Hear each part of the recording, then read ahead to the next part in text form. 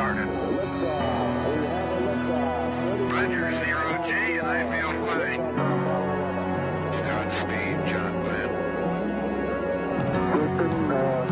Tranquility Base here. The Eagle has landed. Rocket Tranquility, we copy you on the ground. New possibilities are opening up for scientific cooperation between countries. 1, 0, 0, Liftoff. Americans return to space as Discovery clears the tower. Discovery, go and throttle up. Discovery rocket, go for deploy. Stay tuned and everybody in the shuttle program, the crew is go for launch. Roger, nice to be in orbit. We have followed in their footsteps to get us where we are today.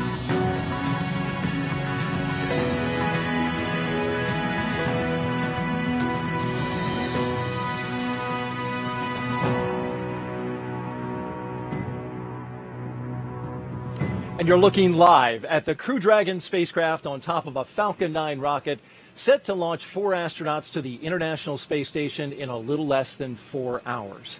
But right now, they're live inside the room right here. Crew-4 astronauts getting their spacesuits on. And this is a live look inside that suit-up room where the crew of 3 Americans and 1 European astronaut are completing their checkouts of their spacesuits. Welcome, everybody, to the Kennedy Space Center in Florida for live coverage of NASA and SpaceX's launch of Crew-4. I'm Daryl Nail, and I'm with Megan MacArthur, astronaut from Crew-2. You were the pilot in that mission, so it's great that you have that experience and that you're here to share it with us because you know this mission well, but you also flew the space shuttle. Absolutely. It's always exciting to be at Kennedy Space Center on a launch day. I'm super excited to see my friends getting ready to fly. They all have big smiles on their faces, and it's going to be a great time watching them get ready tonight. Absolutely, and it all started when they woke up today at 8:37 p.m. yesterday, because we just rolled over midnight into Wednesday, but it was Tuesday just a few hours ago, and that gets everything rolling. That's right. It's we think of the day as starting sort of at launch time, but in fact they've been up for many hours going through some weather briefings, some last-minute checks, and as we see them right now, going through the suit checkout before they take the next steps to head out toward the rocket. And we'll jump back into the room here in just a second to get more of your insight on that. We want to invite you at home who are participating. You can participate really by using the hashtag AskNASA. The advanced team is in the White Room, and we are on schedule. There you'll hear the operational audio. We'll have that playing in the background from time to time. We'll try to make sure our comments are down and low when they talk so you can hear that. But in addition to Megan's analysis, we also have teams around the country covering all the action, and there you see them now. We'll get updates from SpaceX headquarters in Hawthorne, California, as well as NASA's Mission Control Center in Houston, and of course, right here in Florida. And there's Dan and Jesse mugging for the camera. I appreciate that. And of course, the rocket is on the pad. We'll talk with Crew-3 astronaut Starry, who is in space right now, making preparations for Crew-4. Now let's go back out live. There is the rocket and the spacecraft, and this is the suit-up room, a historic room inside the Operations and Checkout Building, the Neil Armstrong Operations and Checkout Building at the Kennedy Space Center, where astronauts have been getting ready for launch, going all the way back to Apollo 7, and then in this building, back to Gemini 3. It's it's a great feeling when you walk into the room and you recognize the history that's taken place in that room. Visually, it does look different than when we use the room for shuttle. Not tremendously different because the purpose is still the same. You're still getting into your spacesuit, making sure everything fits where it's supposed to, making sure the suit has its pressure integrity checked, and that's what they're going through right now. So this is really kind of the beginning of that buildup of excitement that's going to continue for them throughout the night. Absolutely, and each one of the Crew-4 astronauts is in a seat that is molded exactly as it is in the spacecraft, right? That's right. So the cushioning that you see can be changed out based on the size of each individual astronaut, and the idea is that seat is going to cradle you through the various dynamic phases of flight. So you want it to fit you pretty well. And you can see the SpaceX suit techs there with them, monitoring both on laptops, but then also interacting with the astronauts.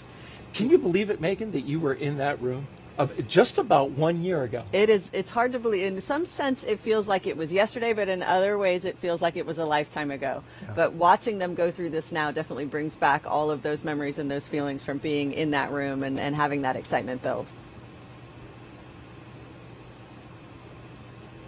You can see the equipment against the wall, the gray colored equipment with the dials and the switches and knobs. That's original from the Shuttle and Apollo era. They left it there as kind of an homage to the era of past spaceflight. I think that's right, and it really does, having been in there before, I'm definitely a person who appreciates history, and I think it's a nice, like you said, homage to the history of that room and the achievements that started, the day started in that room. So it's neat to still see that there.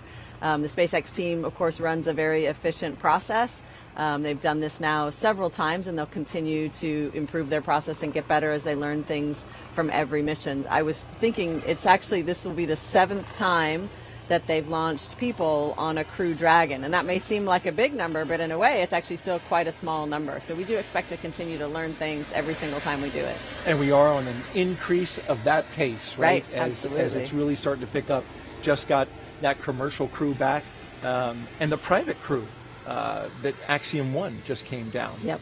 So let's get to know Crew-4 just a little bit more. This is the 4th rotational crew to fly on a commercial spacecraft, and each astronaut brings a diverse set of experiences to today's flight. And that astronaut that you see right there sitting in the chair, let's start with him. That is Dr. Kjell Lindgren. He was born in Taipei, Taiwan, but spent most of his childhood overseas in England, which he very much appreciated. You'll hear more from him about that. He was an instructor and jump master with the U.S. Air Force Academy and also has a doctorate in medicine, and he served as a flight surgeon for NASA. After he was chosen as an astronaut, Lindgren flew on Soyuz and spent 141 days in space during Expedition 44 and 45. He has a wife and 3 children, and today, Megan, he is the commander of Crew Dragon. That's right. He is going to make an outstanding commander. He's a wonderful, talented person, obviously experienced at living and working in space, but also just a really good human. He's going to be looking out for his We're at crewmates. T-minus 3 hours, 45 minutes. The side hatch is now open, and we are on schedule. And they're very lucky to have him as their leader. Up next is fellow airman Bob Hines. There he is with his visor open, communicating with his suit tech. He was born in Fayetteville, North Carolina. He has a wife and 3 daughters. He has a Master of Science in Aerospace Engineering and served 21 years in the U.S. Air Force as a test pilot.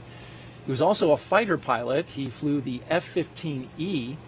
He came to NASA as a research pilot, where he flew science missions in our WB-57. Today, he's going into space for the very first time as the pilot for NASA SpaceX's Crew-4. Megan, you were the pilot for Crew-2. It's a position you know well. That's right. It's an extremely important role, Daryl, as I'm sure you know. Of course, because you did it. I first got to interact actually with Bob when he was an instructor pilot for T-38 for the Astronaut Corps. And so flying with him was always a pleasure. He's always calm and collected no matter what the circumstances, which is exactly the person that you want piloting any vehicle that you're in. And they're going to make a great team today. He did look quite calm in that shot, quite steady. This guy has flown so many aircraft, and we'll hear more about that in his bio a little bit later on. Now let's introduce you to the 2 mission specialists, Jessica Watkins, and there she is, looking calm and collected and not moving very much, but very focused, I imagine. She considers Lafayette, Colorado, her hometown. A talented rugby player in college. Her team won the national championship in 2008 when she was with her university. I believe it was Sanford. Watkins was a postdoctoral fellow in the Division of Geological and Planetary Sciences at the California Institute of Technology. She completed several internships with NASA, including one testing system designs for the Mars Perseverance mission at JPL. She became an astronaut in 2017, a turtle. We'll talk more about that. And now, just like Bob, she's going into space for the very first time. This is a brand new experience for her. Yep, it's a bit of a turtle takeover, I think, is what we're experiencing on Space Station right now. But Jessica is an outstanding crew member. It's been fun to get to know her since she arrived with her classmates. Just tremendous amount of knowledge that she brings. can be very focused and serious on the task at hand, but boy, when she smiles, it really lights up the room. I think this crew is going to have a lot of fun together. It sure does. And as she motions towards her suit, calling over the suit tech, what are you communicating with them about? So it depends a little bit. They're going to be asking you how things fit, how they feel, how you can hear, if you're having any problems with the communications system, as well as with the cooling system. So there's a variety of things that they could be checking at this point. The second mission specialist is Samantha Cristoforetti. She was born in Milan, Italy, but now lives in Cologne, Germany with her partner and 2 children.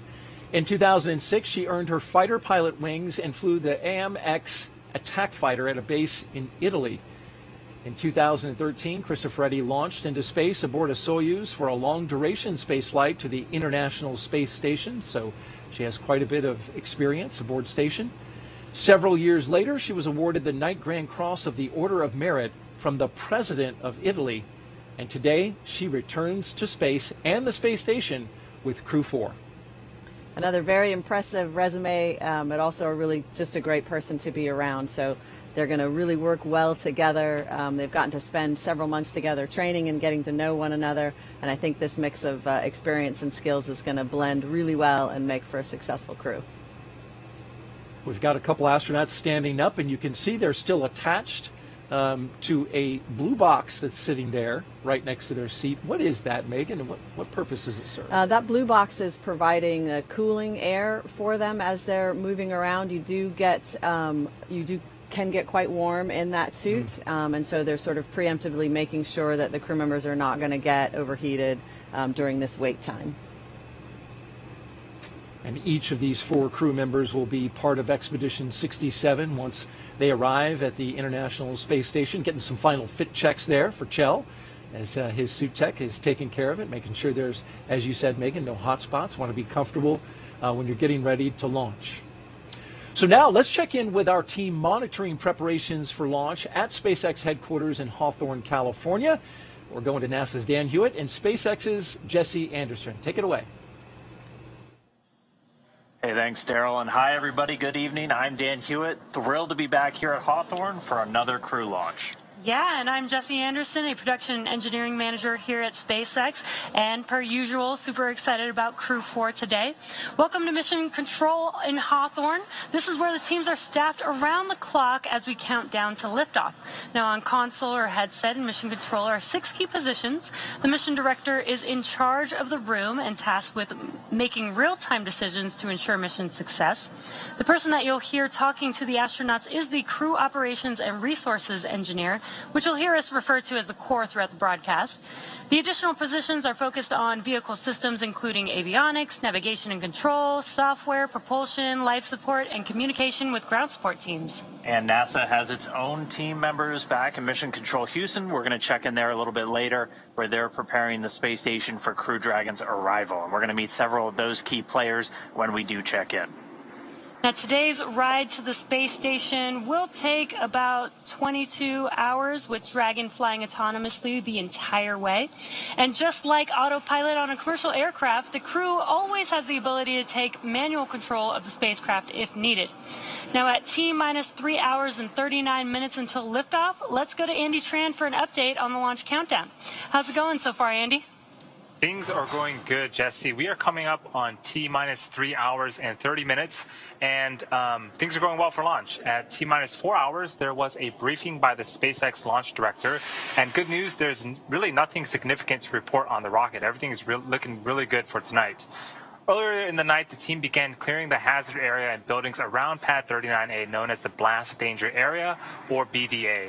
The only people remaining on the pad are the ones needed for ingress of the astronauts, and crew arrival is expected to happen in about an hour. At the launch pad, Falcon 9 is powered on, and we're currently monitoring telemetry and pressurizing gas storage vessels. Engine and stage checkouts were also performed several hours ago. On top of Falcon 9, the Dragon spacecraft is ready for the crew. Functional checkouts were performed, and most recently, the Dragon propellant system was pressurized to final flight pressure about an hour ago. Currently, all spacecraft systems are a go. Launch range is also ready to support and working no issues at the time. The weather is cooperating as we continue to count down to liftoff. So again, everything is looking great for tonight's liftoff. With that, I'm going to send it back over to Daryl and Megan. All right, thank you very much, Andy. It's now T-minus 3 hours and 37 minutes and counting here at the Kennedy Space Center in Florida as we cruise around the desk here. The crew ate breakfast a little after 9 p.m. last night. Medical checks then followed, and then less than an hour ago, they got a weather briefing to make sure they were all good for launch. I heard from Rob Navius, PAO over at Johnson, that the launch corridor, the abort corridor, I should say, weather is good there, and that's a tough one to get because that's a large swath of area. Yes. Now, we're looking inside the room now at suit up room at astronaut crew quarters, and you can see we're getting ready for a crew walkout. The techs are now finishing up each crew member. They're in their own custom spacesuit inside the historic astronaut crew quarters suit up room. And in a few minutes, at T-minus 3 hours and 25 minutes, the crew will be making their way out of the famed suit up room that we see here. They'll go down a hallway and into an elevator down to the first floor, and then outside to the families where they will be greeted by them and their loved ones and a small group of well-wishers. There'll be some media on hand as well before they head out to the pad. You see there in the upper left part of your camera there, a blue flight suit. That's Joe Acaba. He's the chief of the Vehicle Integration Test Office, and he's managing the crew schedules and all the crew quarter operations. He's the one keeping them on time in the room, right, Megan? That's right. There's a team of folks that are managing that schedule. He makes sure that the operations for the astronaut quarantine facility run smoothly, that everybody has everything they need, everything from the air conditioning to the food to, everything in between. He's making sure that runs smoothly for everybody there, which is an important job. And boy, they sure do feed us really well in that time frame. And right there is Zena Cardman. That's right. Fellow astronaut. Fellow with NASA. turtle. And a turtle as well. There's another turtle in there. Yeah. She is supporting the astronauts, right? That's She's right. in the support role, wearing, as you notice, the black SpaceX ninja suit, as they call it. Yes. And there's a reason for that. Well, yeah, that's, I think, because the team is kind of one team is the idea, and she blends in with the rest of the team. But it is nice for us to have that one NASA representative, knowing that they're holding on to any messages or any information that we need to pass back and forth. So, Megan, you were on both sides of the stanchions when this walkout. Countdown 1, we're T-minus 3 hours, 35 minutes. Crew suit donning and checkouts are complete. We're on schedule. Okay, they look finished and they're all ready to go. And as I was mentioning, you were on both sides, so both on the inside as an astronaut for Crew 2, but then also on the outside for your husband, Bob Behnken, who, along with Doug Hurley, flew that historic mission, the first Crew Dragon to go to the International Space Station. That's right, and it's a different experience with some similarities. As the family member, as the loved ones, you're outside. You're very excited for them to come out. You're thinking about how they're feeling and wanting to give them, a good, bright, joyful send-off. But of course, as the family member with no active role in the process, it's a little nerve-wracking, right, to realize that this major thing is about to happen that you're not participating in. My focus then was just to make sure that my son was enjoying it, that he was going to get to enjoy seeing his father in this moment and celebrate with him, and not try to climb into the Tesla on the way to the launch pad. That was my primary goal in my mom role, right? And then on the flip side, when you're the crew member, you're going to get to see your family really soon. You're hoping that this is a joyful experience for them, that they're enjoying it, that they're excited for you, and so you do share those kinds of emotions. But I will say it's a much harder job as the loved ones that are there kind of being left behind, because you don't have that active role in the day's activities. You're just kind of a passive bystander. So for somebody like myself that's used to being very active, that was a challenge to realize he's doing this all on his own and I can't help no matter what. So that was my challenge. There are 3 Teslas, as you can see there. We've been showing you some views right outside the operations and checkout building there. And those are the vehicles that will take the astronauts to the pad, the second 2 Teslas. They will drive the crew out to Launch Complex 39A. Riding in the first car will be the suit techs and the spacecraft closeout lead. In the second Tesla, Commander Kjell Lindgren and pilot Bob Hines will be sharing a ride with a NASA flight surgeon. And in the third vehicle will be Jessica Watkins and Samantha Cristoforetti. They'll also have another closeout lead with them in that vehicle. And of course, we will follow the convoy live every step of the way, getting you as close as we can possibly get you without actually being inside the car. Now let's take a look at the crew's experiences bonding together.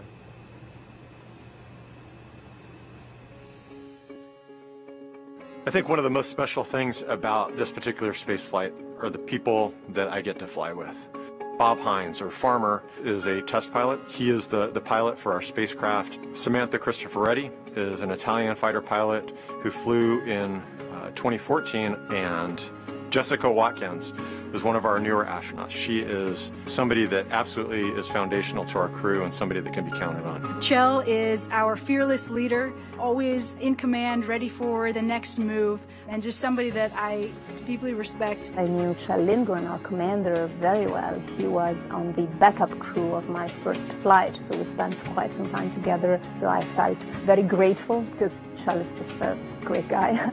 A little known fact about Jessica Watkins is that she has the sixth sense to know whenever something is in free flight around her and catch it.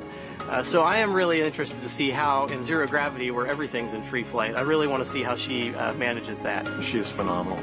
You know, she joined our crew a little bit late, and for our very first SpaceX sim, she jumped right in there as if she had been training with us for months. Samantha Cristoforetti is an Italian ESA astronaut. She always brings the Italian culture and energy to the table, always super inquisitive, and just makes us all feel like family. To see her experience and the expertise that she brings and her leadership has been very special. And Bob Hines, or Farmer, is a test pilot. He is the pilot for our spacecraft. It's such a privilege to get to work with him and to lean on his flying and test pilot experience. He will always bring a dad joke, so you can always be prepared for that. When we're in space, we 100% put our lives in the hands of our crewmates. All four of us together really come together and balance each other out and really just coalesce well as a crew. Incredibly happy and thought I couldn't have had a better crew.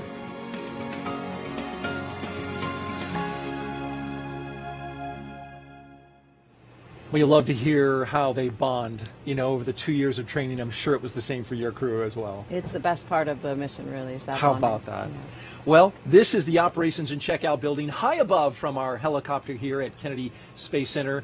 And inside is some beautiful artwork. Megan, this is some artwork that came to us from around the world, part of the 2022 Children's International Artwork Contest winners, ages 4 through 6.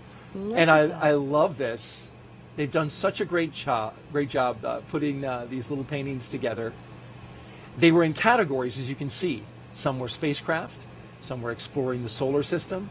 I love the one in the bottom left-hand corner. You see that, living and working in space? Yes. It's got a space station, and it's tethered to the Earth. Okay, yeah. They're living in their own world there. Maybe one day we can have plants and trees like that one. Thank you to all the children who participated in our art contest. It is up on the wall, and the astronauts of Crew-4 will be walking by, and they'll see that art as they walk right by.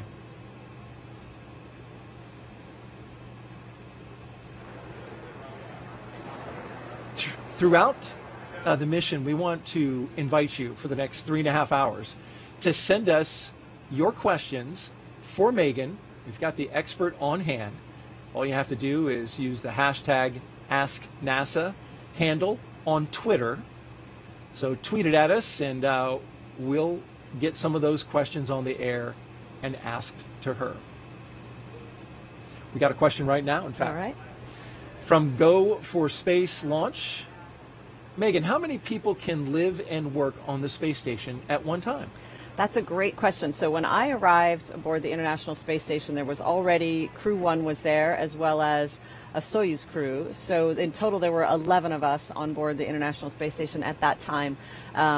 the space station is large, but that does make it a little crowded. It makes it a little crowded for some of the hardware that you need to use, for example, the toilet or the galley to prepare your food. And so it impedes our ability to work effectively when there's that many people on board, but we all live there safely, and we are teaching one another, we call it handover, to learn how to operate the space station. Takes more coordination and more planning and organization. Exactly. The size of space station is roughly, like I heard it described, as a 5-bedroom house. I mean, outside it's as large as a football field. Right. It is massive. Right. Orbiting around our Earth.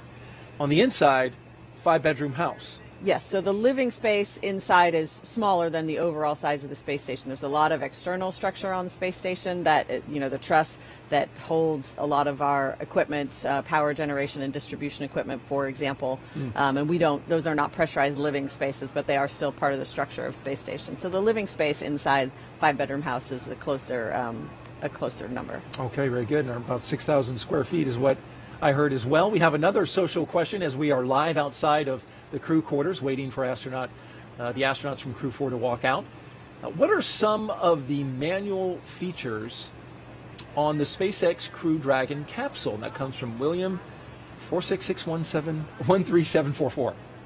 So the manual features are designed in the event, because the vehicle is designed to be largely automated and ground controlled. So the manual features are designed in the event that the crew has to take over or has to take care of themselves in some way. So we think about manual flying as a capability that we have close into the space station should that become necessary. We don't expect that to ever become necessary, but it was tested out on the original demo mission. And as the pilot, that was something that you had to know well. We had to train, Shane and I trained that together, and in the event, for example, that we had an unsuccessful docking, we would have to make sure that the vehicle was departing the space station appropriately and safely, and if it wasn't, then there was some manual control that we would take and do some maneuvering with the spacecraft. But fortunately, we never had to do that, but that's an example of the kinds of things that we can do manually on space. Great capability. Yeah, absolutely. It's autopiloted if nothing goes wrong, but you want that ability to jump in and take it. Great question. Keep them coming. We've got another one here. Jet for Me asks, what's the launch trajectory and visibility for the Crew-4 launch? Now, this is a little bit more of a complicated question dealing with the trajectory of this particular launch. It's the same as it was for you, where we're going up and out over the Atlantic seaboard. Right. So I didn't get to see the last one like this, but I would imagine that it's going to be a spectacular view for those in the local area because it's a night launch, and hopefully the lighting conditions will be similar and that you can see the trajectory for quite some way as it flies up along the Atlantic coast. Especially at night with the brightness that this rocket gives off. And as we look live here at one of the Teslas and members of the media and family members gathering, you can see in the left-hand side, Administrator Bill Nelson, NASA's administrator, former Florida senator here in the state of Florida. And next to him is Bob Cabana, the former director of the Kennedy Space Center and current associate administrator, working out of headquarters now, helping Administrator Nelson lead the agency. See Kelvin Manning as well to his right. And here comes Crew-4 down the hallway. All right. On the left, Bob Hines. On the right, Kjell Lindgren, giving a good wave. With those smiles. Great smiles. Jessica Watkins and Samantha Cristoforetti. And there in the elevator they go. Look at all those signatures, Megan. You can see them on the wall. Folks who have supported this program. Yes, I remember that when we got into the elevator, and it's such a good feeling. We don't often get to interact with the thousands and thousands of people that make it possible, and it's so nice to see that just tangible evidence that they're thinking of us, and it reminds us, of course, we all are always thinking of them too, but it's a nice reminder of how large and how dedicated this team is. Got the elevator closed, and now they're on their way down from the fourth floor to the first floor. And we are just now moments away as a result from seeing the Crew-4 astronauts exit the operations and checkout building. Yeah, so excitement is building. I remember waiting inside, you get down off the elevator, and then everything is timed very precisely. So you wait for just a couple moments, and then the SpaceX team will give you the cue to start walking out, and that excitement builds pretty quickly. And since you speak of that, Megan, we want to give you a little flashback. Take a look at the screen now. You might remember this. Demo 2. And there you are in the light blue Yep. with your son saying goodbye to your husband, Bob Bacon, on that historic flight. That's right. That was a really special moment, and it was great to see how excited my son was to see his father. There were no tears. It was all smiles and cheering.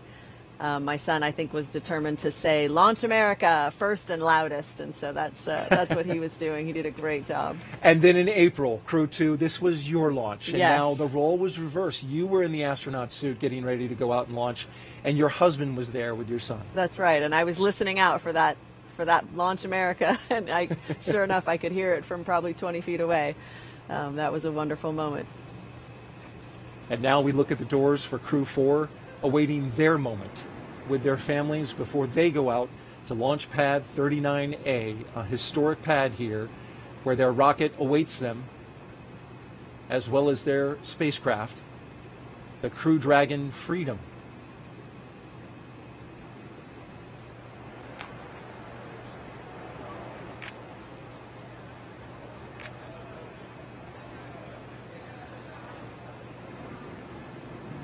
Usually when the first SpaceX tech comes out, the astronauts are not far behind.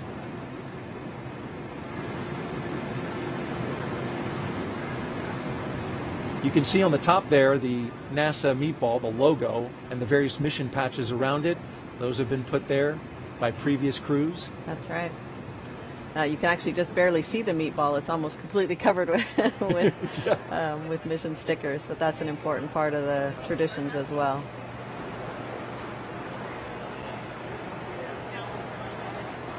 The gull wing doors of the Teslas now opening. There they are. At T-minus 3 hours and 21 minutes until liftoff.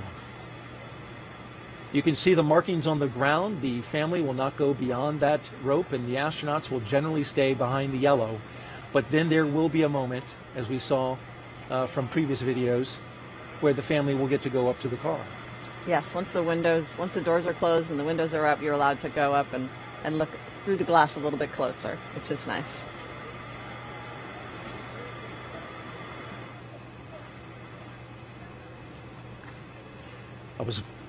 There they are. There they are. Countdown 1. The astronauts of Crew 4 getting ready to go to space, taking their first steps outside from left to right. Jessica Watkins, Bob Hines, Kjell Lindgren, and Samantha Cristoforetti. Oh, what do we got here? 1, 2, 3, 4! Nice.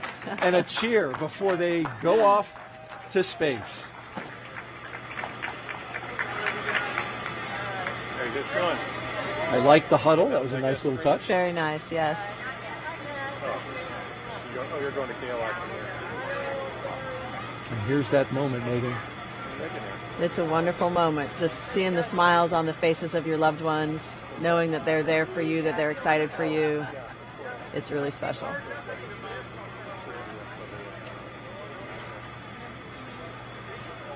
Oh, seriously? Wow.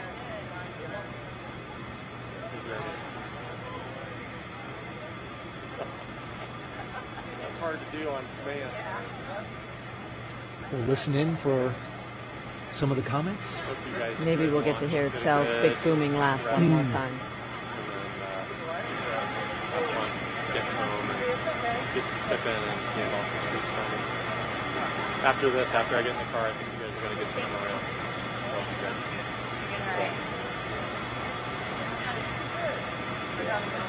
It's going to be good.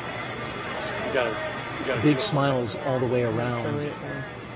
I remember you smiling quite a bit as well, Megan. And then you told me there was a reason. Oh, were you watching that you wanted to send the message. Oh, absolutely, yes. So, again, you're not really sure how your family members will react, especially if you have young children. And so the main thing is to just show them that it's a joyful occasion. It's something to be excited and happy about.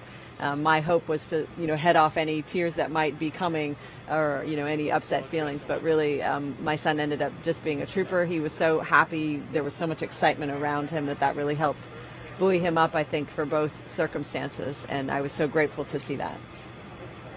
And didn't he break free and say, like, hey, Mommy, I love you? That sounds right. I was worried he was going to actually come through the ropes, but he did not do that. I think for Bob's launch, there's an image of him like actually trying to get through the window before the vehicles drove away, but I managed to hold on to him. It was a little bit smaller then.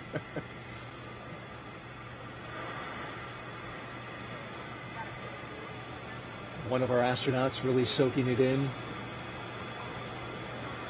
I believe that's Joe. Yeah, I don't want to miss that picture, that perfect photo. That does look like he's posing. And the wave. Oh, thank you guys. Great shot there from our helicopter above. I think maybe that's Farmer. Sounds is that Bob Hines? I think so. Yes, you're right.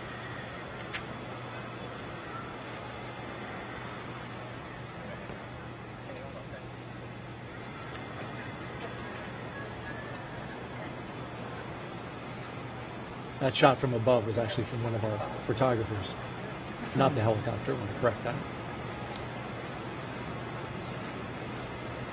That is our helicopter shot. Hey, Kat. Okay. Doors closing. Our helicopter will follow the entire way as the convoy pulls out. You can see the SWAT vehicle in the background, and now the families and loved ones come in. Yes, they get that up-close view one more time with their loved ones, and that's really special. Any last little messages you want to share privately, or just hands up against the glass? It's a special moment. And Megan, the plate for on every car of the Tesla is "Go for launch." As we can see, the custom plate. This has become a tradition. Yeah, I like to do on the ride out to the launch pad. It's a nice touch.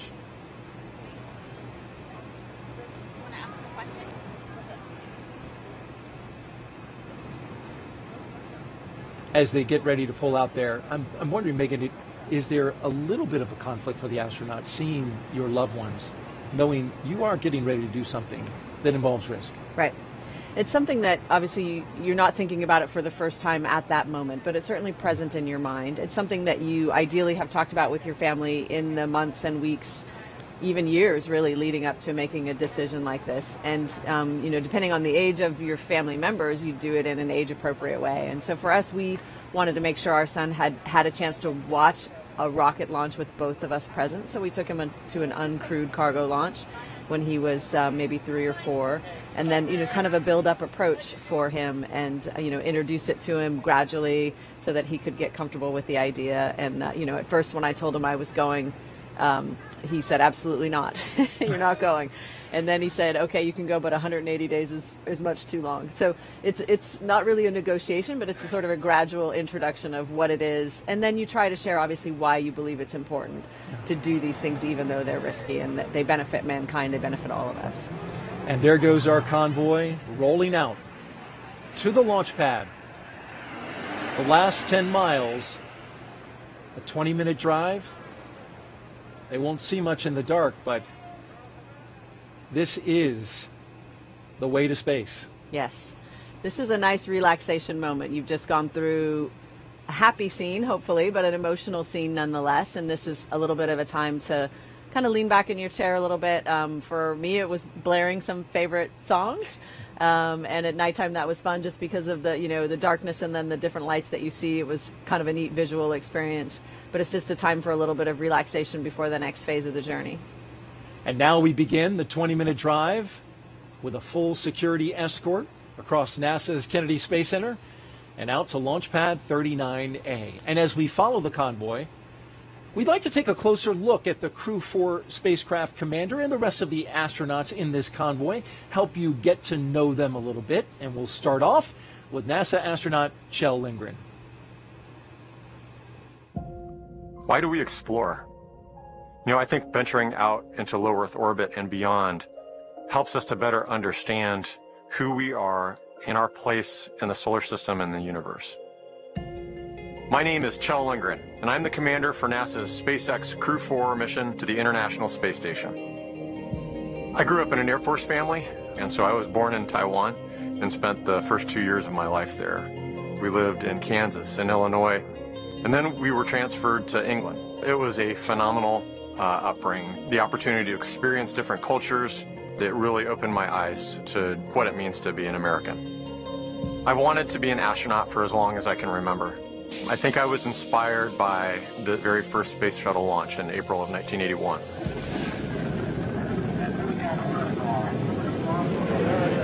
Space shuttle, and the shuttle has cleared the tower. And that, I think, is really when this dream was just burned into my consciousness. And so I charted out a path. I went to the Air Force Academy, maybe to become a test pilot and then ultimately to join NASA as an astronaut. That path took some twists and curves, and I ultimately did not become a pilot, but went into medicine. And yet, still found a path through medicine where I could serve human spaceflight as a flight surgeon at NASA, supporting our crews training for International Space Station missions. But I still had that dream that perhaps I would get to do that job someday. It was absolutely amazing to get the call that I had been selected into the astronaut office. And it felt a little bit like a culmination of the hard work that I had invested in getting to that point. What an amazing, really dream come true for me. In 2013, I was assigned to my first mission and spent 141 days living and working on the International Space Station.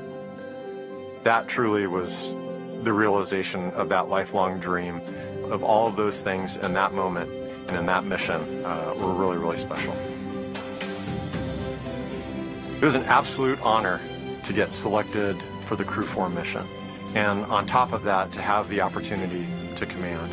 Getting to fly with this amazing crew, with Farmer and Samantha and Waddy, they are incredible astronauts, and I feel very grateful to be on a team with them. But we're one small part of a larger team that spans the nation and the world. We truly get to leverage the best and brightest as we chase somewhat impossible goals. And so as we push forward to the moon, as we push to Mars, we are presenting ourselves with almost insurmountable challenges. By presenting ourselves with those challenges, we become better as a community, as a country, and as a species.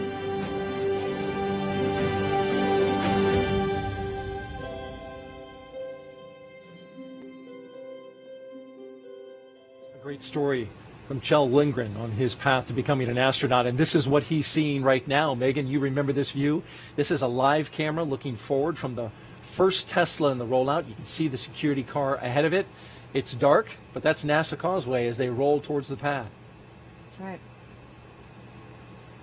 You were rocking out at this time. I was, yes. Well, we were taking turns. We each got to choose some songs for the playlist, and I was of the Metallica and Red Hot Chili Peppers variety, and Shane's songs were a little different, but we did overlap in U2 territory, so there was some crossover. Finding some common ground there with the music.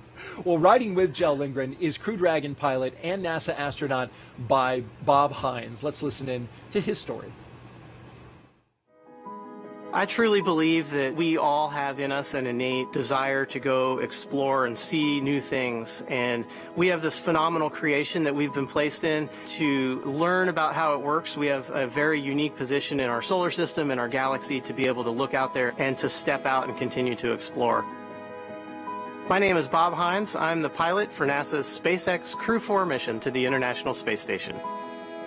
I was born in Fayetteville, North Carolina. My father was in the Army. We were stationed at Fort Bragg, and we moved around a whole bunch. The longest we ever lived anywhere was about 2 to 2.5 years. I got really comfortable showing up in new places and being able to make friends.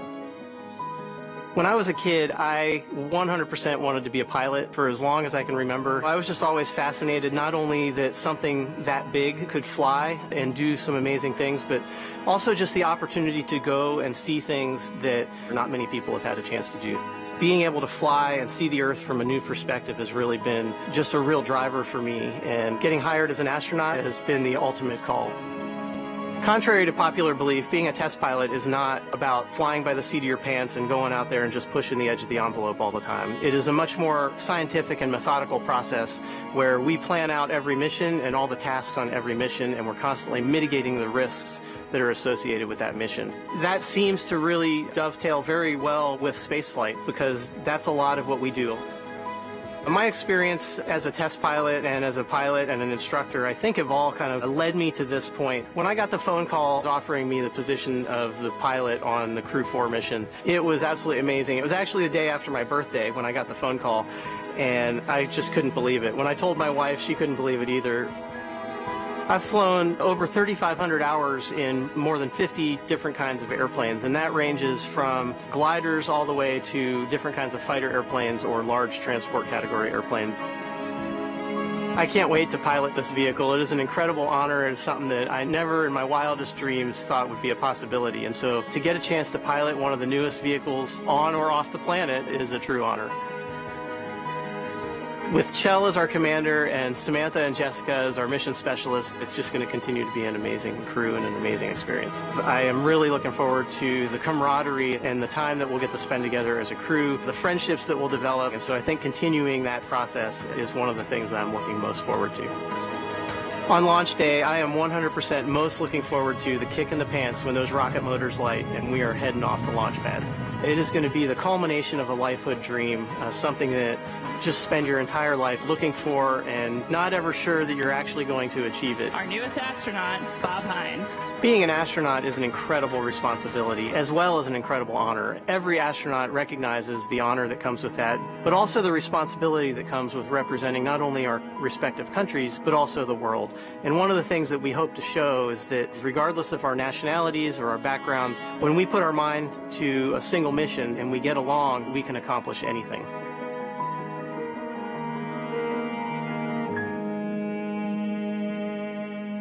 Turn that you see the convoy making right there is right in front of the historic Vehicle Assembly Building, where right now we've got a mega moon rocket inside the SLS and Orion spacecraft, and you'll see that there, the cars below, and here comes the VAB. They got to be thinking a little bit about that, don't you think, Megan? That you know, they're flying out of 39A, but one day there's going to be a big moon rocket going out of 39B, which is the other way.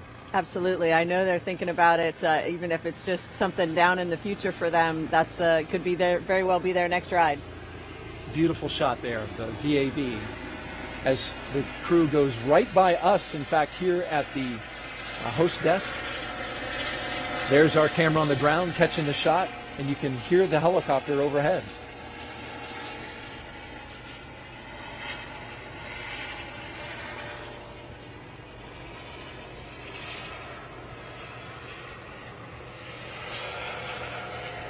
Now the crew convoy is approaching pad 39A, and that's an area known as the Blast Danger Area, or BDA.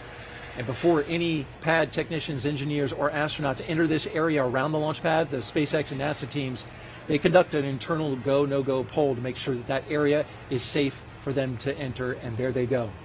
So let's hear now from one of our mission specialists, Jessica Watkins. Exploring is about pushing the bounds of what we are capable of as humans. It gets at who we are intrinsically as people. And so because of that, I think it really is something that unites all of us together here on Earth. My name is Jessica Watkins, and I'm a mission specialist for NASA's SpaceX Crew-4 mission to the International Space Station. At a pretty early age, I got kind of set on the idea of becoming an astronaut. That was when I kind of first voiced the dream and interest in space and in being an astronaut in particular. My parents always stressed the importance of getting a good education and finding something that you're passionate about. And so finding geology, finding that love of mine, that passion, was really a turning point for me in my career. My graduate work focused mostly on the geology of Mars. It was part of my interest in wanting to pursue internships at NASA and gave me that exposure to those different possibilities of what careers are possible in this planetary geology field. Deciding to be an astronaut is kind of setting out a dream for yourself and then kind of stowing it in the back of your head, at least in my case. So the day that I received the phone call to invite me to come down to Johnson Space Center and become an astronaut just really was truly a dream come true. Ladies and gentlemen, the newest astronaut, Jessica Watkins. And I still am waiting for somebody to pinch me and wake me up. The opportunity to be the first black woman on an International Space Station long-duration crew is exciting. It certainly is important to me and impactful to me to be able to be a part of the legacy that so many before me have paved the way to enable me to be here now. As much as I can be a small part of that legacy, I'm honored to have the opportunity. Being selected to be a part of this Crew-4 mission is truly an honor. I am so excited about the opportunity to fly with Chell, Samantha, and Bob. All three of them are very different. They all bring different skill sets, different experiences. But I think all four of us together really just coalesce well as a crew. I think launch day is going to be the day that all this starts to really finally feel real. And so I just look forward to that moment of exhale and of excitement all at the same time.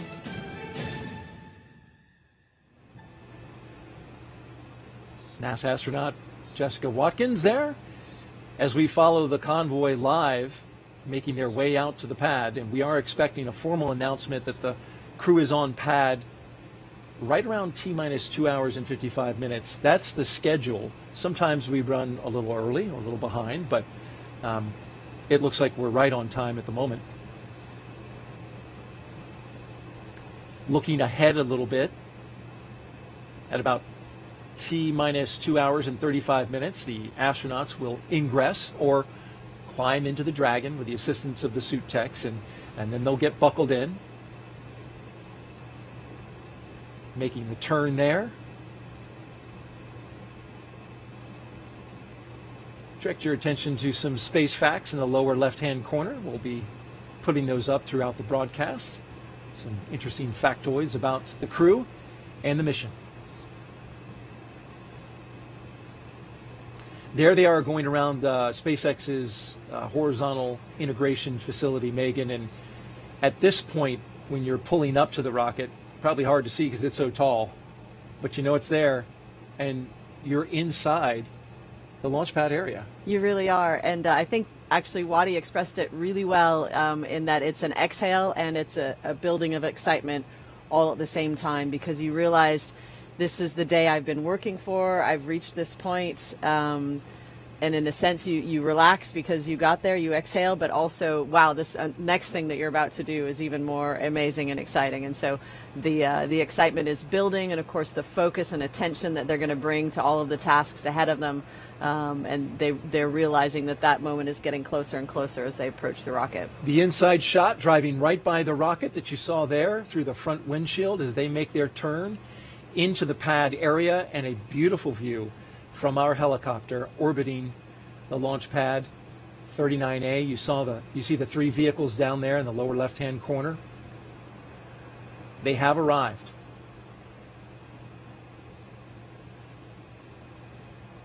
There's been a lot of upgrades to this launch pad, Megan. You flew it and flew out of there under both configurations, both as a space shuttle astronaut and as an astronaut on Crew Dragon. That's right, and we get an opportunity to tour the launch pad with a family member in the days leading up to the launch, which is really special. But other than that, we don't spend a whole lot of time on the launch pad, so getting to see it for us is always a very special thing as well.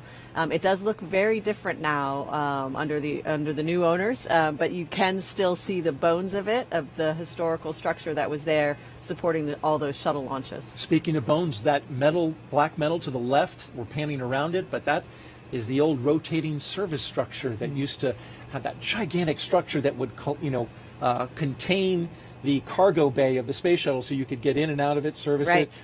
It would rotate out. Still part of it there on the pad. Countdown 1, we're at T-minus 2 hours, 59 minutes. Crew have arrived at the pad. We are on schedule. There's the announcement of the arrival, and Before the crew makes their way to the elevator at the ground level of pad 39A, let's get a look at mission specialist and ESA astronaut Samantha Cristoforetti. I got the call to become an astronaut one evening. I had this feeling that the whole universe just stopped, turned around, and smiled at me. My name is Samantha Cristoforetti, and I'm a mission specialist on the NASA SpaceX Crew-4 mission to the International Space Station.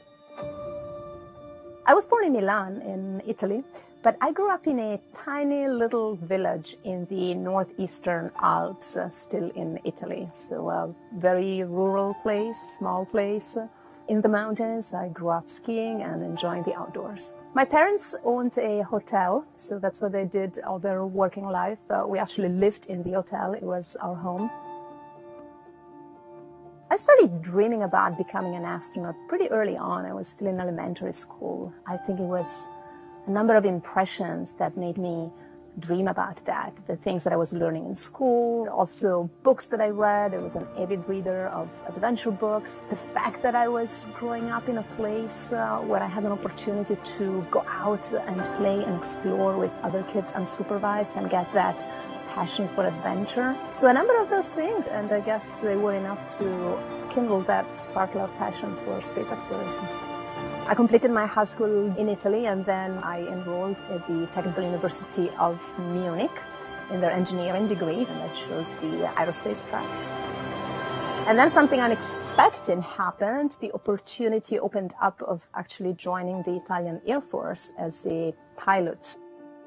That had not been possible for me straight out of high school because back then the Italian military did not admit women.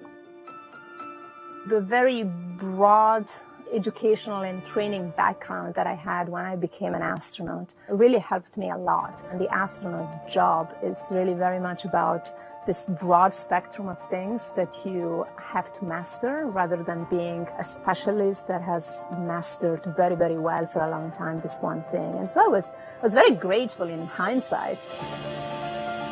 In 2014, I had the opportunity of flying to space for the first time, and I spent 200 days on the International Space Station. Getting to space station, opening the hatch, hugging our friends who were waiting for us there, getting used to that sensation of floating, the first look out of the cupola, that first, full view of the sunrise. It was almost overwhelming for me. And, of course, as the time goes by, you settle into a routine. You're not overwhelmed by emotion every single day. But it becomes more like a quiet affection for the place, for the work, for the people. Getting selected for Crew-4 was amazing because it's an opportunity to go back to the International Space Station and experience again that transformation from being an earthbound creature to being this space-living creature and being part of that very, very special life up there in this outpost of humanity up there in space.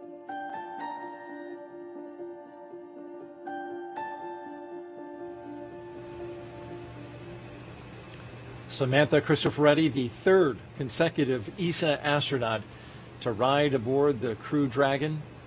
It all began with Crew 2 and Thomas Pesquet. You remember that well. There's a look at the launch pad, pad 39A. At the very top, Crew Dragon Freedom, a brand new spacecraft from SpaceX, riding on top of the Falcon 9 rocket below. This Falcon 9 rocket, Megan, interesting note. It is when it flies today, it'll be the fourth time that this booster has flown. So a reuse to the fourth time. That's the first time for a crewed capsule to go on top of a rocket and get a fourth flight. Of course, they have passed for many times ago. In fact, just last week they launched a booster for the 12th time. Right. But that's really reuse in action with astronauts on board. Right. It's an amazing capability that actually started with us. I think we're the first flight-proven booster launched a year ago. And so, you know, true to fashion, they are making leaps and strides in that reusability territory. Of course, very careful to make sure that all the parts and pieces pass all of the necessary safety checks and are rated to refly again. And their fleet leaders, of course, being used on uncrewed vehicles so that they can push those boundaries and get more and more data, but with an uncrewed vehicle. Absolutely. And that is exactly what makes this the cycle of reusability work so well, as administration at NASA have talked about studying closely, very closely, this booster before it flew. Megan, how about we take some more questions from social media? Sounds great. You've been taking them throughout the night, and we will continue to do so here at T-minus 2 hours and 53 minutes and counting. And Andrew Pino wants to know, Megan MacArthur, what is your advice to students who are interested in becoming astronauts in the future? And I'm sure you get asked this one a lot. I do get asked this question a lot. I remember asking the question when I was a student, wondering, well, how do I get this job, right? So it's an important question. It does change a little bit over the years, but the fundamentals are going to be the same probably for a long time. So when you're looking to work as a professional astronaut, work for your government, there's going to be some kind of a selection process involved, and that's going to involve looking at your schooling. What kinds of schooling did you partake in? And for the most part, it's going to be engineers, scientists, people with some kind of operational background. So what I mean by that is you are able to work in a technical field where you are part of the environment. So that's sometimes pilots. It can be folks working on submarines. Oh, this is one of my favorite moments, when the crew gets to first look up at their rocket ready to go. That's Kjell Lindgren and Bob Hines giving a look, and that's right. Bob looks a little giddy. Yeah, he's pretty excited. Look at that rocket. Yep, I like that sort of characteristic, the lean back, the look up together. It's a good look.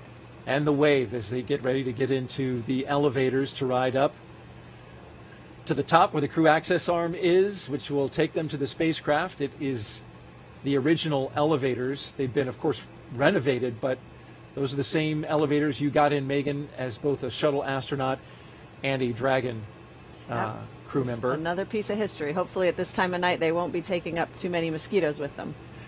Want to let you finish your thought. That's right. Want to let you finish your thought about the training of getting ready to try and put yourself in a position to become an astronaut. Absolutely. So working in a technical field and really working with a team. Astronauts do not work as solo agents for the most part. It's really about your team skills, which can both be leadership skills and followership skills, and the ability to do both things. So my advice, wherever you're at in school, is seek out those team projects, whether they're part of your formal education or there's something that you want to do on the side that you and your friends develop together. Those team experiences where you're working together to build something and operate something are really valuable.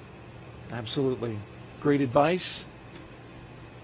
As we see the first two astronauts make their way up out of the elevators and towards the crew access arm. Some fist pumps with their crew. And then they'll make their way over to a telephone for a last call.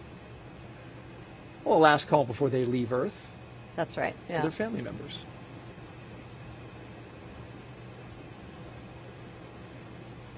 So this is about the moment when your family members and loved ones realize they really hope they've left their phone on. They haven't put it on mute because you do hopefully get a phone call from the launch pad.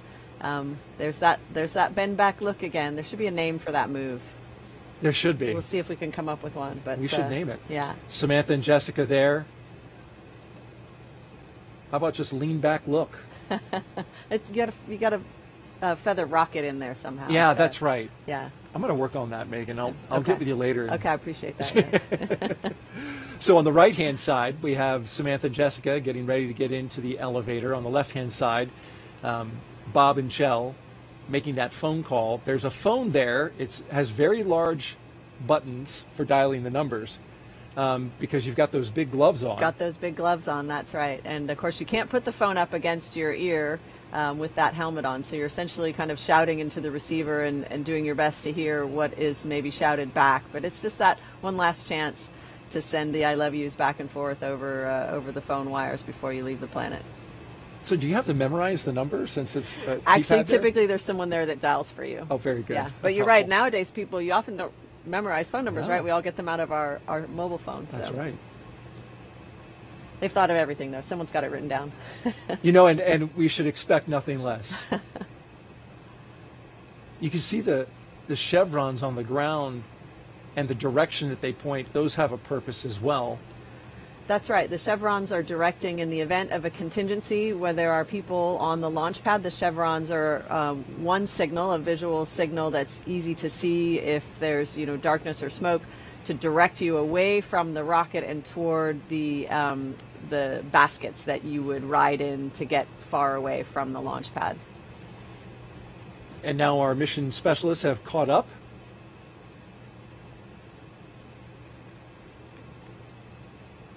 So it looks like Bob Hines is having a nice little conversation there. This is a beautiful shot from our helicopter. Yes. Looking at the top of the launch tower, and the crew access arm to the right goes out to the rocket. You looked at that view. It's nighttime, and we are in a national wildlife refuge, so I imagine there's not a whole lot to see, but still. It is pretty special, and you're sort of realizing this is as close as I'm going to get to nature for a while. Yeah. And so it's a special feeling. You get a little bit of breeze on your face, and that's a special feeling as well, things that you're going to miss when you're closed up inside the International Space Station. Samantha and Jessica taking advantage of exactly what you just said, the chance to look out at planet Earth one last time before getting inside Crew Dragon. And I heard the astronauts from Crew-3 talking the other day about what they missed, and they were such earthly things, Thomas Marshburn talked about wanting to just have the wind blow in his face. Yes. They talked about a hot bath. I went running in the rain, and it felt wonderful. I just had a smile on my face the whole time with, rain running down my face and down my neck and into my clothes, but it felt like, yep, I'm here on Earth. This is good. Space is awesome to visit, but it's nice to come back home, isn't it? It is, yeah.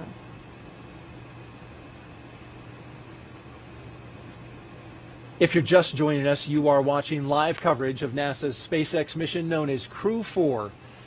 Good evening and welcome to the Kennedy Space Center in Florida. I'm Daryl Nail, along with a recent pilot aboard a SpaceX Crew Dragon, the voice of NASA astronaut Megan MacArthur. She is here and giving us great insight into the mission today.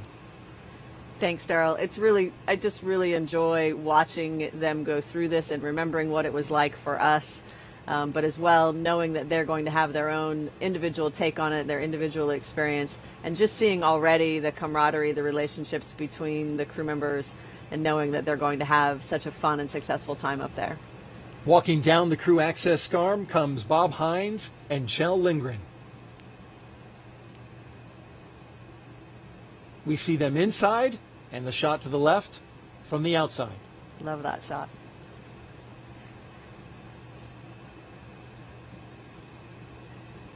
The closeout team not far behind. They have some work to do to get them inside. And now our mission specialists have the opportunity to make that phone call. We are T-minus 2 hours and 45 minutes and counting until the liftoff of Crew-4 from the Kennedy Space Center. This is now a look inside the White Room. Kjell has arrived. Core on countdown 1. We are at T-minus 2 hours 45 minutes. The crew have arrived at the White Room and are preparing for ingress. We are on schedule. Right on schedule. You see he's got the Sharpie in his hand, and Megan, he's signing that white wall inside the White Room. He is. He's signing his name there in preparation for launch. All of the crews that have launched from there previously will have already signed their name, and so each one of the crew members will get to do that. And as you know, the White Room is not really a room. It's just kind of the end of that walkway, so it is a relatively small space that's being used to do final suit preparations. It does have a small amount of emergency equipment in there, so it is a tight little space, but it's important to take that time and acknowledge those traditions that are being built and renewed here. Your name is on that wall. On that wall. Hopefully they didn't write over it. Ooh, yeah. I might have to go back and check. We'll take a look after the launch, just make sure everything's... That's right, make sure it's all good. In fact, that Sharpie is an item on a checklist. Of course SpaceX it is, makes yes. sure that it's there. And here come our next two astronauts.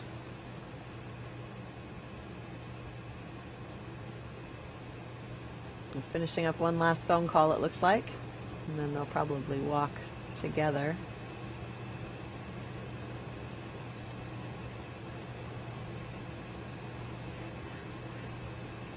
Were you able to hear the call that you made? Were you able to hear? It's difficult because, again, you can't get the receiver up inside your helmet against your ear, and so once your family realizes that, then they're, essentially shouting. It's not time for a nuanced conversation. Well, looks like Jessica and Samantha are wrapped up. Getting some hugs Or there. no, we might...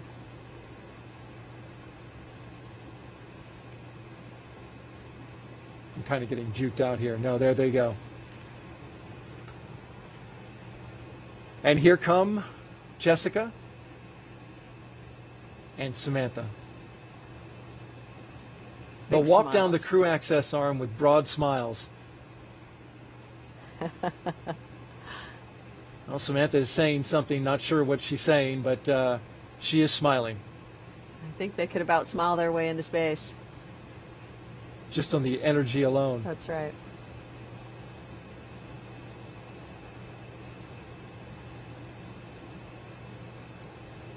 The White Room also allows for completion of cargo load at T-minus 24 hours. So it has use to both get the astronauts inside the crew capsule and to get that late stowage.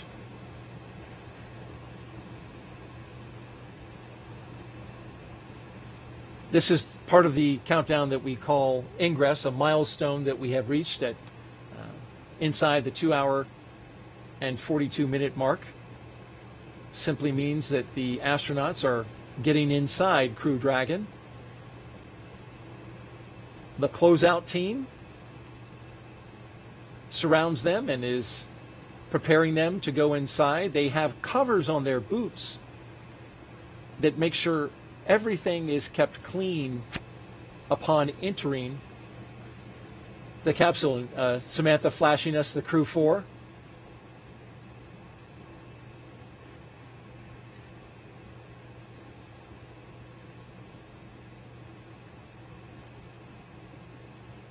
That's a great shot looking back towards the crew access arm as the closeout team does their work right there between Jessica and Samantha. And the signatures with some There fresh they are. ink. That's right.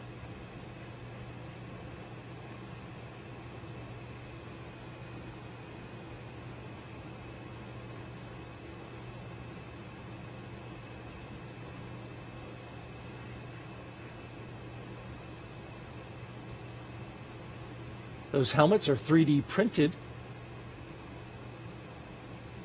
and customized. All right, let's check back in with our team at SpaceX headquarters in Hawthorne, California. Send it over to Jesse and Dan. Thanks, Daryl. It's really exciting to see the crew starting to ingress the Dragon vehicle and get ready for their journey to the International Space Station. Just a quick clarification, their journey will be about 16 hours long once they lift off this morning. Yeah, that's right about in the middle of what we've seen for most of these missions. They can be as short as 8 if we end up getting basically a phasing angle that works really, really well. They can be as long as 2 days. So about 16 hours will be nice. But right now they're ingressing the capsule, as Daryl said. We've got Jessica Watkins still out here in the White Room. White Room is kind of their last stop on planet Earth. It's, as we said, it's the end of the access arm. There's a seal that extends from the White Room around the capsule just to help keep the Dragon interior as clean of an environment as possible, keep out all the moisture, the humidity from that Florida weather. And so each of the crew members, they're doing the signing They're also getting what's known as a FOD check, a foreign object debris check, just making sure that they're not bringing any dust, debris, particles, things like that in that could interfere with the umbilicals or any of the different systems, because anything that goes in that capsule is going to space for the next 6 months. Yeah, really exciting to see Jessica Watkins and Samantha Cristoforetti signing their names. And they do have this in the procedure to have the Sharpie ready for them so that they can do this signing before they ingress the Dragon vehicle. Looks like now they both have signed their signatures, and next steps is to start ingressing the Dragon capsule. Yep, we've got Chell and Bob in already, and when we get a look in through the hatch, the seats are numbered 1 through 4, so when you're looking in from the hatch, it goes from right to left. So that seat all the way on the right will be seat 1, and that's where Samantha Cristoforetti is bound. Just to the left of that is seat number 2. That's the commander's seat, and Chell Lindgren already seated there. Next to that, the pilot's seat, seat number 3, where Bob Hines is going to be riding uphill, and then Jessica Watkins will be in seat 4 all the way on the left. And these seats have a connection point to the suits. They've got an umbilical, basically a hose almost, that plugs into the leg of the suits, and that provides a couple of really critical functions for the suit. It gives them a hardline connection to communications through the Dragon spacecraft. It also provides the capability to flow just conditioned cabin air to help them stay cool. Performing a similar function to that blue box we saw them carrying earlier. But then one of the really critical ones that all of the different umbilical points can provide is pressurized nitrox, and that's to, if these suits need to be pressurized for any reason, we can flow that in. If they're in a depressurized cabin, if there's issue with the atmosphere or anything like that, that suit can provide a pressurized, safe environment for the crew members. You can see on your right-hand screen that all 4 of the crew members are now sitting in their seats. You can see the suit techs there helping them get strapped in or harnessed into each of their seats, and their umbilicals attached to their suits. And every part of this process is very precise. You did see as the crew ingress through the hatchway, the suit techs even put their hand over their helmet. That's a part of the procedure, again, to make sure that they don't damage anything as they enter the vehicle. Same with as they're putting together their harnessing. Again, every step of this process is very precise, and we might be able to see it in a minute here, but they do have some tablets and some pads with them where the crew can follow along with every procedure, every step of the way. And we were just looking at Chell Lindgren. He's seen this entire process from up close before. We saw Zena Cardman. She's the ASP, the astronaut support personnel for this one. Chell did it back on Crew 1 and got some internet notoriety as he was the SpaceX ninja that had 2 umbrellas as it was a rainy day. So getting a little fame from that one. But so he did that for the Crew 1. So this is not his first trip down this walkway, but this time he's going to be strapping in and heading uphill. So they're getting strapped in. They've got a 5-point harness that's going to be secured throughout the entire ascent portion. They're going to be in their suits until they're on orbit. They're going to wear these suits for all of the different, what we call dynamic phases of flight. So that's where the vehicle's actively making maneuvers. And so that's obviously going to be launch and ascent. They'll put their suits back on when we get into the docking with this, with the International Space Station. Same in reverse. They'll wear them for undocking. And then they'll wear them at the very end of the mission when we get to the deorbit, re-entry, and splashdown.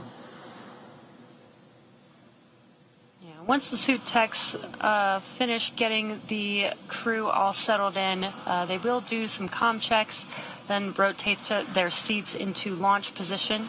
Right now the seats are rotated down so that they are much more accessible, but once they rotate upwards, they'll be able to access those display panels that you can kind of see right above the pilot and commander seat there.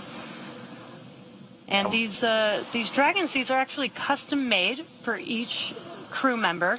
They kind of go hand in hand with their custom suits, and the suits are basically an extension of the Dragon vehicle. So pretty cool. They get their own custom-made seats, custom-made suit, which is almost like their own personal AC system.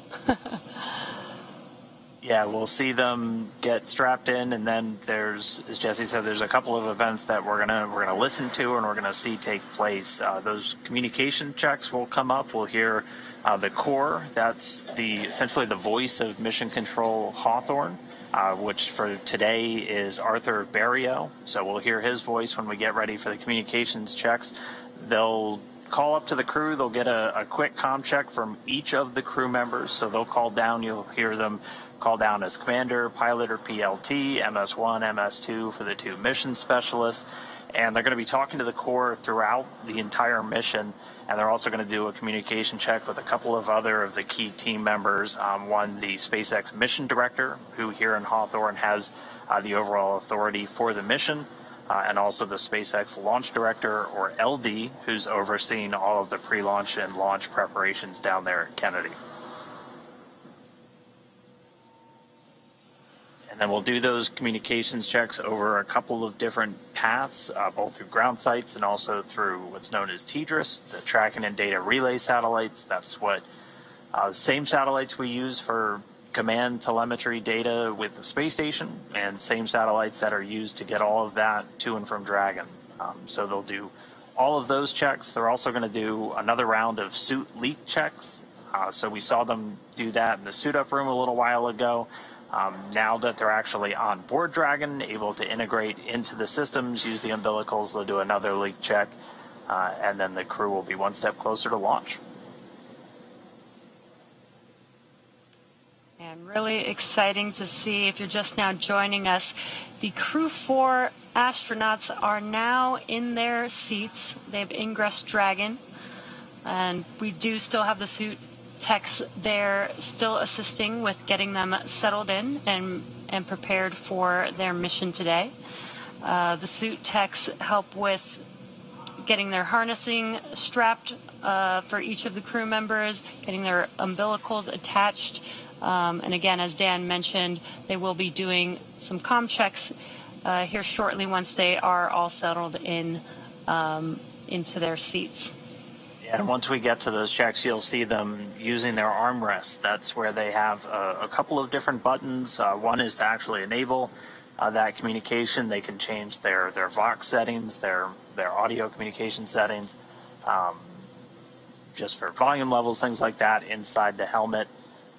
They're in a rotated position right now just for ingress, but after we get through a couple of more steps, we'll get to seat rotation. So we'll see their feet swing up a little bit. They rotate the seats by a little less than 30 degrees to put them in the launch position. And this is to orient them just for the best position for managing the G loads on the way uphill.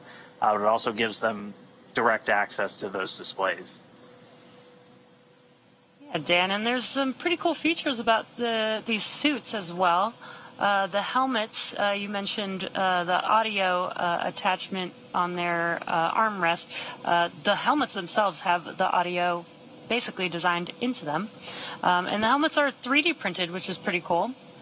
The suits are flame resistant, and the gloves, as Dan mentioned, they will be using that display, those display screens above the pilot and commander seat.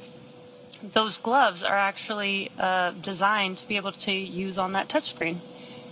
And that touchscreen's where Kjell Linger and Bob Hines have basically all of their direct insight into Dragon's systems. They can dig down into all of the different subsystems, and the alerts or alarms will show up there. And that's also the means of manual piloting for Dragon. There's no control sticks, there's no flight sticks, anything like that. It's all done via touchscreen. In fact, SpaceX had a really cool interactive where you could do it on the web when we did Demo 2 about 2 years ago.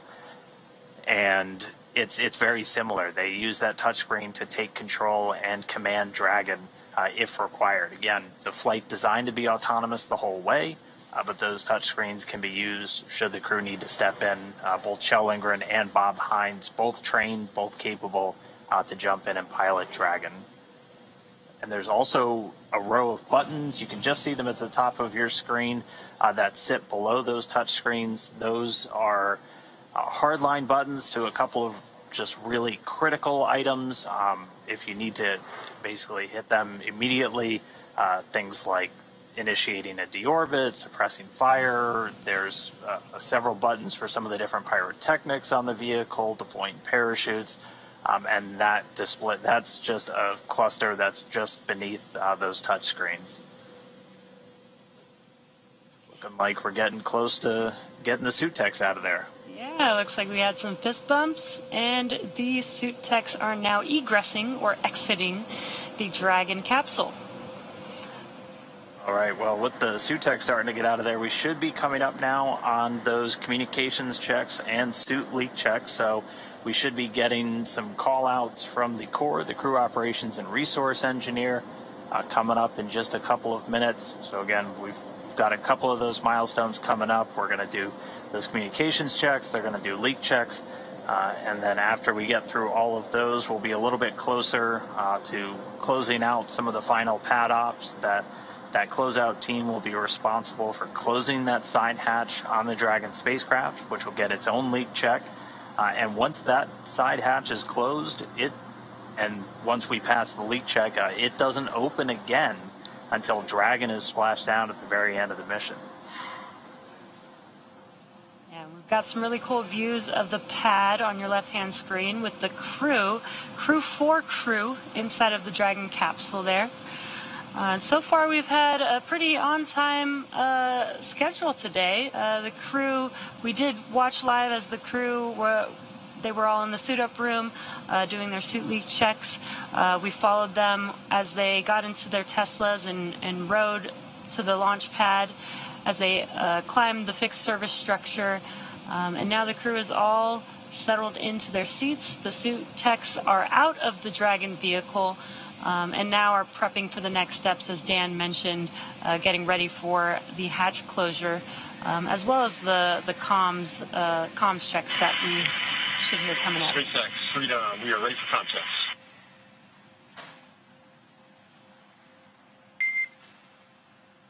SpaceX copies Freedom. Stand by for umbilical comm checks.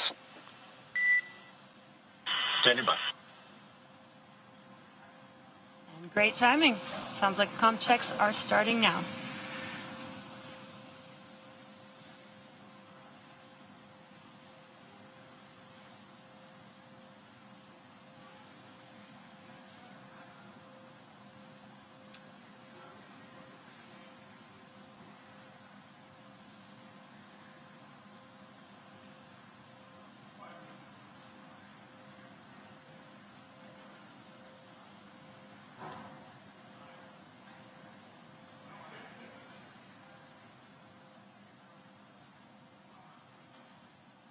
We're just standing by for those communications checks to pick up. That's the core, the crew operations and resource engineer, Arthur Barrio.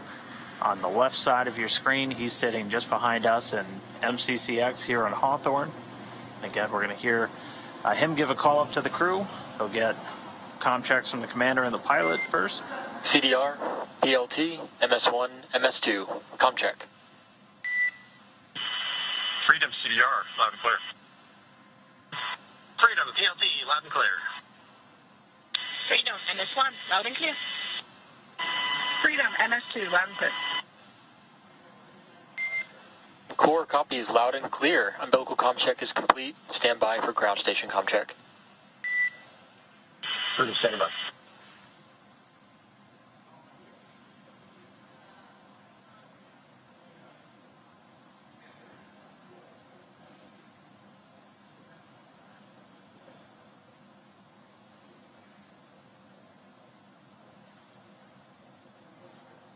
So we're through the first, the umbilical check. Now they're going to check through ground stations. SpaceX operates a suite of ground stations across the planet to get data, telemetry, and voice to and from Dragon is an additional path and along with the primary one, those TDRS tracking and data relay satellites. Freedom, SpaceX, com check. SpaceX, Freedom has you loud and clear.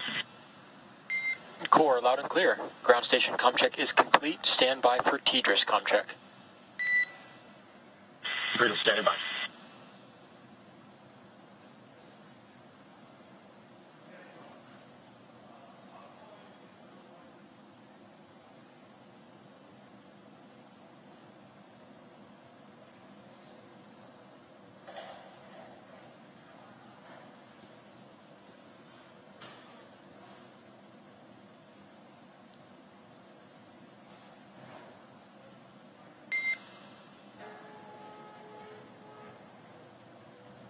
Freedom, SpaceX com check.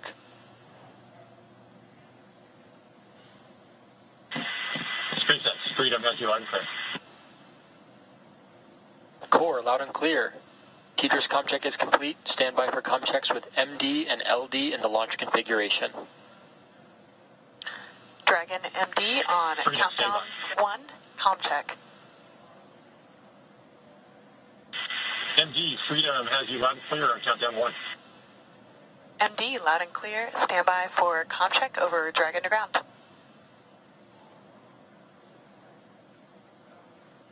Freedom MD on Dragon to ground, com check. MD, Freedom has you loud and clear over Dragon to ground. Good to hear your voice this morning, Anna. Good to hear yours as well. MD, loud and clear. Stand by for com checks with LD. Freedom, LD on countdown 1, com check. LD, Freedom has you loud and clear on countdown 1. Good morning, sir. Orange Shell, LD, loud and clear. Stand by for com check over Dragon to ground. Freedom, LD on Dragon to ground, com check.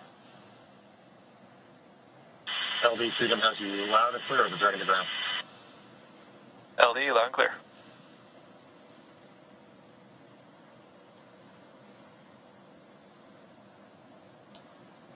Freedom, SpaceX.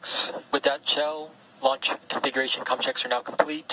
Please report when ready for seat rotation per section 2 of 4.100. Freedom copies. Woke up.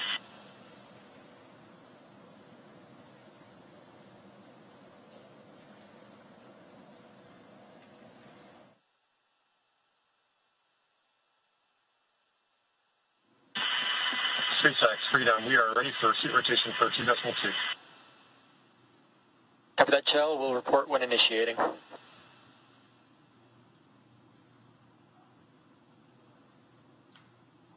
So we're just hearing that the comms checks have been completed successfully, and we're about to get into seat rotation here in a couple of minutes. Really no issues in work as the countdown continues smoothly. We heard updates from the team that things are on schedule several times, which is always a good thing for liftoff. The Dragon launch ops team has completed their major activities to prepare the spacecraft for the astronauts. The Falcon 9 team is also located Dragon, in SpaceX firing initiating room seat rotation. 4 in the Launch Control Center at Kennedy Space Center. And you just heard the call out that we are beginning seat rotation. And if we get this, if we keep this camera view, you should see the astronauts start to tilt back and be in their launch configuration. And there it goes. Some waves to the suit technicians as they continue to rotate up. Now this does a couple of things. This gets them first and foremost ready for when we do ignite the Merlin engines on the first stage for ascent, but it also gives the pilot and the commander access and better visibility to the LCD screens that you see in front of them.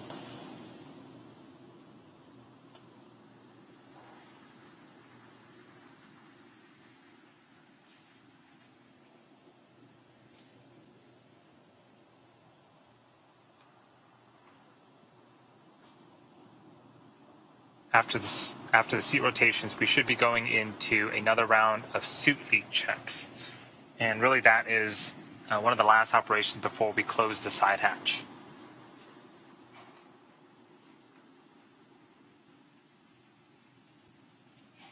Freedom, SpaceX, seats are in the launch position. Freedom copies, concurs. So there was a confirmation that we did successfully rotate the seats. Just a quick update on range and weather. Both are really looking good.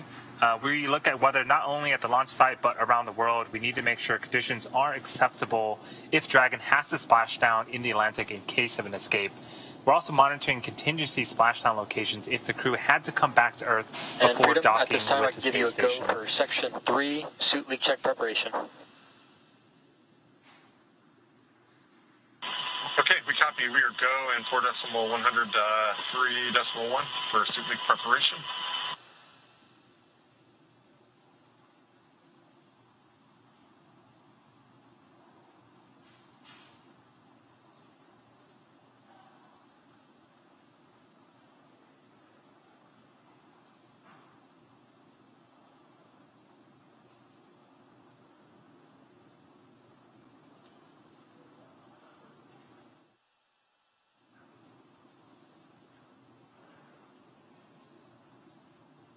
So the teams are getting ready to start those leak checks on the spacesuits.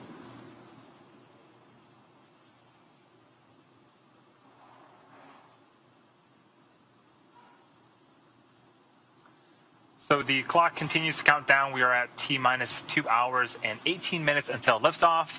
But as this continues to count down, we're going to check in with Chelsea at Johnson Space Center in Houston, Texas.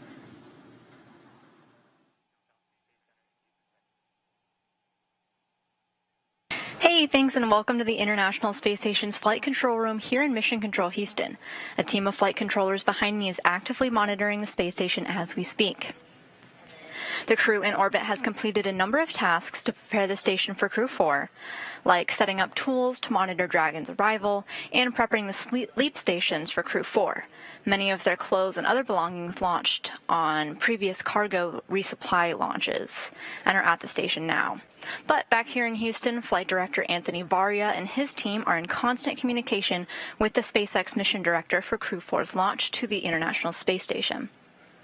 Once we get to integrated operations, the NASA flight director will be conducting a series of go, no-go polls at the predetermined checkpoints for Dragon's approach. But for now, we'll continue following along from right here in Mission Control Houston, so I'll send it back down to the team in Kennedy. Over to you, Daryl. All right, thank you very much, Chelsea. And if you're just joining us, it is T-minus 2 hours and 17 minutes and counting until SpaceX's fourth I can operational now give you a go for Section 4, suit leak check. Suit leak check beginning as we get the call-out audio Copy. from... We are go for Section 4. Inward. And those are the astronauts, the Crew-4 astronauts communicating with the core there. We are ready for another beautiful crew launch. Got Megan MacArthur here, the pilot from Crew-2 and a space shuttle astronaut. We're so grateful that you're here sharing your insight and your stories. Thanks. It's really fun to be here and watch them go through all of these activities step by step, and excited to see everything that comes up. Brings back memories, doesn't it? It sure when you were does, sitting yeah. in that seat? Yeah. Remember you were playing a game. We were playing a game, yes. There is a fair amount of time where nothing specific is happening, and so, of course, you're taking your job seriously. You do review some things that might happen and how you would respond, but you also just have some time to kill. So we did have some games that Thomas Pesquet was in charge of keeping us entertained during that downtime. Thomas was great for that. He was. He was like our cruise director. Right. Brought a lot of levity. And as you look live inside the Freedom capsule there, closest to us is Kjell Lindgren. And right next to his right is Bob Hines, has his arms up on the display screen. The seats have been articulated up into launch position, and it looks like they're on their back from the orientation of the shot there. And is that pretty accurate? That is accurate. So when they first climb in, the seats are in a lowered position that it's a little bit easier to ingress, but it is difficult from that other position to see and interact with the screens. And so with the seats raised like that, they are tilted a little bit more onto their backs, and they're raised so that they're just able to look directly across at those touch screens to monitor their position and their data. All right, as we watch the astronauts go through their final checks and look at the display screens, let's take a minute to learn more about what Crew-4 astronauts will be doing after they arrive on station.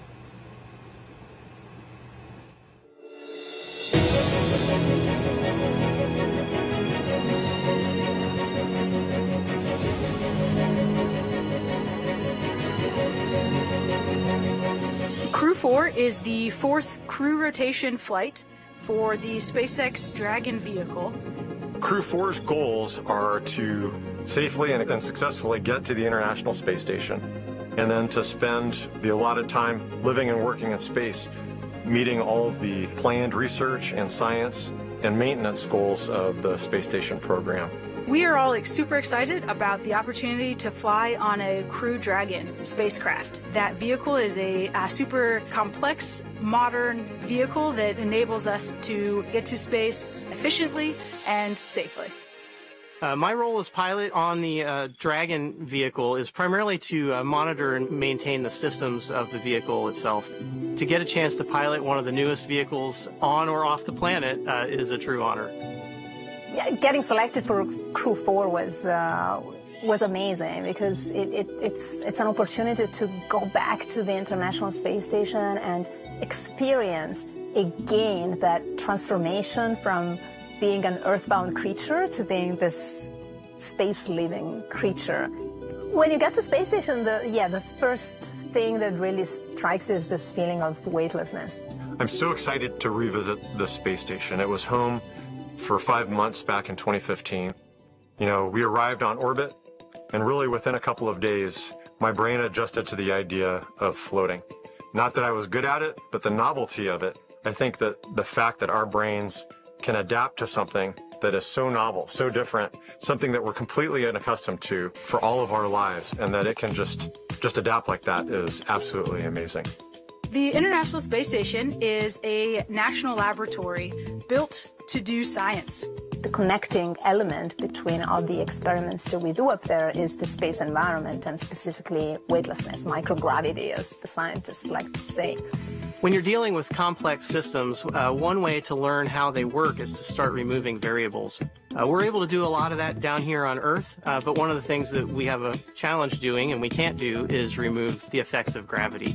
And so by taking things to the International Space Station, we can remove that and we can see how these complex systems work, how things grow, how they develop. We do so much research up there that not only helps technologies and development down here on Earth, but it is also aiding NASA's pivot back into deep space exploration. The work that we do every day helps us to better understand how the human body changes in weightlessness, and to understand how to do the operations like spacewalks and robotic arm activities that are necessary for us to be successful in lunar orbit, on the lunar surface, and on our way to Mars. We get this awesome opportunity to be representatives of humanity, of all of you, and we don't take that lightly. We're super honored to have that responsibility and are excited about sharing the journey with all of you.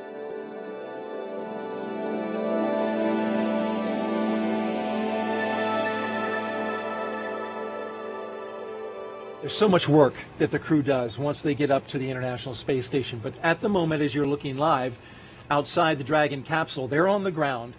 How long, Megan, does it take for the astronauts once you get there? They got to launch, they got to fly, they got to rendezvous and get into the space station. Are you ready to go, or does it take some time before you can start doing all that important research?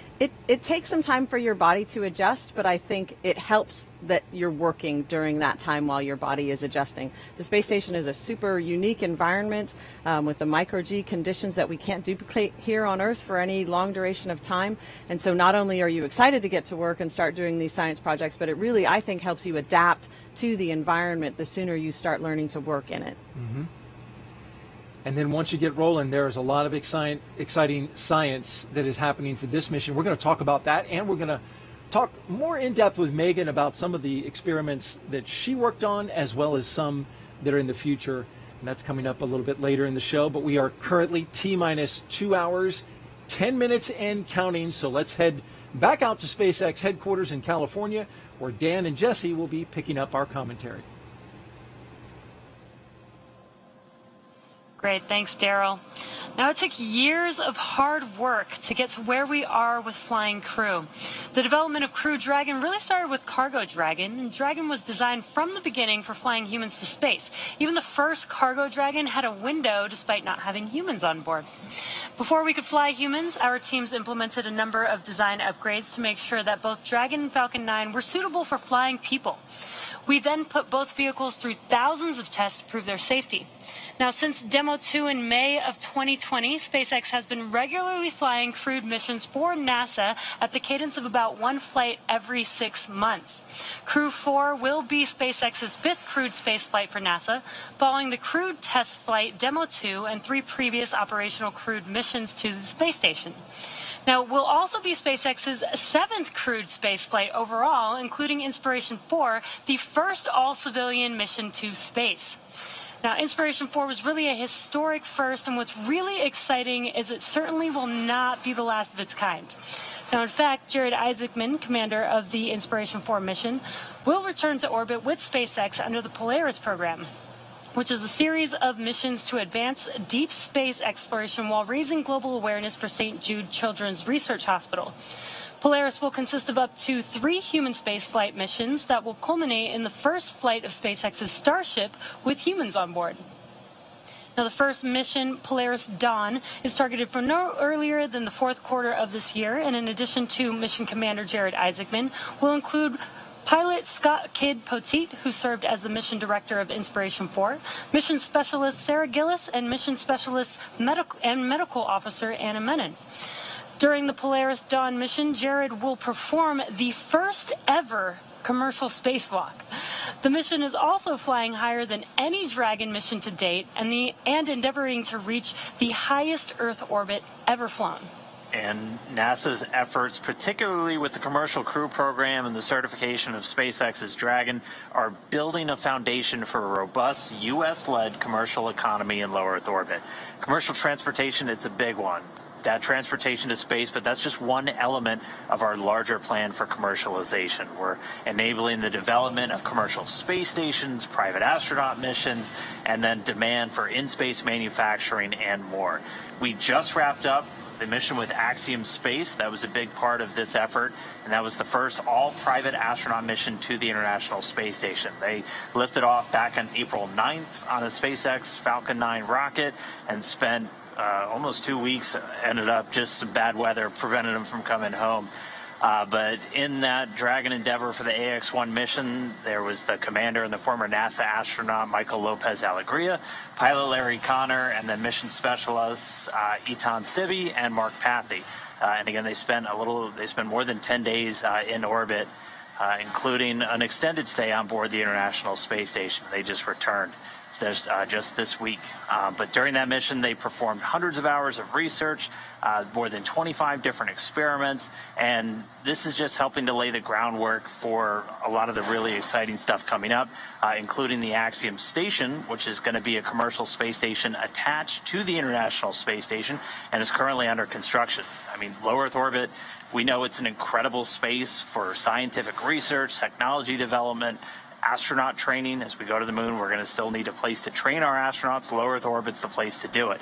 And its value has been proven through thousands of experiments, decades of international and commercial cooperation on board the station. So just a lot more to come. We're just at the dawn of this commercialization of low Earth orbit. So just can't wait to see even more. But let's get back into the ops. We saw good suit leak checks. We're getting ready for the hatch close. So let's send it back over to Daryl at KSC along with Megan. Daryl? All right, thank you very much, Dan. As we await side hatch closure, you can see the teams working there.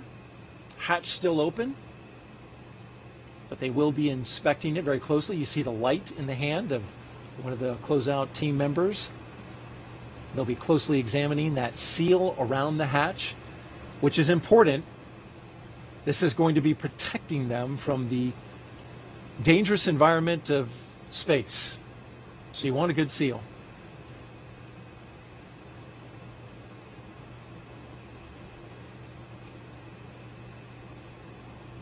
And as we await for them to continue their work, let's reintroduce you now to the Crew Dragon commander. His name is Kjell Lindgren.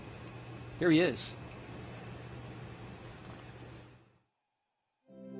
My name is Kjell Lindgren, and I'm the commander for NASA's SpaceX Crew-4 mission to the International Space Station. I've wanted to be an astronaut for as long as I can remember. I think I was inspired by the very first space shuttle launch in April of 1981. And that, I think, is really when this dream was just burned into my consciousness. It was an absolute honor to get selected for the Crew-4 mission. And on top of that, to have the opportunity to command. Getting to fly with this amazing crew, with Farmer and Samantha and Waddy, they are incredible astronauts, and I feel very grateful to be on a team with them.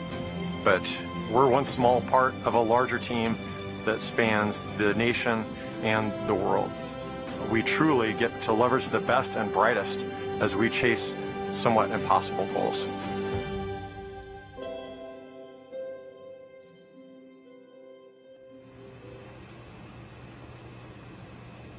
There you see the closeout team going through their last procedures there to shut the side hatch.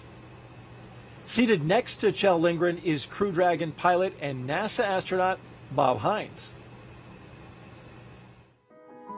I truly believe that we all have in us an innate desire to go explore and see new things. We have a very unique position in our solar system, in our galaxy, to be able to look out there and to step out and continue to explore. My name is Bob Hines. I'm the pilot for NASA's SpaceX Crew-4 mission to the International Space Station. When I was a kid, I 100% wanted to be a pilot. Being able to fly and see the Earth from a new perspective has really been just a real driver for me, and getting hired as an astronaut has been the ultimate call. When I got the phone call offering me the position of the pilot on the Crew-4 mission, I just couldn't believe it. I can't wait to pilot this vehicle. It is an incredible honor. It is something that I never in my wildest dreams thought would be a possibility. On launch day, I am 100% most looking forward to the kick in the pants when those rocket motors light and we are heading off the launch pad.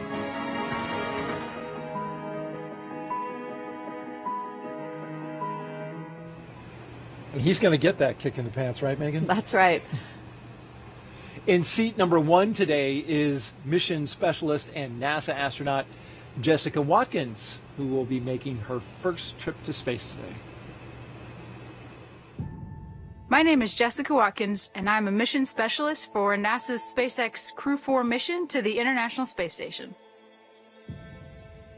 The opportunity to be the first Black woman on an International Space Station long-duration crew is exciting. It certainly is important to me and impactful to me to be able to be a part of the legacy that so many before me have paved the way to enable me to be here now. As much as I can be a small part of that legacy, I'm honored to have the opportunity. Being selected to be a part of this Crew-4 mission is truly an honor. We get this awesome opportunity to be representatives of humanity, and we don't take that lightly. We're super honored to have that responsibility and are excited about sharing the journey with all of you.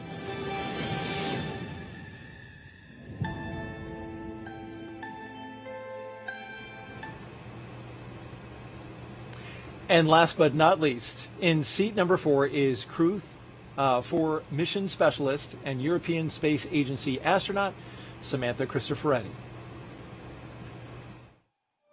I got the call to become an astronaut one evening. I had this feeling that the whole universe just stopped, turned around and smiled at me. My name is Samantha Cristoforetti, and I'm a mission specialist on the NASA SpaceX Crew-4 mission to the International Space Station. I started dreaming about becoming an astronaut pretty early on. I was still in elementary school, and the astronaut job is really very much about this broad spectrum of things that you have to master rather than being a specialist that has mastered one thing. In 2014, I had the opportunity of flying to space for the first time, and I spent 200 days on the International Space Station. Getting selected for Crew-4 was amazing because it's an opportunity to experience again being part of that very, very special life up there in this outpost of humanity in space.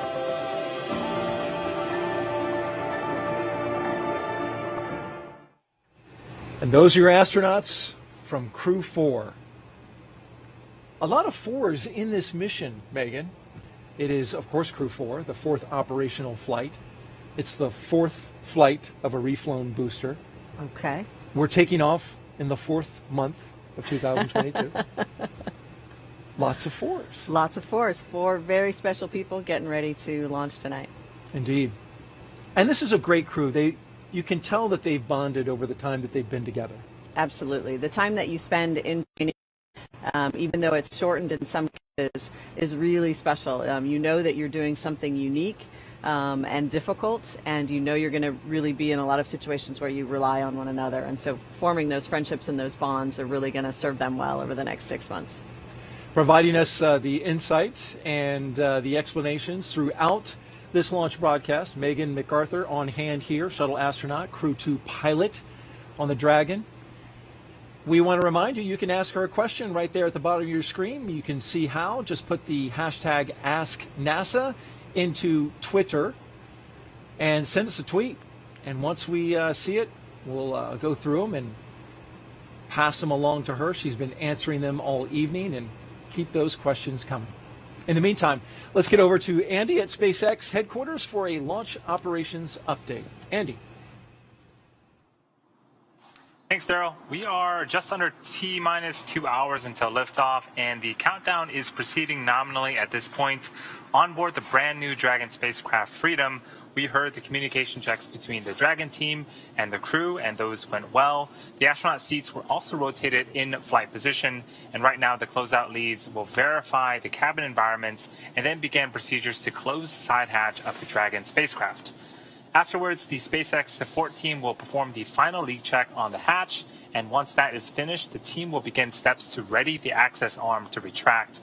Then the closeout team will leave the pad at T-minus 1 hour, leaving just the astronauts on the pad. As for the Falcon 9 team, they are on console in firing room 4.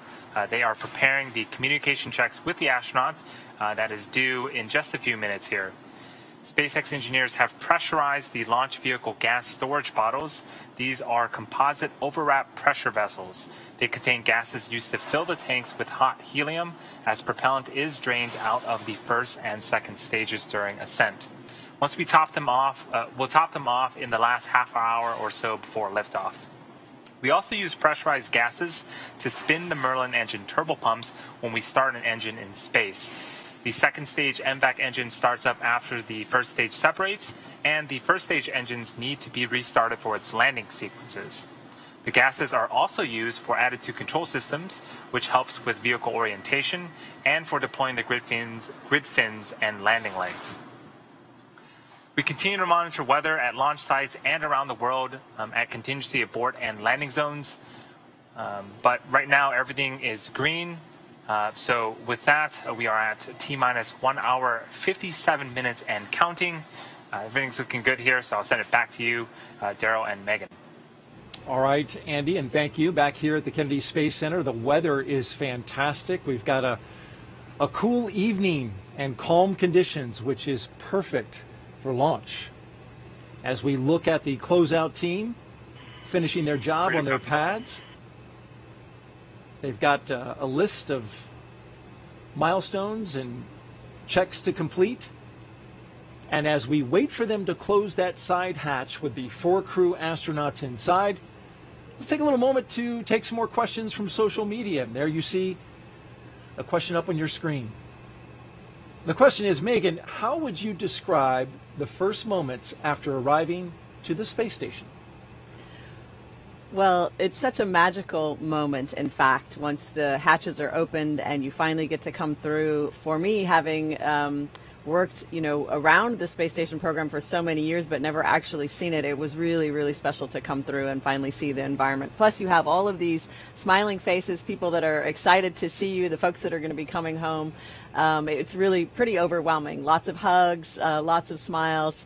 And it just, you know that you finally reached this goal that you've worked so hard to attain. And you're seeing astronauts that you used to train with, that you know well. It's like coming over to their house. Absolutely. Yeah, it's space. kind of like your long lost friends. I think I teared up a little bit when I saw my friend Shannon, big hug, and you kind of get, you pass around, everybody hugs everybody, and you're still learning to move in that environment too. So you notice the people who have just arrived because they go to hug and then their whole body, sort of swings by the person that's more stable and stationary. So it's a pretty fun rodeo to watch those first few moments. Slinging people around on the International Space Station. That's right. There's a lot of joy. That's great. Great question. Thank you very much for that one. And Go for Space Launch asks, How long will the Crew-4 and Crew-3 astronauts be on the space station together? Well, that's a great question. So this is what we call a direct handover, meaning that the Crew-4 astronauts will arrive and spend several days with the Crew-3 astronauts before we check the weather and make sure it's okay for the Crew-3 astronauts to come home. So typically that's designed to be about 4 or 5 days, but it will, of course, depend on the weather conditions. They're going to be looking for good weather to bring home the Crew-3 astronauts safely. Now, you didn't get to hand over with the crew that followed you. With Crew-3, no, we did not. But there's a reason you pass along a lot of knowledge and experience, Yes.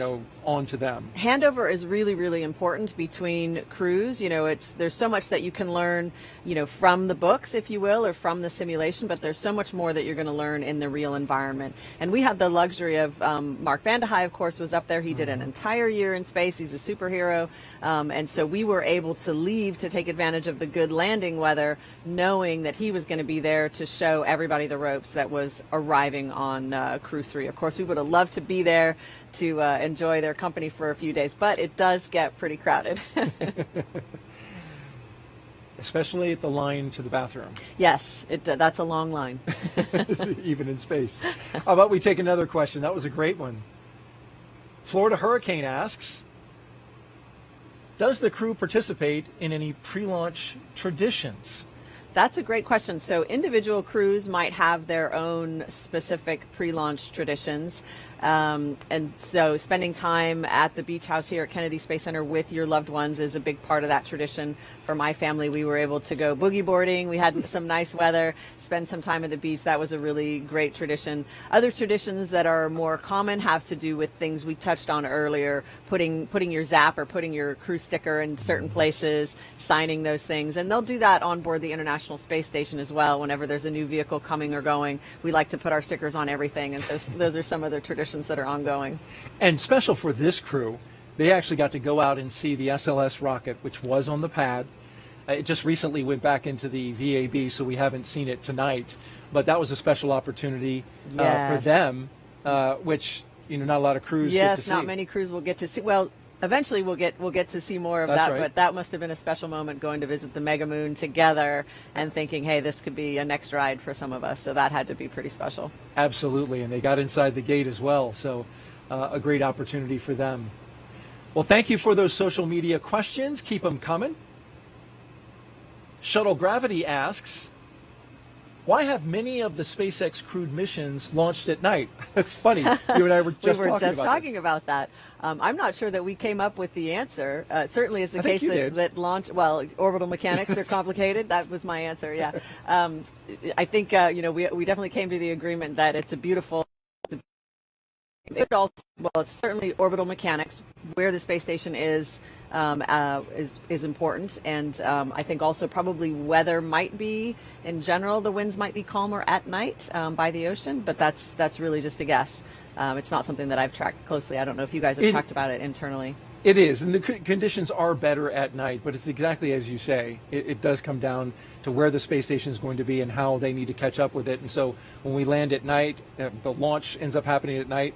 It's just the way it is, and that's why we're spending our entire overnight getting ready for this launch. Which it's interesting that they noticed that, because Demo 2 and Crew 1, Crew 1 I'm a little fuzzy on, but I think those were daytime. But Crew 2, Crew 3, Crew 4, all overnight. All overnight, that's right. But you notice that the Axiom 1 mission, which was just about 2 weeks ago, that was during the day. So it really just depends. What I remember from shuttle days is that as the launch gets later, the time gets earlier by about 23 minutes or something like that, day by day. Right. So you used to be able to do that launch math pretty quickly. If you knew the mission had slipped a week, it was going to be so much earlier. So it really does have to do with where is the space station relative to the launch site, and you got to launch right when they're directly overhead, and that's how we do it. And it's an instantaneous window when it is overhead. And are we going to take another question? Let's do it. We have reached an important milestone, as you can see on your screen, though, as we are watching outside the spacecraft, the Crew Dragon, Freedom. The closeout crew there in the white room appears to have the hatch shut, and now they're checking for leaks. And while they do that, let's take this this last question.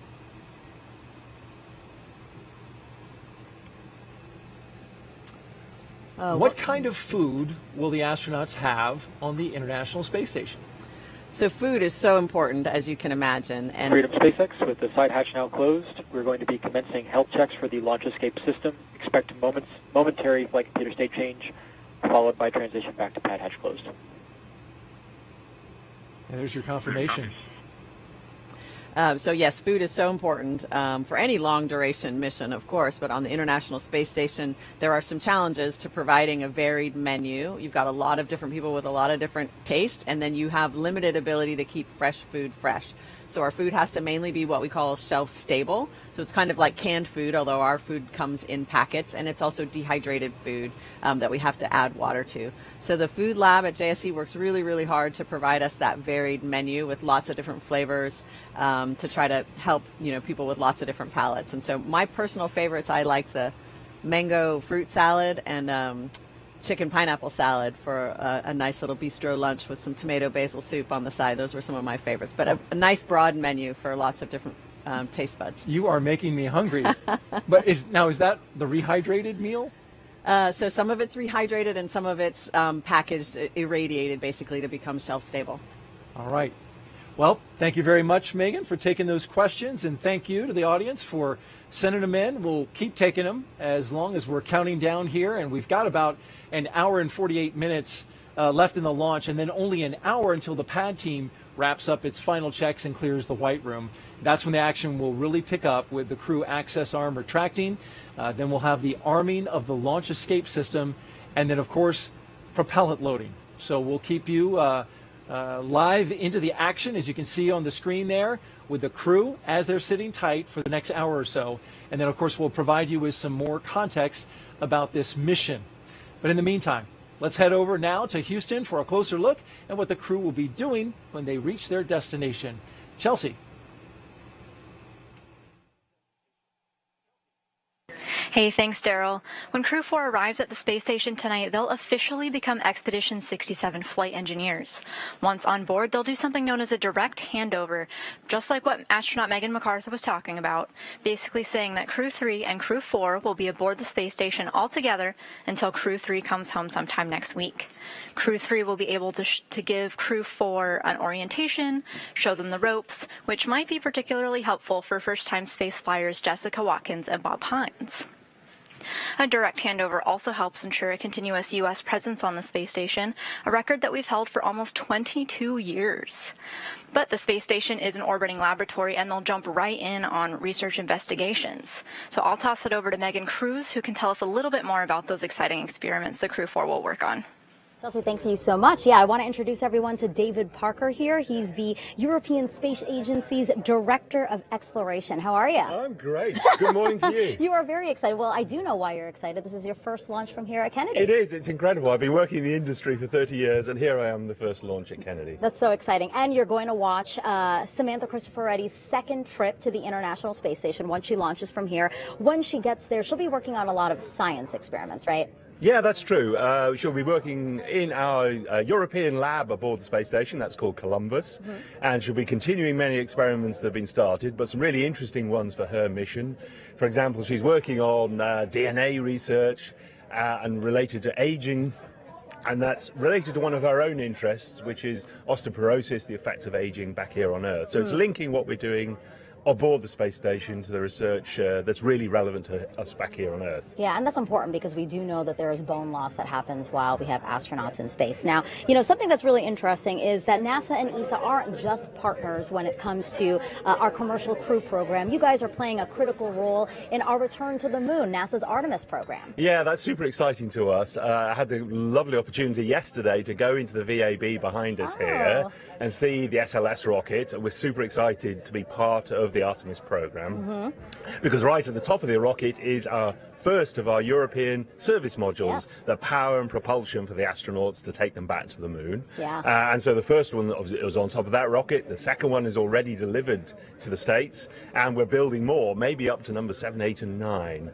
And of course, the question is where the astronauts going to fly to. Well, the first place will be the Lunar Gateway, our permanent outpost around the moon, 1,000 times further out in deep space than the space station. And so ESA is building 2 out of the 3 habitation modules. And what's really cool is one of them will have the windows that allow the astronauts to look down onto the moon exactly the way the astronauts on the space station look down from the cupola. Yeah, that's why international partnerships are so important. So we're so grateful to have you as part of that Artemis program. And then I wanted to know, what does ESA hope to accomplish by returning to the moon?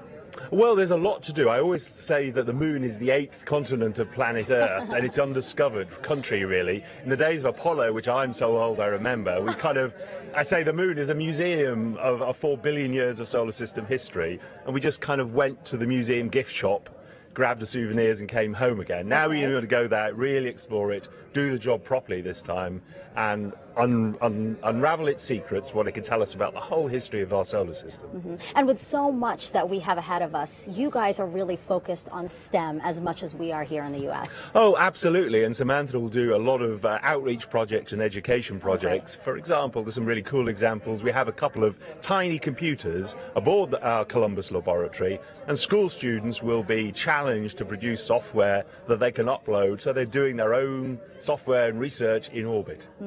I really can't get over the fact that this is your first launch from here at Kennedy. I need to be right next to you when you watch this launch, because I think you're going to go nuts. As much as an English person ever goes nuts, yes. Well, perfect, David. Thank you so much for being here. And yes, I do hope you enjoyed today's launch. Thank you so much. Guys, back to you. All right. Thank you, Megan, and looking forward to his reaction. He's going to stay composed, so he says. That's what he says. So we just heard about the science from the European perspective, and now here's a closer look at some of the life-changing science that astronauts are performing aboard the International Space Station right now. The International Space Station is a state-of-the-art microgravity laboratory that is unlocking discoveries not possible on Earth and helping us push farther into deep space. Every single day, we are answering big questions about Earth and about space, about where we came from and about where we're going. But the other thing that we're doing is we're learning more questions to ask. Microgravity turns almost everything we know upside down. Liquids behave completely differently. Fire burns in new ways. Biological systems reveal surprises. There's a few things that have made me gasp out loud up on board space station. Watching heart cells actually beat has been a pretty big one. We're studying ways to grow food in microgravity. I got to tell you, these are pretty amazing.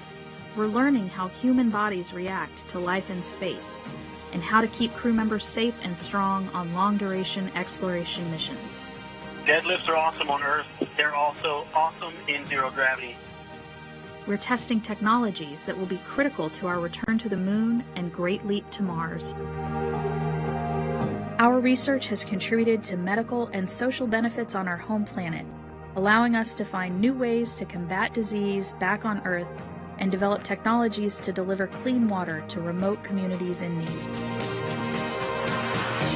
The spectacular vantage point of more than 200 miles above our planet supports our monitoring of Earth's climate, natural disasters, and plant life. Our planet Earth is absolutely stunning. To me, it doesn't matter where we are in the world, I just see beauty in different ways. The growing new space economy, so vital to our continued progress in space, is flourishing in low Earth orbit. We're inspiring future generations from a platform that is one of the largest international collaborations of our time. We're doing science at 17,500 miles per hour. Come along for the ride.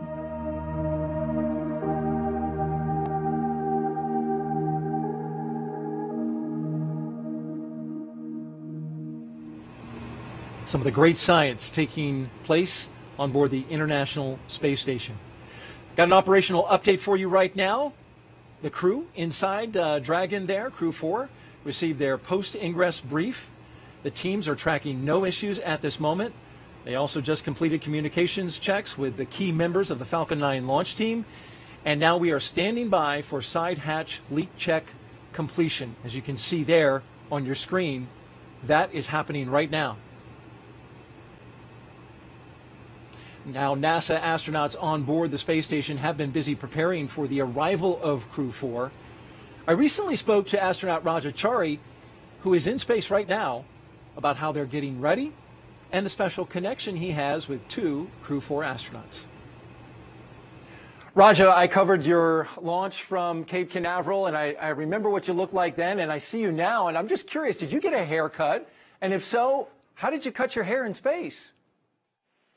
Yeah, so we've done a few haircuts. We use clippers with a vacuum hose attached to it. And so I can do about the front half of my head, basically just in the mirror, and then usually use a crewmate to do the back side of my head. Hey, I can't help but notice you've got an inflatable globe there attached to your leg, and I'm wondering what that's for. That is, in case you have any questions about the Earth, since oftentimes people are curious about whether we can watch the launch and, or see the orbital insertion. So obviously they'll be launching out of the Cape.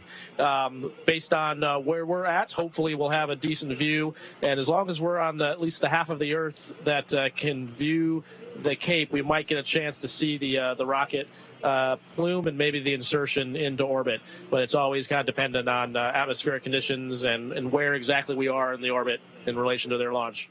We're getting ready to send Crew-4 to you. How are you getting ready for their arrival?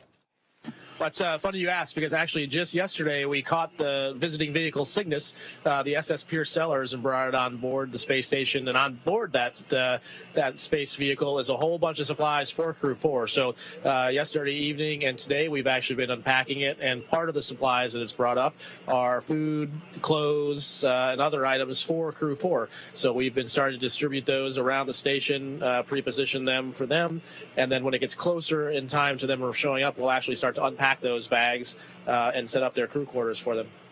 Tell me a little bit about your experience, what you remember most about your launch day when you guys launched from Cape Canaveral and went up to the space station, a little bit about 6 months ago. Yeah, I think for me, one of the things that struck me during the first stage was just sort of the really visceral feedback you get in the rocket, and how quick your senses are. The next thing is that you really feel is the jolt between the first and second stage. So as the first stage goes out, you feel yourself kind of get weightless for a few seconds of weightlessness. And then when the second stage lights, you get thrown backwards in your seat again, and then you feel that acceleration. And then the first spot of the space station, we happened to see it as the sun was rising about 40 kilometers away, and the way the sun was hitting it made it look like it was made out of gold. It was pretty cool. And so we just sat there mesmerized in the window watching our new home get closer to us. Wow, that sounds incredible, and just a beautiful sight to behold it must have been. Thanks for sharing that with us. So, what experiments that you've been working on for the past few months have really stood out and you've enjoyed working on? I'd say one of the ones I personally enjoy working on is some of the combustion experiments. And I think because just the idea of fire in space are generally things you don't want to mix. And so you have to spend a lot of time and energy when you design these experiments to contain the combustion, because you don't want, obviously, that to get out into the atmosphere here. But the rewards of that research have led to things discovering cool flames and some potential to have much lower carbon emission processes on the ground for combustion, whether it's for cars or factories. And so the promise of it is pretty amazing. Rajachari, Expedition 66, NASA astronaut, thank you so much for joining us. We really appreciate it. Yeah, thank you guys, and have fun watching the Crew-4 launch. We'll be watching from here and can't wait to welcome Chell and the crew on board. Well, thanks to Rajachari and the team at JSC for making him available. T-minus 1 hour and 35 minutes and counting as you look out at the Falcon 9 rocket with the Crew Dragon Freedom at the very top, ready to launch in a little over an hour Update on Rajachari, by the way, he has grown a very thick mustache. So when you see him again, he has taken the time, and apparently it's an Air Force thing. I think mustache March is what he called it. Yeah. Pretty sure March is over, though. Yeah, so that's true. We'll see where he's gone with that. Yeah, apparently he missed a couple weeks, and okay. so he's on catch-up. But the other thing is he talked a little bit about watching a launch from the space station, which I just think sounds really cool. I wonder, now we just got an update about the Space Launch System, our Mega Moon rocket, which now is looking in the August area for launch. Okay. Which Crew-4 would be on board for that launch. But I understand you got to be kind of lucky to see a launch from the space station. You do have to be kind of lucky. We have seen them, and you just have to be, again, kind of right place, right time, right? The trajectories have to be relative to one another correct. The lighting, of course, has to be correct. And then you kind of just have to be looking in the right direction, right? There's a little bit of element of luck involved in it as well. And then also you can see some deorbit burns of vehicles going home again. And my crewmate, Thomas Pesquet, did capture Crew 1's deorbit burn really beautifully well in some photographs in one of the very first nights that we were up there. So kudos to him, because I had not figured out how to even find a camera, much less take night photography of a moving object. But so you do have some unique viewing opportunities. They don't always work out, but the team on the ground will usually tell us what they think those will be. Hope it works out for Crew-4. Crew-3, meanwhile, set to splash down next week. Megan, it seems like yesterday that you and your fellow Crew-2 astronauts splashed down, and I want to take a look back and take you back down memory lane. Oh, yes. Remember that? Yes. You were the first astronaut out yes. of the SpaceX Dragon after splashdown, and there was your look. It was a good moment. It's a little bit painful getting out. You actually have this wonderful team who kind of just reaches in and hauls you out. There's some straps connected to your suit that they reach in and grab and haul you out, and they immediately, put you on a stretcher so they don't want you standing up or trying to walk around. Everything kind of hurts at that point. Your back hurts and everything else. I was really grateful that I felt well. I did not feel any motion sickness or anything like that. I was just really happy to see. I think I'm seeing Shannon Walker down the end of the hall there, so I'm getting a big smile from my friend. Shannon Walker, one of our guest hosts for the previous launch, Crew-3. And Rajachari and the rest of the Crew-3 team, of course, when they return from the International Space Station next week, it'll be a great moment, just like the one we just saw there with Megan MacArthur. NASA's Megan Cruz got to speak with Crew-3's mission manager as she balances the two missions and reflects on a busy couple of years here on the Florida Space Coast. This is Jessica Parsons with NASA's Commercial Crew program. Jessica, it's so great to have you here. Oh, thank you for having me. So this is where you will be on launch day inside one of the launch control centers here at Cape Canaveral Space Force Station. But you're Crew 3 mission manager. How are you involved in Crew 4? Well, that's correct. I'm the Crew 3 mission manager, but we have a group of mission managers that is assigned to each of the missions. For Crew 4, our mission manager is actually in the LCC room in Fire Room 4 with the SpaceX and the spacecraft team, but we do have many teams that support from different locations. Hangar AE here is one location where we have our launch vehicle teams and our ground systems team that are following the launch preparations for the launch vehicle and the ground systems. So we do have mission managers assigned to different locations. And as a Crew 3 mission manager, this is where I am since I'm not in the prime mission manager role. We also have a group of engineers that support from the Mission Control Center at JSC and some of the engineering teams there with them, monitoring all the activities from launch all the way to docking. Gotcha. So what is your particular role on launch day here? So launch day here, I am listening to the loops, helping the team if there is any anomalies or any issues, being aware of what those issues are and reporting them up to the team, make sure they have the latest information. So our NASA operations manager, who is a voice within the SpaceX countdown, can be aware of those and report them if there's an issue. And why is it important for you as the Crew 3 mission manager to be so intertwined with Crew 4? Well, it is important because I need Crew 4 to launch successfully for Crew 3 to return home. As you know, once Crew 4 gets into ISS, they will have a 5-day handover period with the Crew 3.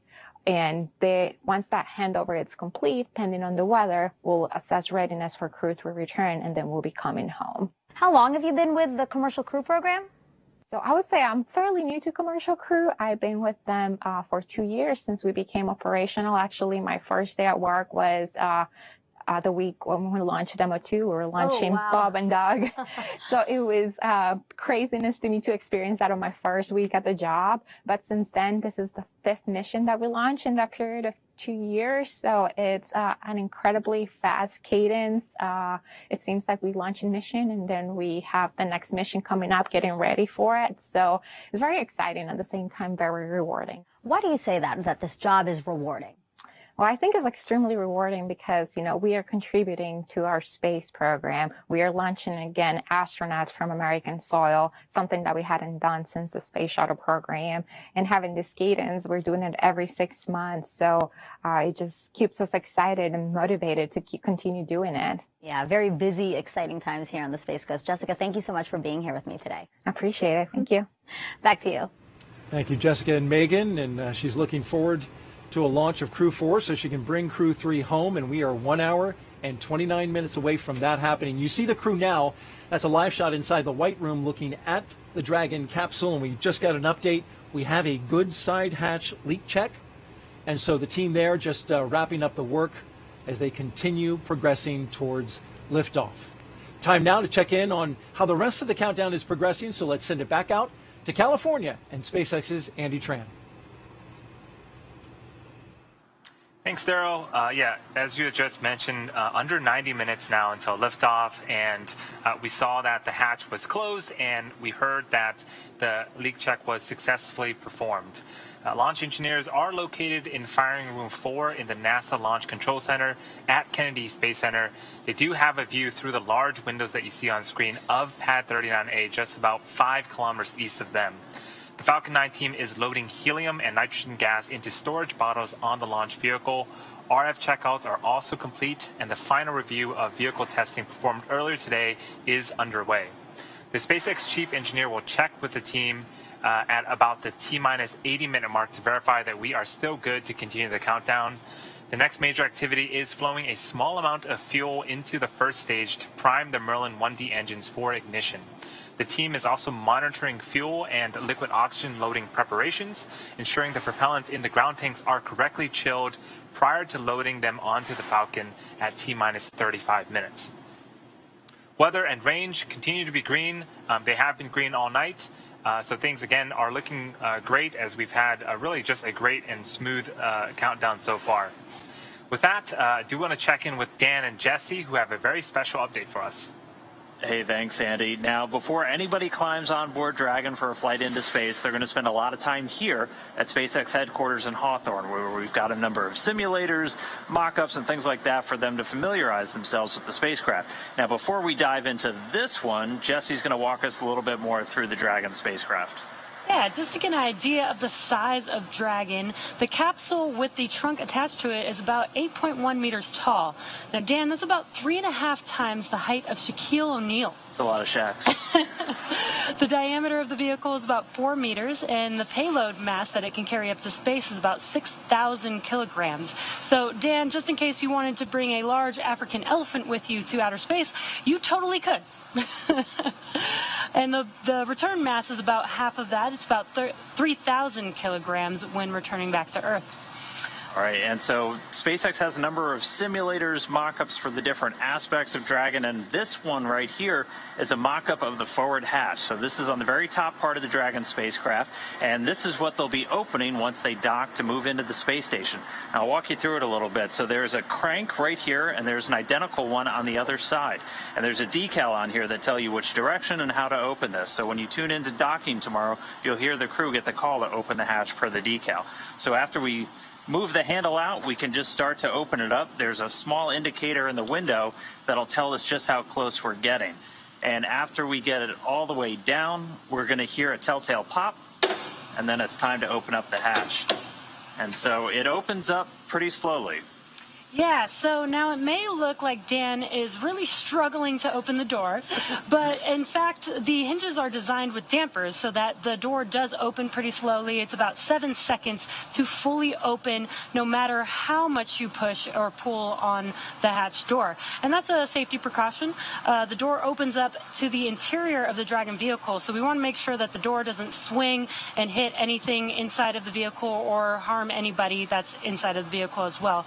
And same with closing. Again, it may look like Dan is struggling, but this is per design about 7 seconds to fully close the hatch door. And so not just practicing how to open the hatch and close it, they can also practice attaching seals and covers to the hatchway.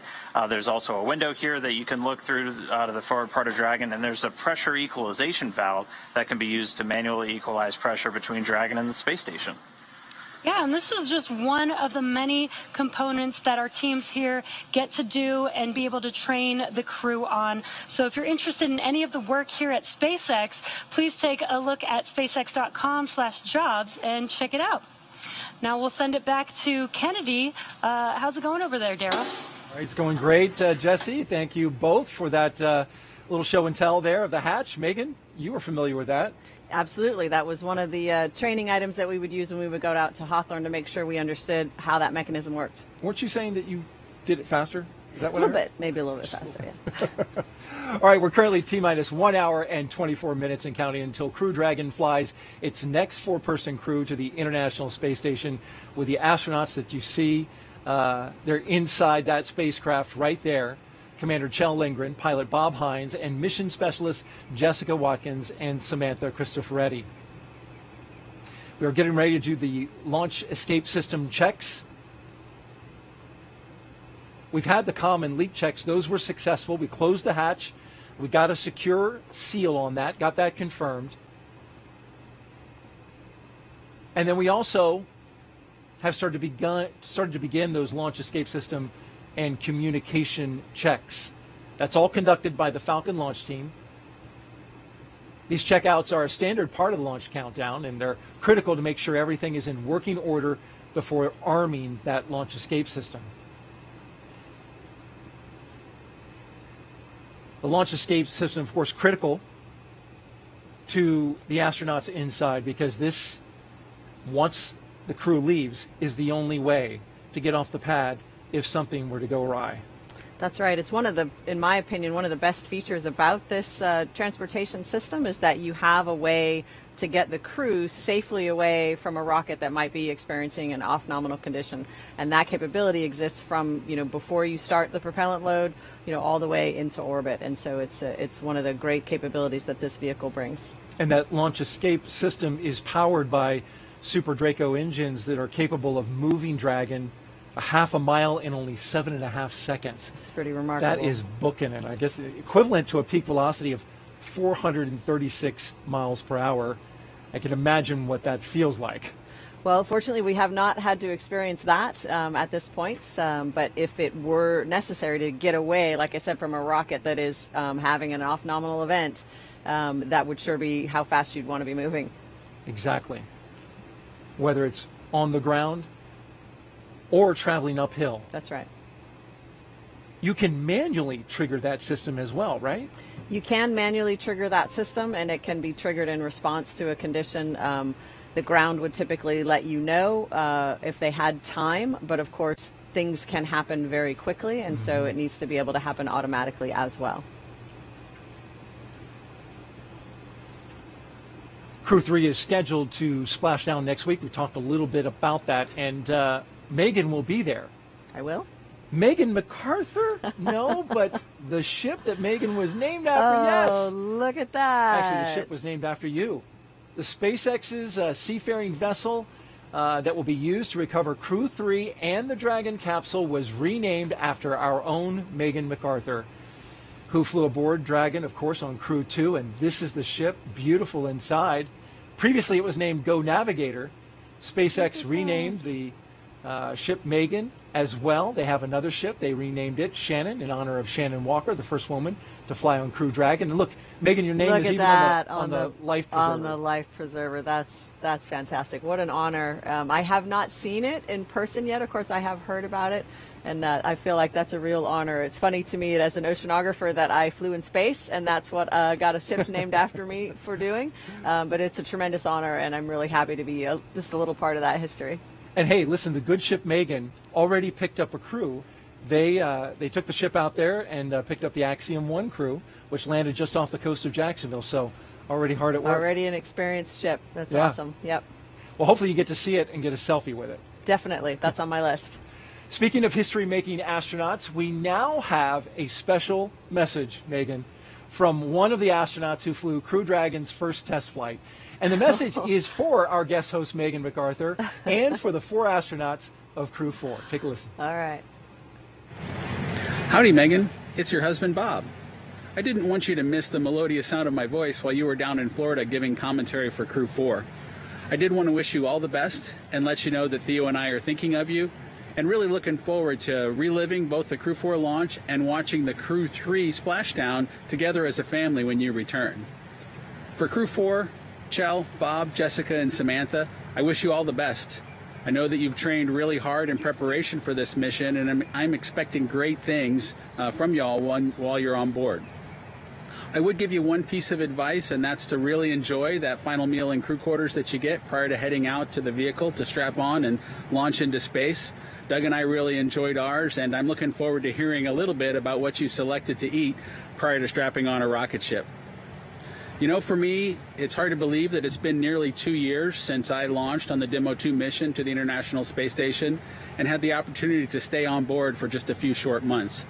It almost seems surreal, but I'm reminded every day by the great accomplishments that I see with the crews on board the International Space Station that we achieved something, that it is real, and I'm just really looking forward to seeing what you guys, Crew-4, accomplish while you're on orbit. I wish you all the best and good luck. Bye, Megan. Wow.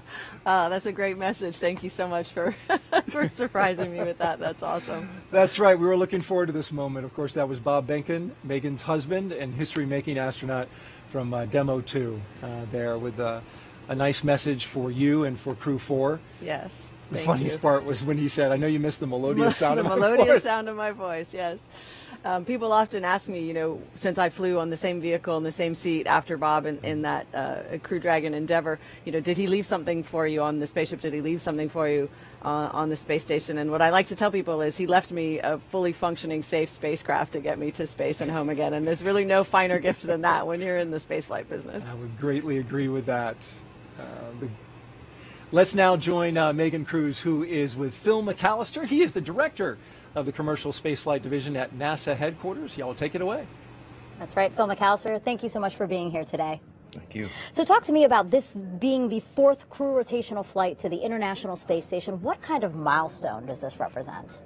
Well, it represents that we've been working on these vehicles for, it was 10 years in development. So now after all that development, we're actually flying, and it's very gratifying. And to have 4 missions within 2 years, it's really kind of amazing, and it's really picked up the pace, and it's just what we were working for. Yeah, you know, reliable, a regular cadence. It's really amazing to see that, again, this program has only been around for about 10 years. Yep. So then, you know, just a few weeks ago, we also saw Axiom 1 launch from the same launch pad that Crew-4 is about to launch from, you know, the first all-private crew to the International Space Station. Is that the future? Are we going to see more private commercial missions, maybe commercial space stations? Absolutely. I mean, that is our strategy. It was our strategy when we started Commercial Crew that we wanted to be one of many customers, and to see that actually come to fruition, because there was a lot of skepticism about that in the very early days. We didn't really know how it was going to play out, and now it seems pretty clear. The demand for human space transportation is very strong, and a lot of people are going to be able to experience this more and more, which is kind of just what we were doing. Yeah, exactly. And what is the importance of fostering these commercial efforts in low Earth orbit? You know, NASA has so many other goals, but why is it important to still maintain this particular presence, again, in low Earth orbit? I think you said it, is because NASA does have all these goals. If we maintained all the the footprint of what we had done in the past, we won't be able to go as far in the future and far out into the solar system as we want. So I think it's time for low Earth orbit that has now a little bit more routine of a mission. It's time to turn that over to the private sector. They've shown, the U.S. aerospace industry has shown both technically and financially that they are capable, with NASA's help, of doing that mission, and so that we can direct our resources towards the moon and Mars. Can you remember a busier time on the Space Coast? I really cannot. You know, it's interesting. I was here for the last shuttle mission, and I remember being at the hotel, and they were all like, "Oh no, this is the last shuttle mission. I don't know if we're going to be able to keep going." And now there's 5 more hotels, and you still can't get a place. So it's really been invigorating for, I think, this economy, the local economy, but also NASA. And partnering with these companies, we learn from them, they learn from us. I think it has really just invigorated everybody. Yeah, just within this month, we saw 3 vehicles on 3 different pads there. Can you remember when you last saw something like that? No, I cannot. This really is probably the busiest time that I can think of in my memory, for sure. I mean, the Axiom 1 spacecraft came down less than 2 days ago, and now we're launching Crew-4, and Crew-3 is going to come back down 4 or 5 days after that. It's just what we've been working for. We want to fly, and so now we're doing it. Lots of juggling, but very worthwhile, very rewarding. Yes, when we complain about it, we were like, what are we complaining about? This is actually our job, so it's nice to be flying. Phil, thank you so much. I really appreciate you being here. I hope you enjoyed today's launch. Thank you. All right, let's go back to Hawthorne for another check on the countdown. Thanks, Megan. Now we're just at T-minus 1 hour and just under 15 minutes away from launch, and it just gets more and more exciting as we approach that T0. Now we've been able to watch the crew ingress the Dragon vehicle. They're already inside, and there you can see on your screen. They were helped out by our closeout team. The closeout team helped to attach their umbilicals, which provide breathing air and comms to Dragon. They also performed suit leak checks, as well as those comm checks with the core and launch director as well. And after the suit leak checks were complete, we got the hatch closed, and the closeout team was able to confirm that we got through a good side hatch leak check, so that was another really important milestone. There were also some communication checks with some of the key members in the Falcon 9 launch team. But coming up, the closeout team is going to get ready to depart. So we're going to see them move out of the White Room, off the crew arm, and they're going to leave the area. And after they're gone, the only people left at that pad area are the astronauts. The final weather checks have just kicked off, releasing a couple of weather balloons. The good news is all of the weather has continued to look great for launch. Closeout team has departed the crew arm. Freedom copies, thanks. And there, the Corps giving that update. So the closeout team has departed the crew arm. They're going to get in cars and drive away. Then it's just Crew-4 on the pad, and that's it. And then we're going to get closer to launch. Again, weather's continued to look fantastic. Very low probability of violation at the launch site. And then our ascent corridor weather just all the way up the eastern seaboard of the U.S. Has continued to trend all in the right direction. So we're not looking at any holds for a launch today. Yeah, and great news on that weather. We will also do a final go, no go poll. But before we get to that, the various teams at both NASA and SpaceX will do an internal go poll, making sure that conditions are right with Falcon 9, the Dragon, the crew, the range, and the space station before the final go is given. So now let's check back in with Houston for a status update on the team supporting the space station on the readiness for launch. Chelsea, how's it going over there? Hey, thanks, Jesse. The team here in Mission Control Houston has polled that they are go for launch earlier. The International Space Station and its onboard crew are ready for the Crew-4 astronauts to lift off. When Flight Director Anthony Varia polled his team, he was asking the flight controllers, who all work on the different key systems on board the space station, that their focus areas were online and working properly. This includes life support systems, proper communications links, computers that allow us to command the station's onboard subsystems, and our ability to control and maneuver the space station. All of those are fully functional. The crew in orbit is getting out of their sleep period now. They're just starting to wake up. And when the Crew-4 launches, this crew is actually going to be flying over Romania. That's where the space station will be at the time of launch. So how about that? But as they're getting into their morning routine now, at the time of launch, they're going to make sure that they're refreshed and ready to receive the crew. But here in Mission Control Houston, we'll continue monitoring the mission as we check off milestones for today's flight. In the meantime, I'll send it back to Hawthorne. The International Space Station is ready for launch. Dan? Hey, thanks, Chelsea. So the Crew-3 astronauts are currently on board the space station. They've spent nearly 6 months conducting scientific research in a myriad of areas like material science, developing new health technologies, working on plant science, growing some pretty exciting plants on board the space station in microgravity, just a lot of different sciences. We prepare for human exploration beyond low Earth orbit and also to deliver benefits to us back here on Earth. And all of that research just lays the groundwork for that future exploration that we're aiming towards to the moon and Mars, starting with the agency's Artemis missions. Yeah, Starry is the commander of the Crew-3 Crew Dragon spacecraft and the Crew-3 mission. He's responsible for all phases of flight from launch to re-entry.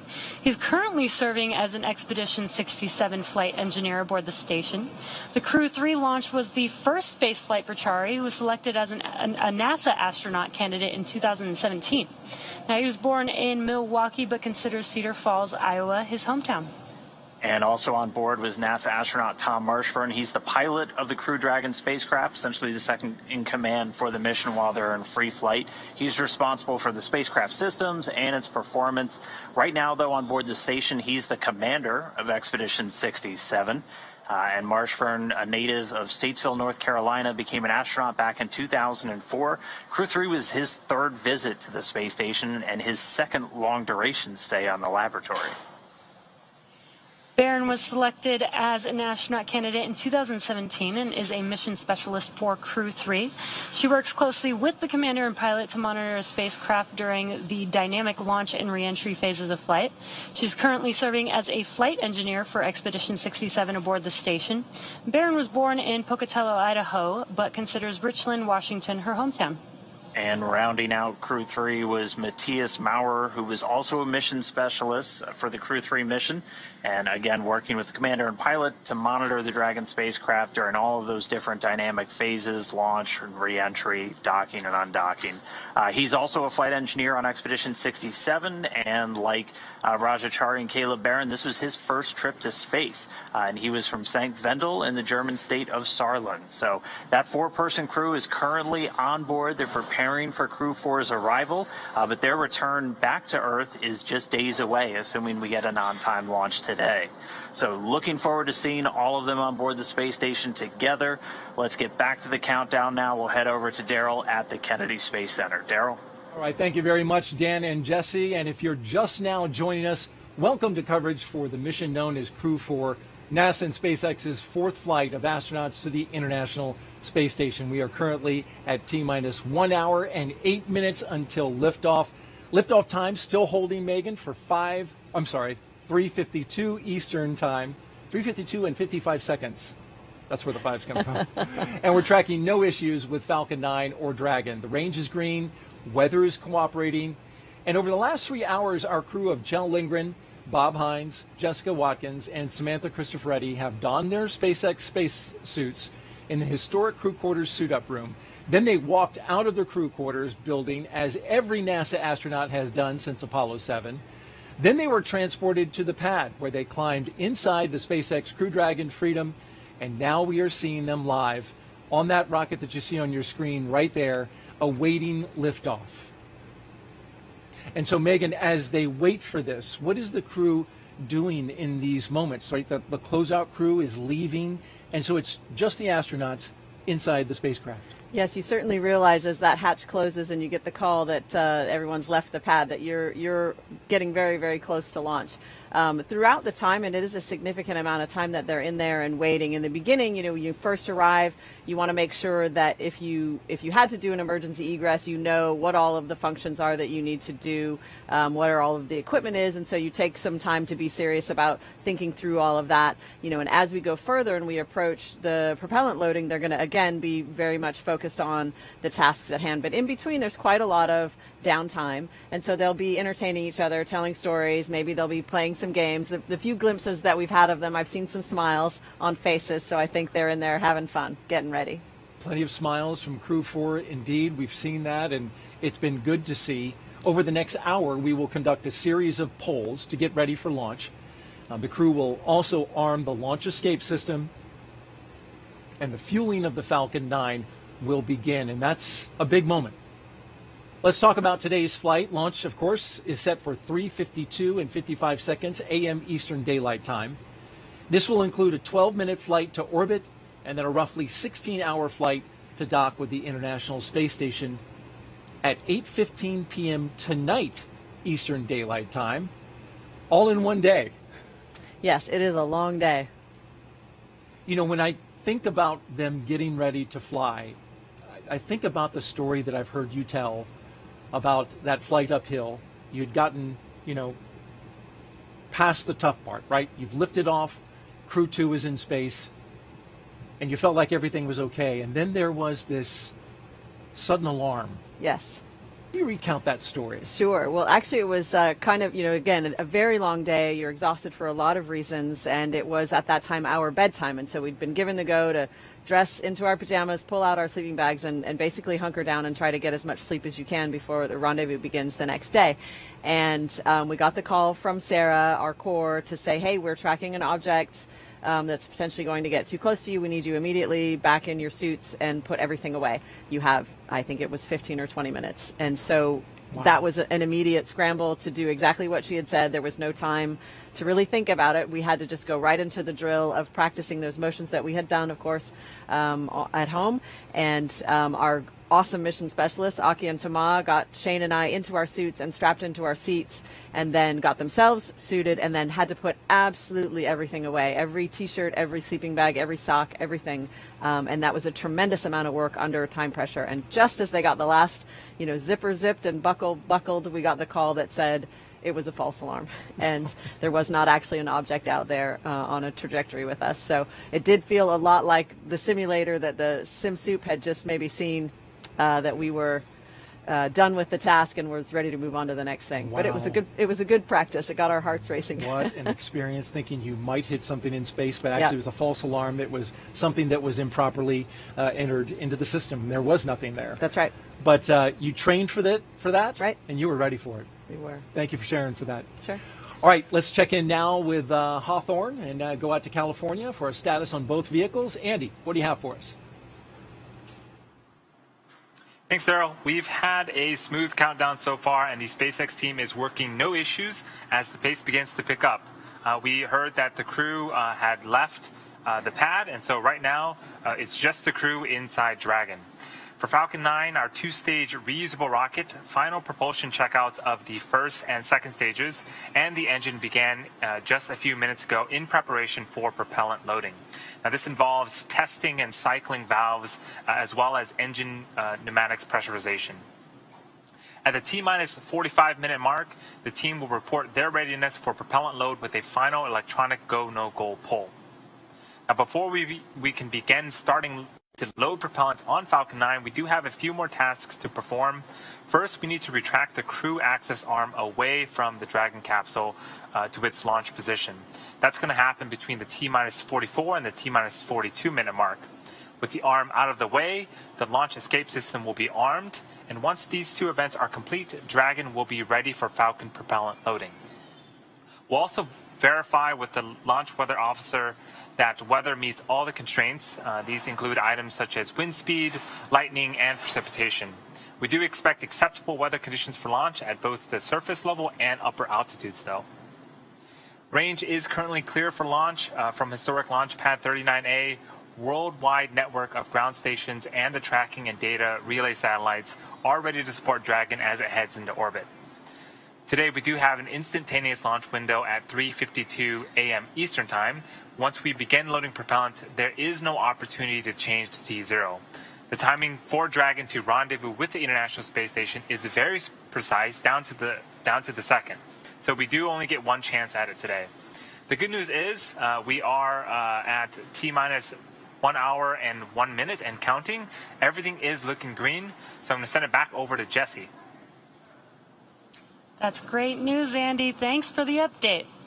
Today's launch marks the 4th time a rotational crew will fly on a commercial spacecraft, and each of our crew members brings a diverse set of experiences to today's flight. Kjell Lindgren is commander of the Crew Dragon spacecraft and the Crew-4 mission, responsible for all phases of flight from launch to reentry. Kjell spent most of his childhood abroad and returned to the U.S. to earn a doctorate of medicine from the University of Colorado. Board certified in emergency medicine, Kjell served as the deputy crew surgeon for STS-130 and Expedition 24. He also flew on Expedition 44 and 45, logged 141 days in space, participated in 2 spacewalks, and more than 100 different science experiments on station. And Bob Hines is the pilot of Crew Dragon Freedom today, and he's going to be responsible for spacecraft systems and performance, and he's second in command for the mission. He's also going to serve as a flight engineer for Expeditions 67 and 68 on board the station.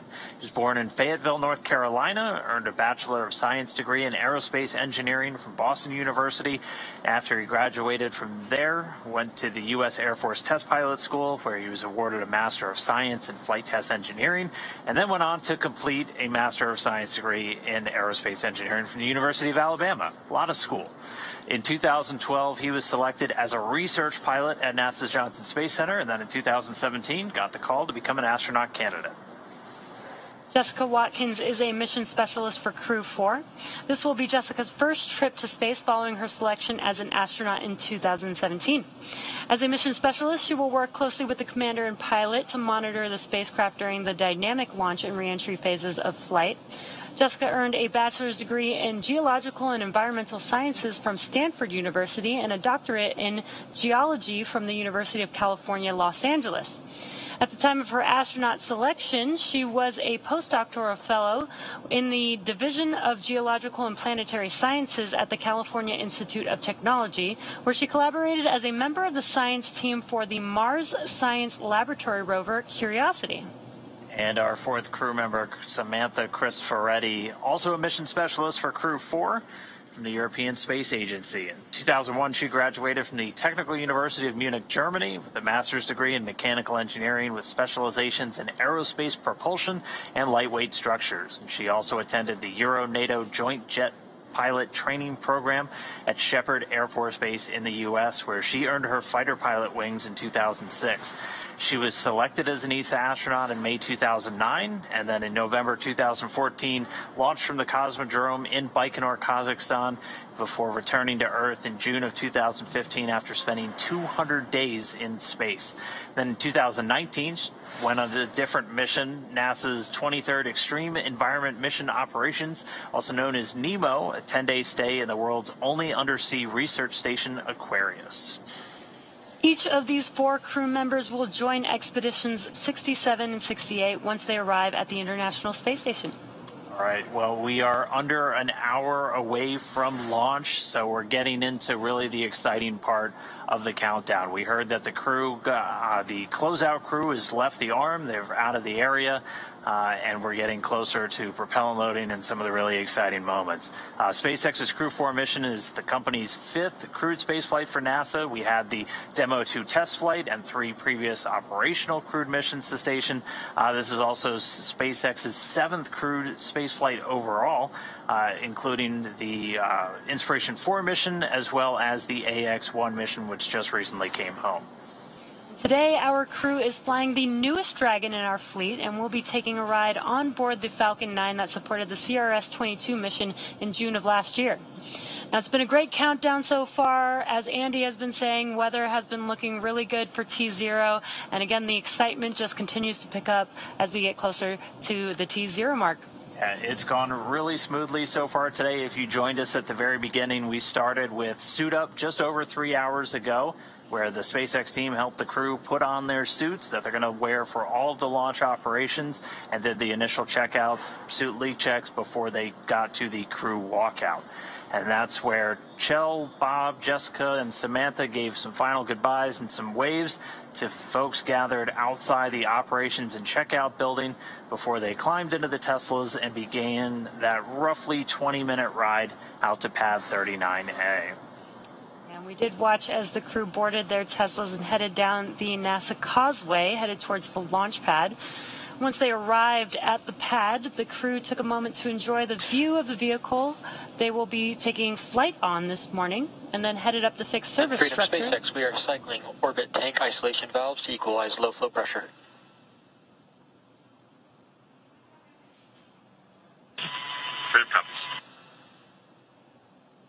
Just some comms there between the crew and the ground.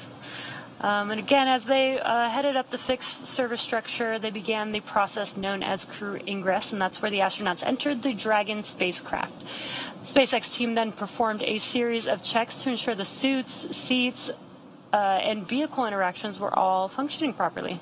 Yeah, they made their way two at a time down that crew access arm, and then getting in one at a time into the Dragon spacecraft. We saw Chell and Bob make the walk down first, followed soon after by Samantha and Jessica. And they were helped into the vehicle by that closeout team, which a little while ago we did hear that they made their way off the crew access arm. They were able to close the hatch with the crew safely inside, execute the side hatch leak check, and so we're less than an hour to go now. And so things are going to start to really pick up as we go through a series of go, no-go polls to arm the launch escape system and then start propellant loading. The crew poll for readiness was completed at the T-minus 60-minute mark, and the Dragon poll for prop loading is coming up here at about T-minus 55 minutes. And then after that, we'll be at T-minus 45 minutes. There will be an internal mission control Hawthorne poll. SpaceX, at this time, you are go for Section 6. When you're ready, please report go for launch.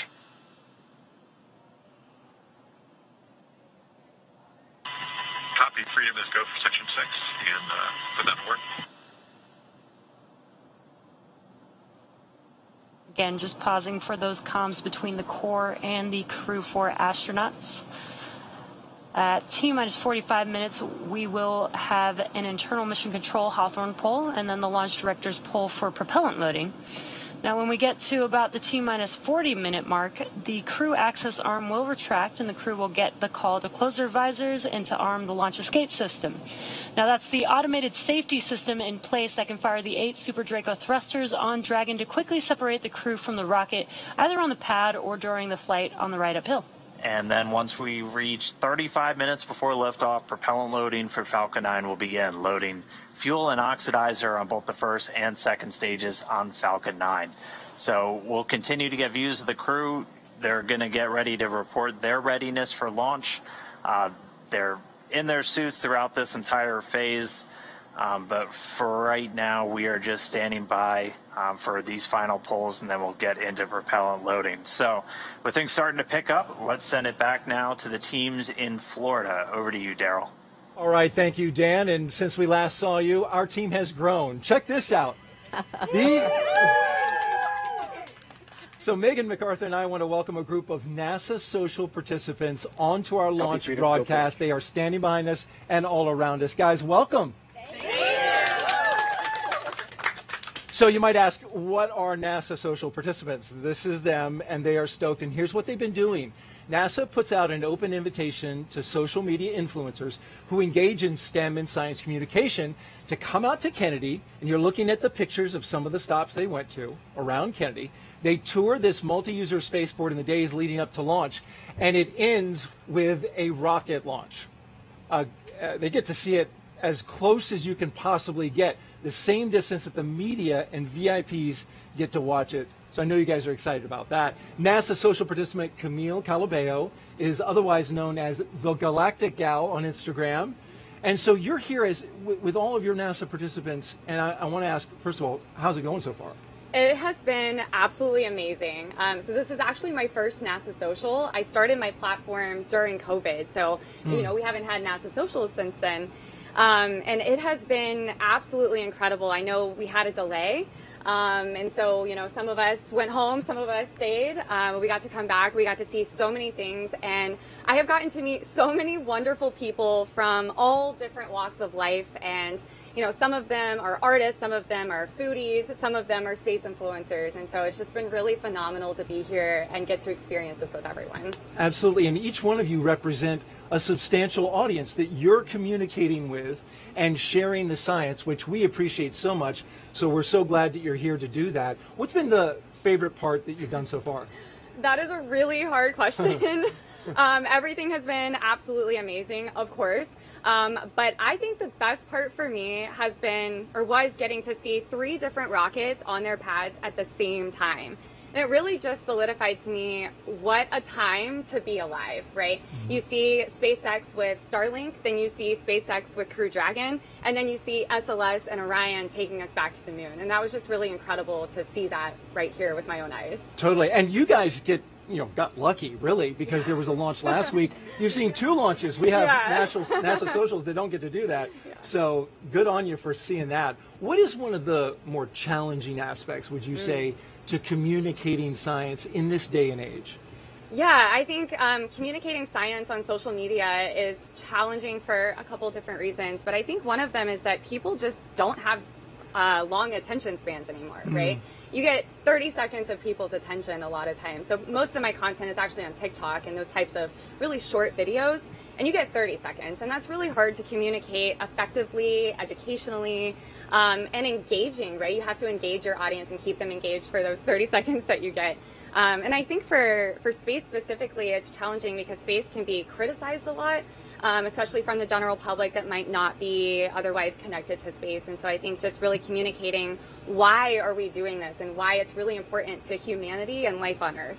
All right, well, the Galactic Gal, I want to give you an opportunity to ask a question of a NASA astronaut, Megan MacArthur. Put me on the spot. Oh, you put me on the spot. What one question would you ask an astronaut? Okay, so this might be cliche, but I'm sure we have a lot of young people watching, and I would really love to hear from your perspective as a female astronaut. What is something that you would recommend to somebody, say, 5 years old?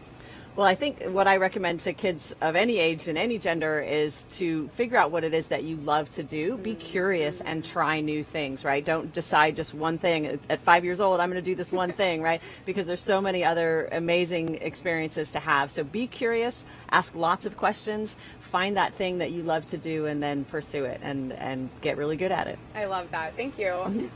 All right, while we have all of these social media influencers here, for all we want to reach out to our 57 social media influencers and people who are using it out there in the audience throughout the show. We've been taking your questions at the hashtag AskNASA throughout the night. We have time for a few more before Falcon 9 fueling begins, and you can see it in the bottom right-hand corner of your screen.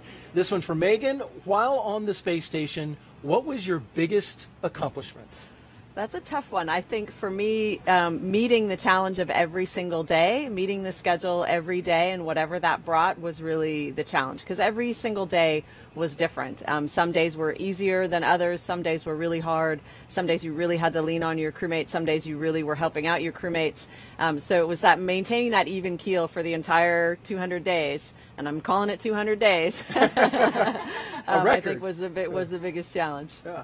Well, that's great. And so to imagine for me, like, what was the most funnest thing about space? Floating around? Oh, gosh. I mean, this woman was floating around in space. You know, it's the camaraderie, right? It's the silly times that you have with your crewmates, the ideas that you come up with. One day, Aki and I took our zero-G indicator, which was a baby penguin, and I taped it to a balloon that I had blown up and then released. And so then the balloon, of course, was slingshotting all over the inside of the U.S. lab with this tiny penguin, you know, with his flippers up and he's zooming around. So stuff like that when you have some downtime, you know, it's a little bit science experiment. It's a lot fun, and it's really great team building. So it's all of those things at once. And it's a lot of hard work as well, because the astronauts very are doing a tremendous amount of research there. We're going to talk more about that a little bit later in the show, dive into the ISS stuff that's going on right now and in the future. But for the moment, we want to thank our entire NASA social team for Crew 4 being here. Y'all are fantastic. Oh, very good.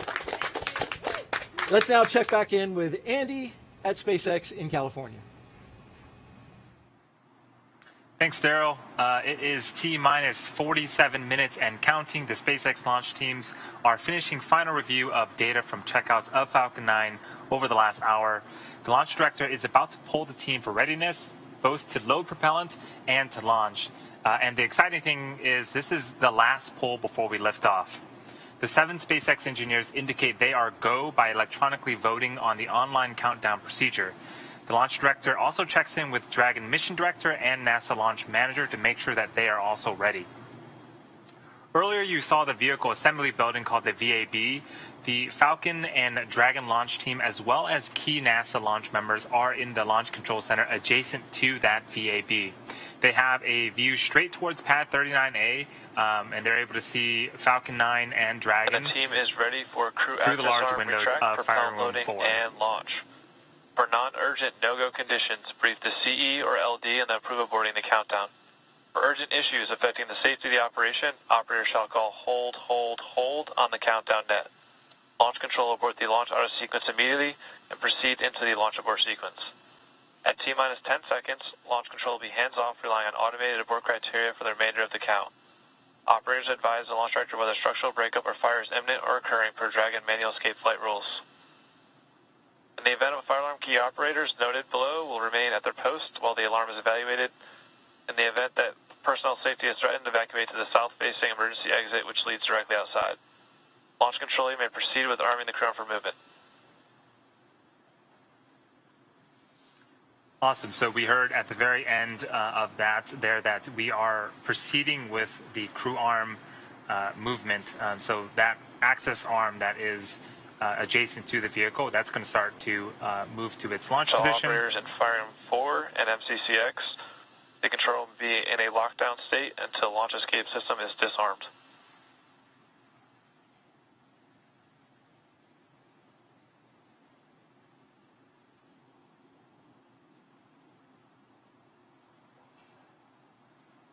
It does take a few minutes for the crew access arm to fully retract, and after that we'll be arming the launch escape system. So on screen you can see the Dragon capsule with the crew access arm still in the surface position. The crew is on board. Crew access arm retraction has started. So great, we got an amazing shot of the crew access arm retracting away from the Dragon capsule.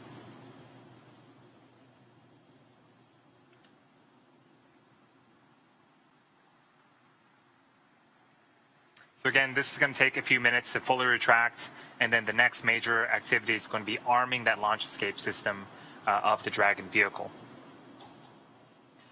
So far, weather and range continue to be go for launch. We are monitoring the clearance area around the launch pad as well as air and sea space around the flight corridor.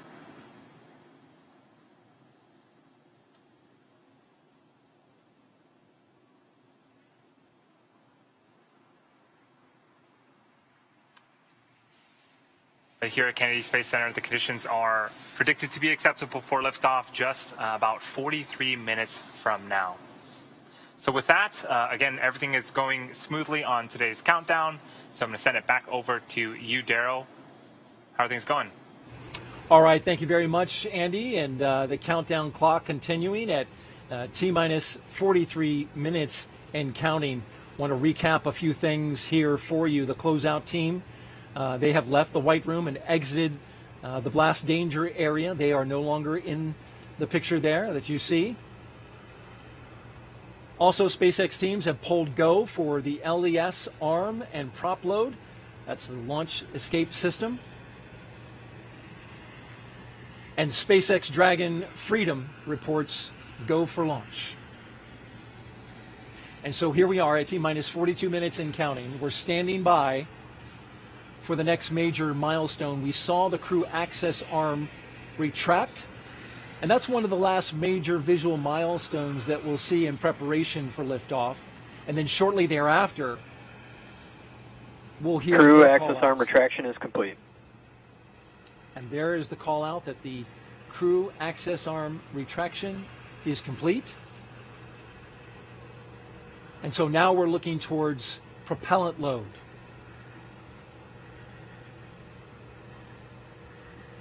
Megan, the propellant loading into the Falcon 9 rocket, this is a big moment.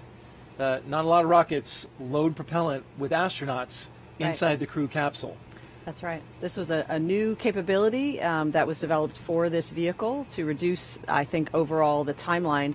And it's something that the combined teams looked at very closely together from a safety perspective during the development of this vehicle. It's one of the reasons why the launch escape system is so crucial to have that armed. This is a very dynamic activity that's happening, and so we want to be able to keep the crew safe in the event that something phenomenal happens. So that's that launch escape system being armed is coming up, and that's definitely something that I remember the Demo 2 crew telling us to expect, a loud noise associated with that pressurization of those lines. And so that is something that we were ready for and expected. How about that? You could hear the pressurizing of those Draco engines? Yeah, it was not quite instantaneous, but a short duration, very loud sound is what I recall of pressurizing of those Freedom lines. SpaceX for launch escape. Freedom standing by. At this time, I can give you a go for Section 7, close visors and arm launch escape system. Okay, Freedom copies. Our visors are closed and we are arming the launch escape system. So what does he do to arm that? It's a command that is sent to make that a valid exit strategy. And as the pilot, you're there next to the commander, keeping your eyes on all the systems? Basically, yeah, agreeing with him when he's sending commands that that's the correct thing to be doing. When that propellant is loading, can you tell? Can you hear it? So I thought a lot about that and kind of polled my crewmates and other people I know that have flown. Bob says that he recalls a gurgling sound. What I recall is more of like a whirring and clicking of the valves moving. So I think everybody's recollection is slightly different. And I had a similar experience on my shuttle flight. Dragon, SpaceX launch escape system is verified armed. All right. Freedom copies confirmed. My memory of the sounds that occur on the spaceship are not as good as my visual memory. And so I think everybody remembers, a slightly different overlapping set of things. And so we just heard that call out, Megan, that the launch escape system is armed. Yes. And now that paves the way for the loading of propellant. That's right. The propellant, of course, super chilled liquid oxygen and RP1. Which is a refined kerosene for spaceflight.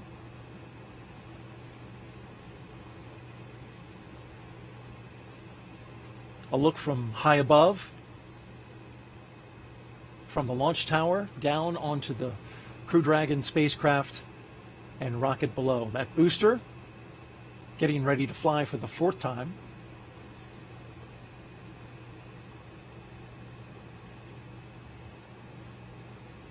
We got the LES call a little early, so as far as the schedule is concerned, we're running ahead. But we're in a good place because propellant load starts at T-minus 35 minutes. And the crew will, while they're not actively involved in the propellant loading activities, they're going to be pretty closely monitoring, when the different activities start. Loading the specific tanks with the specific propellants so that they can have a sense of where the vehicle is at every moment. A live look there at the base of pad 39A, the launch tower, and the strongback, which is part of the transporter erector. It is in the foreground. The rocket Falcon is 9 just propellant behind. tanks will be venting for propellant load in approximately 1 minute. Okay, there you heard in 60 seconds. Venting those tanks in advance of the propellant load.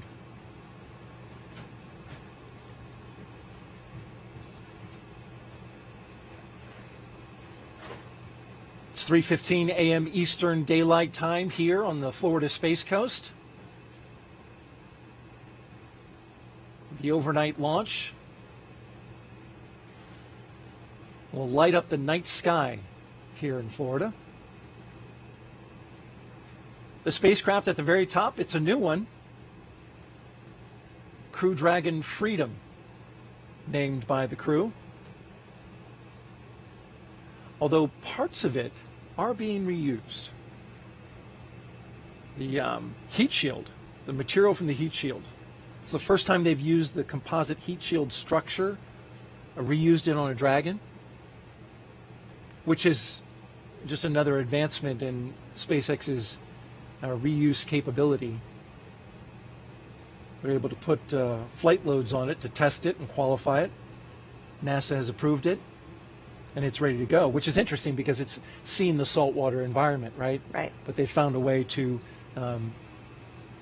get that ready for another go. Yeah, it is. It's remarkable. And that qualification program that you mentioned, very strict. Obviously, it has to be very thorough with multiple teams of people making sure that all of the requirements are met so that there are no safety impacts to reusing these pieces of hardware. But how transformative, really, to be able to reuse pieces that in the past would not have ever been used again, to really bring down the efficiencies and the costs. And ultimately the reliability as we are able to use flight-proven hardware over and over again. Absolutely. And now here we are just a few seconds away from propellant load.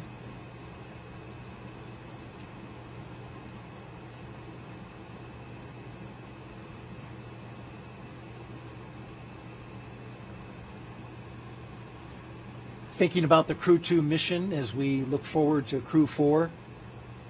When you were up on the space station, it was quite the time up there, right? I'm thinking about the visit from the Russian film crew. We did was have there shooting some visitors. A movie. That's right. That's right. So they came up, an actor and a producer came up on a Soyuz and spent the 10-day time period filming a movie, almost exclusively on the Russian segment. But we were able to interact with them in the evenings. We would occasionally have dinner parties, as we do up there. And so we would get to chat with them a little bit and hear about their lives and hear about their plans. Was that interesting? It was very interesting. They were lovely people. They were very gracious guests. Propellant load has started. There you hear the call out that propellant load has begun. A big milestone.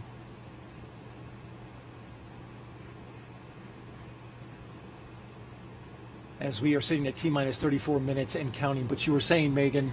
Yeah, so it's nice to have some new faces, quite frankly, Yeah. and to hear some new stories. And like I said, that we really did not work with them. They worked exclusively on the Russian segment. And so it did not disrupt our ongoing science work that, of course, we're doing that's so important for our international partners. So I think it would be difficult to carry out a movie production as well as carry out the actual work of the space station. Just another example of the continued private use of the International Space Station, and I guess you didn't photobomb their shot? I did not. No, I stayed safely behind the camera or in the other room entirely.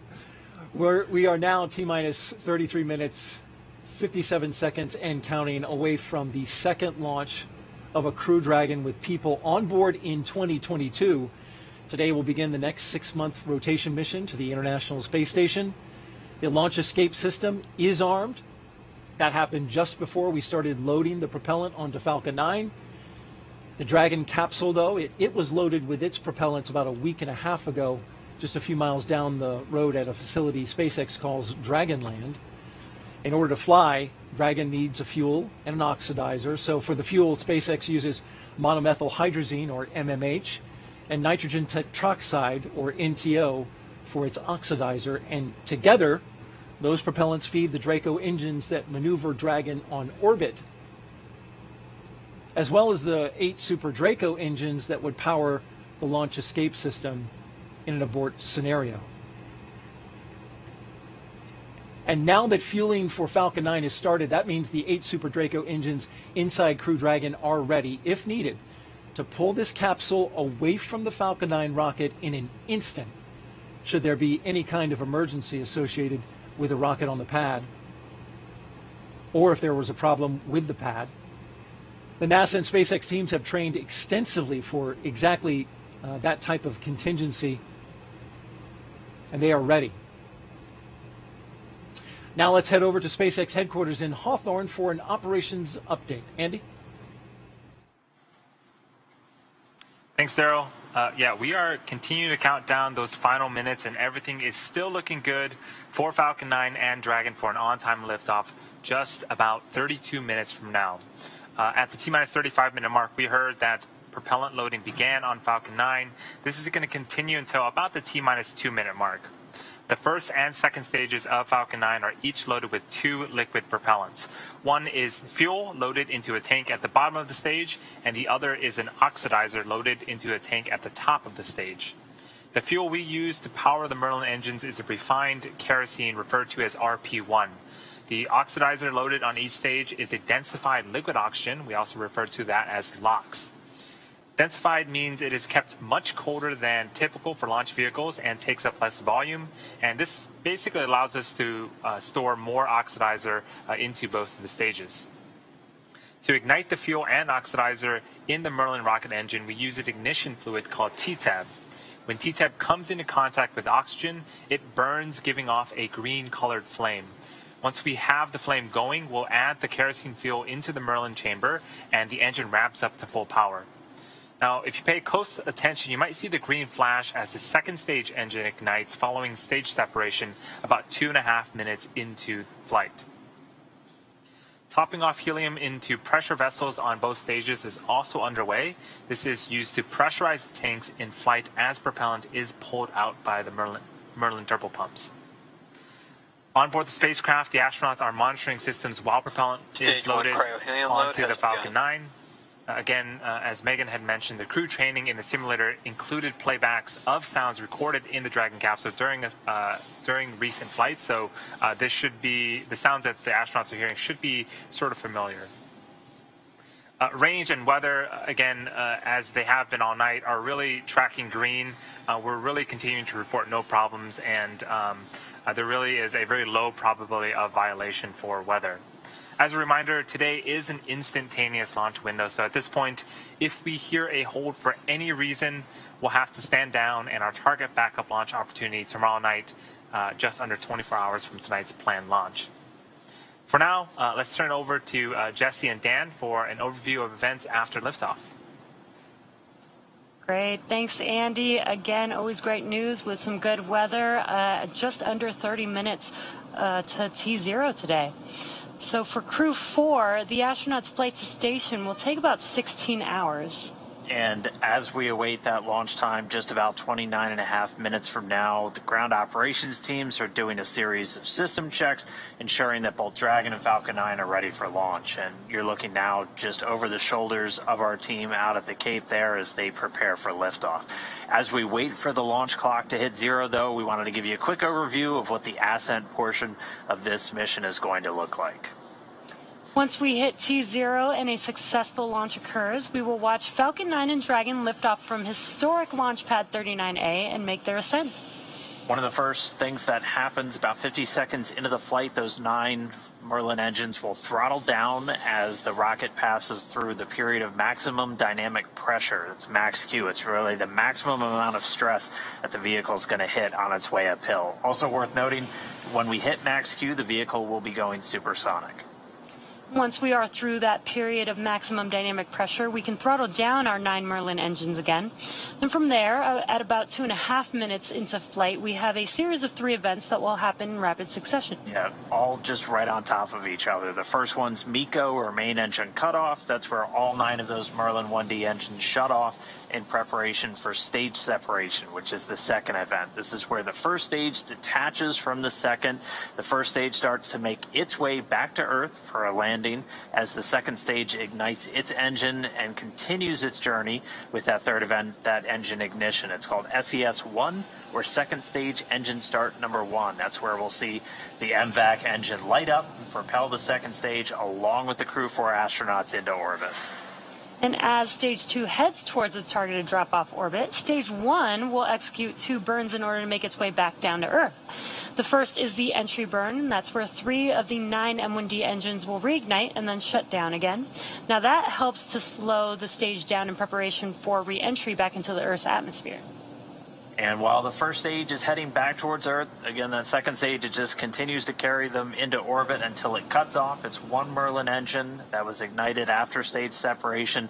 And once that happens, we wait for the call out and the confirmation of what's called a good orbital insertion, just essentially they're where we expect them to be in outer space. About 90 seconds after Dragon gets into orbit, Falcon 9 will land back on Earth. Now, the landing burn is just a single engine burn, and that's powerful enough to bring the vehicle speed down rapidly in order to touch down and land on our drone ship about 9.5 minutes into the mission. And while Falcon 9's first stage is landing, Dragon is just getting ready to separate from the second stage of the Falcon 9 rocket.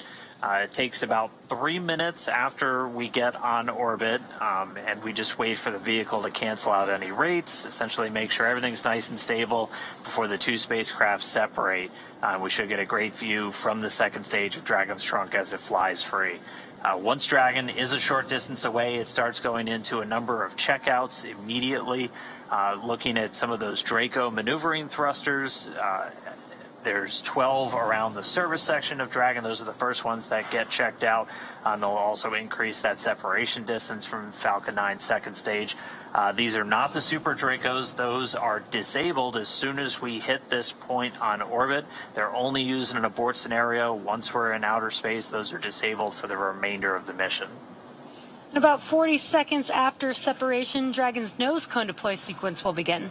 It will take roughly 4 minutes for the nose cone hooks to unlatch and open, and that exposes its guidance navigation controls, or GNC, that will help Dragon autonomously fly to the space station. And once that nose cone's deployed, the remaining 4 Draco thrusters on the forward bulkhead get checked out. And from there, it's about 16 hours for Dragon to go through the rendezvous and approach phases, undergoing a number of what's called phasing burns as it makes its way to the station, just essentially raising its orbit and chasing down the orbiting lab. Stage 2, cryo-helium loading. And so all of that's going to be coming up soon. Let's check back in with Chelsea over at Mission Control Houston. Chelsea? Hey, thanks, Dan. Flight controllers here in Mission Control are laser focused on the onboard systems of the space station, making sure it's ready to receive the Dragon vehicle later tonight. They'll also be making sure that all communication links between the station, Dragon, and the ground are working properly. The consensus is that everything is proceeding nominally. Teams here in Mission Control Houston, the team in Hawthorne, and the astronauts aboard the space station will monitor the autonomous docking of the Dragon spacecraft tonight. They'll perform a series of leak checks, then work to open the hatches both on the Dragon side and inside the station's pressurized mating adapter. We expect hatch opening to take place about an hour and a half after docking. Once on board, the astronauts will be greeted by Space Station Commander Tom Marshburn, and the whole Space Station crew will join in for welcoming remarks to the new crew members. From there on out, they will no longer be referred to as Crew-4, as we're calling them today, but rather flight engineers of the International Space Station. Here in Mission Control, Flight Director Anthony Varia is on console overseeing the team for launch, and Adi Boulos will be on console for docking. But we'll be on air continuously through Crew-4's arrival, but launch coverage of docking is expected around 8:15 p.m. Eastern. And that's it for Mission Control. I'll toss it back to the team in Florida. Daryl, I'm excited for launch. How's it looking? All right, thank you, Chelsea, and so are we. We're looking great weather-wise here. Range is green, weather is green, and well, we're green and ready to go for this launch. We are just T-minus 23 minutes and counting from the launch of Crew-4, the 4th astronaut rotation mission to the International Space Station under NASA's Commercial Crew program. And it's going to be a good one, folks. The 4 astronauts are strapped in: Commander Kjell Lindgren, pilot Bob Hines, and mission specialists Jessica Watkins and Samantha Cristoforetti. They are strapped into their seats inside Crew Dragon Freedom. And we can see a live shot of their rocket as we look to the screen right now. That is the Falcon 9. The rocket fueling operation is well underway. The launch escape system is armed, and that means Crew Dragon is prepared to launch itself away from the Falcon 9 rocket in case of an emergency on the pad or even after liftoff. So far, operations look and sound as expected. We are counting down to that liftoff at 3:52 and 55 seconds in the morning, Eastern Daylight Time. And so far, everything has looked right on. It has. It's wonderful to see just 22 minutes and 32 seconds remaining on the clock. I'm starting to get really excited. When you were sitting inside that spacecraft, how did you feel? Well, at that point, you are really focused. You are, you've sort of stopped with the chit chat and the storytelling, and you are very much watching the progress of the propellant loading, knowing that the time is counting down, and you're just really starting to get your head in the game and be ready for what's happening next. That's a very serious part of the countdown, is that propellant flowing in. You can see those systems as you're looking on your screen and monitoring them.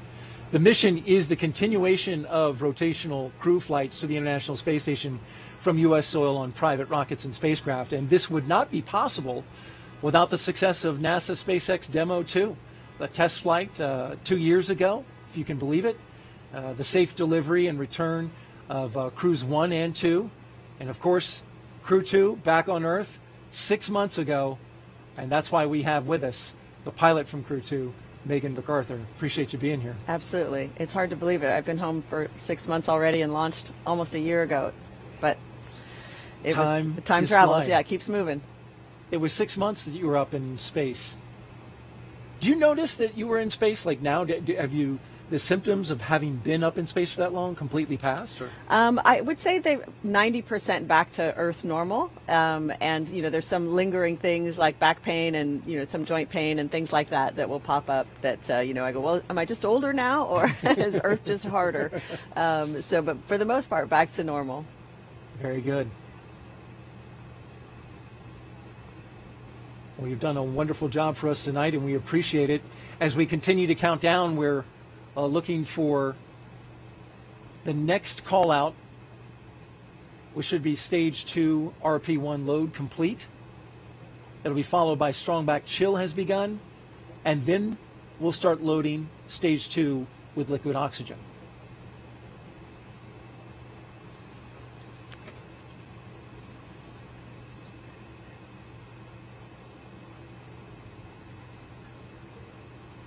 Stage 2 RP1 load is complete.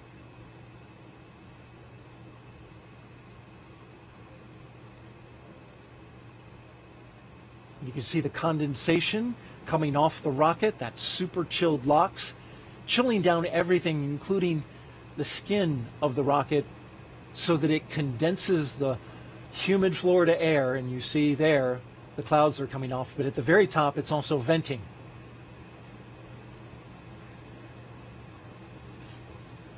T-minus 19 minutes, 40 seconds and counting.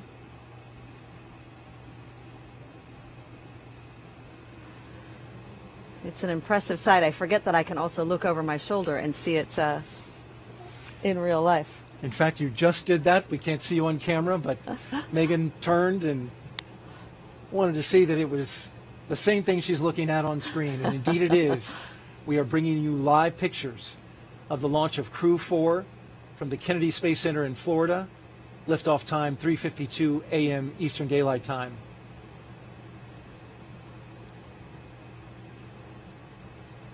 If you're just joining us, we want to tell you a little bit about the crew on board. Dr. Kjell Lindgren is the commander. He was born in Taipei, Taiwan, but spent most of his childhood overseas in England. He is married with 3 children. He was an instructor and jump master with the U.S. Air Force Academy, and he also has a doctorate in medicine. He served as a NASA flight surgeon and then as an astronaut aboard Soyuz, where he spent 141 days in space during Expedition 44 and 45. And as I mentioned, today he is the commander of Crew Dragon. Sitting next to him is his pilot, Bob Hines, who was born in Fayetteville, North Carolina. There he is. He's married with 3 daughters. He has a Master of Science degree in aerospace engineering and served 21 years in the U.S. Air Force as a test pilot and as a fighter pilot in the F-15E. He came to NASA as a research pilot, but today he's the Crew-4 pilot for Crew Dragon Freedom. A fine commander and pilot. You understand the role of pilot very well. You served it in Crew 2. That's right. The pilot's role is largely to help the commander keep track of what's going on with the systems, any off-nominal conditions, while the pilot is monitoring where the vehicle is and where it's going. So you work very closely together. Jessica Watkins is one of our 2 mission specialists, and she considers Lafayette, Colorado her hometown. Her college rugby team won the national championship in 2008. She's a geologist who completed several internships with NASA, including one testing system designs for the Mars Perseverance rover.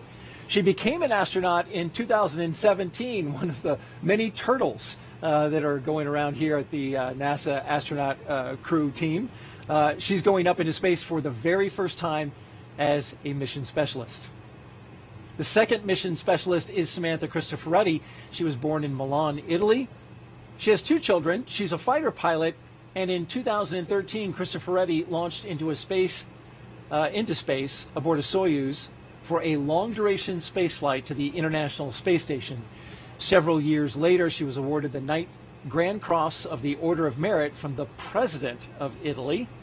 And today she returns to space with Crew-4, two fine mission specialists.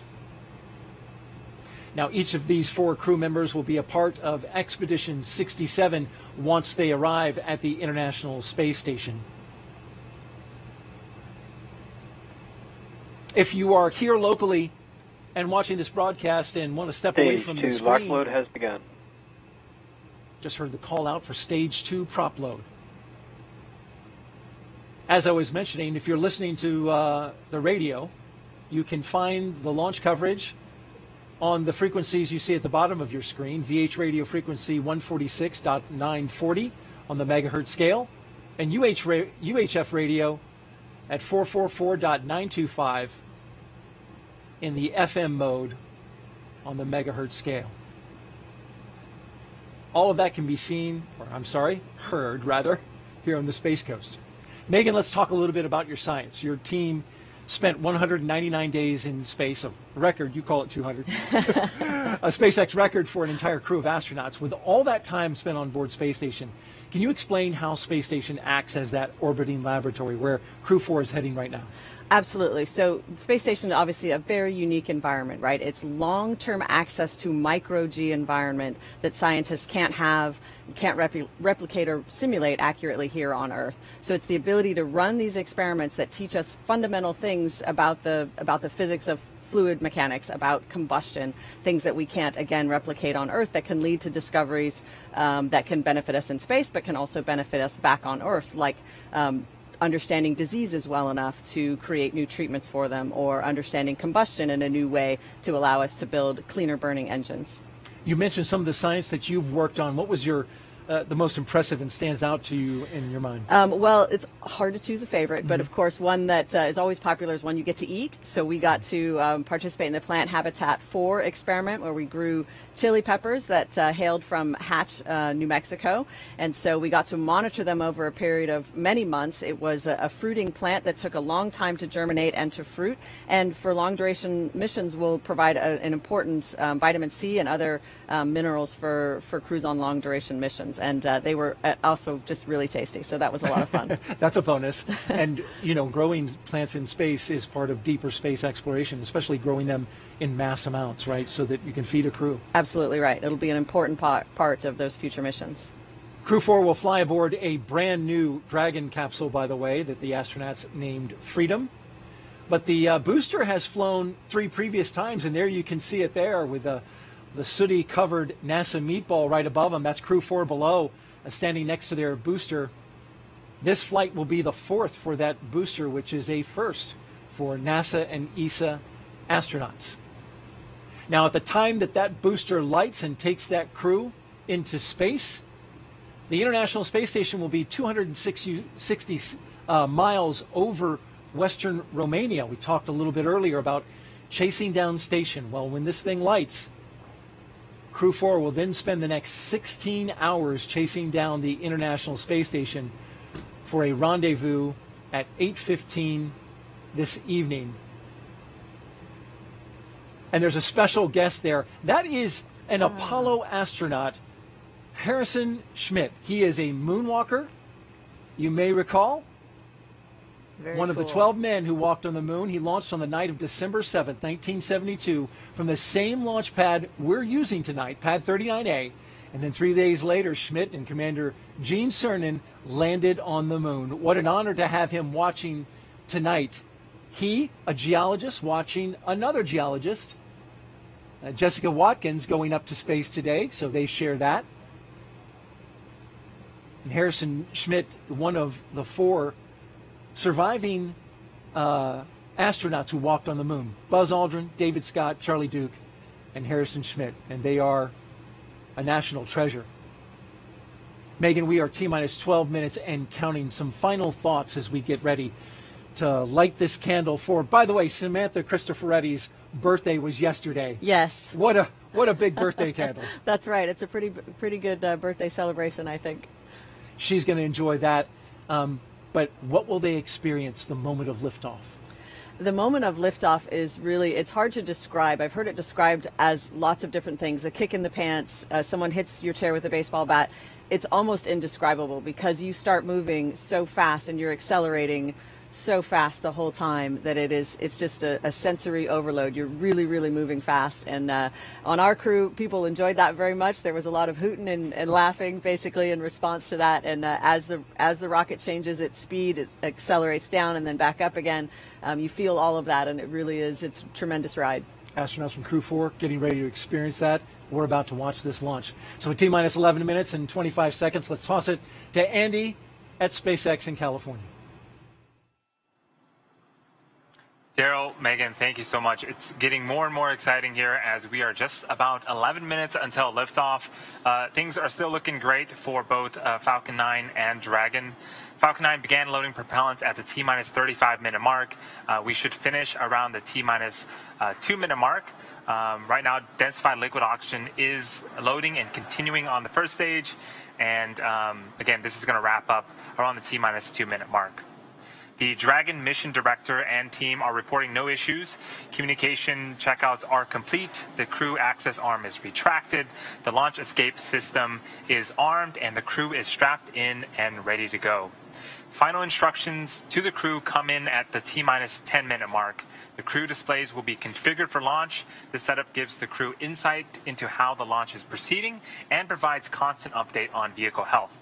At T-minus 5 minutes, we'll be in terminal count, and the Dragon will transition to internal power. And we'll hear continued call-outs on the countdown nets as we get closer and closer to liftoff. Range and weather are both green.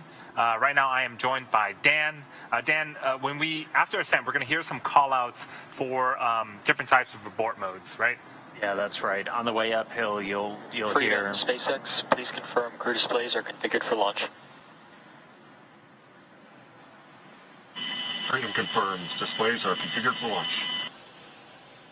SpaceX copies Crew-4, and on behalf of the entire SpaceX team, we're honored to have you aboard Dragon Capsule Freedom today.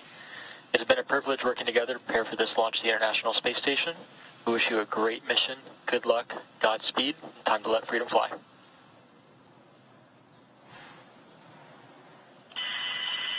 Copy SpaceX. We'd like to take this opportunity to extend our thanks to our NASA, SpaceX, international partner teams, and most of all our families for getting us to the threshold of this amazing opportunity to launch to the International Space Station with Kennedy Space Center.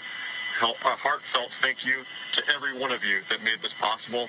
Now let's let Falcon roar and freedom ring. Okay, so crew displays are configured. The crew just reported they're good to go. They're ready to launch. Saw a couple of fist bumps there. But yeah, as you mentioned, we'll hear a couple of different call-outs on the way uphill, a combination letter and a number. You'll hear 1A right at liftoff, and these just correspond to the different abort modes. There's 2 for the first stage, and then A through E for the second stage. And these are telling the crew essentially which direction Dragon's going to be pointing when it performs a burn of those Super Draco engines. Also gives you an idea of where they're likely to come down if we have an abort on the way uphill. But you'll hear those throughout the flight uphill. You'll also hear a number of call-outs from some of the key positions on the Falcon 9 team, the guidance, navigation, and control officer, and also the prop lead. And we're going to be looking to hear trajectory nominal, propulsion nominal, just as we make that flight uphill. It's going to be about a 9-minute trip from ground to orbit. And right now we're just 8 minutes away. And we've got a couple more events coming up starting at right around 7 minutes. Right, Andy? Yeah, in about 50 seconds at T-minus 7 minutes, we're going to begin engine chill on the first stage engine. This is where we inject a small amount of super chilled liquid oxygen into the Merlin engine turbopumps before letting the full flow of LOX during ignition. So we do this in order to make sure that we don't shock the engines because liquid oxygen is so cold. We actually do the same exact things for the second stage engine. That happens during ascent, but we should hear the call out after liftoff for that as well. And again, that is coming up in about 15 seconds, and we should hear the call outs over the nets.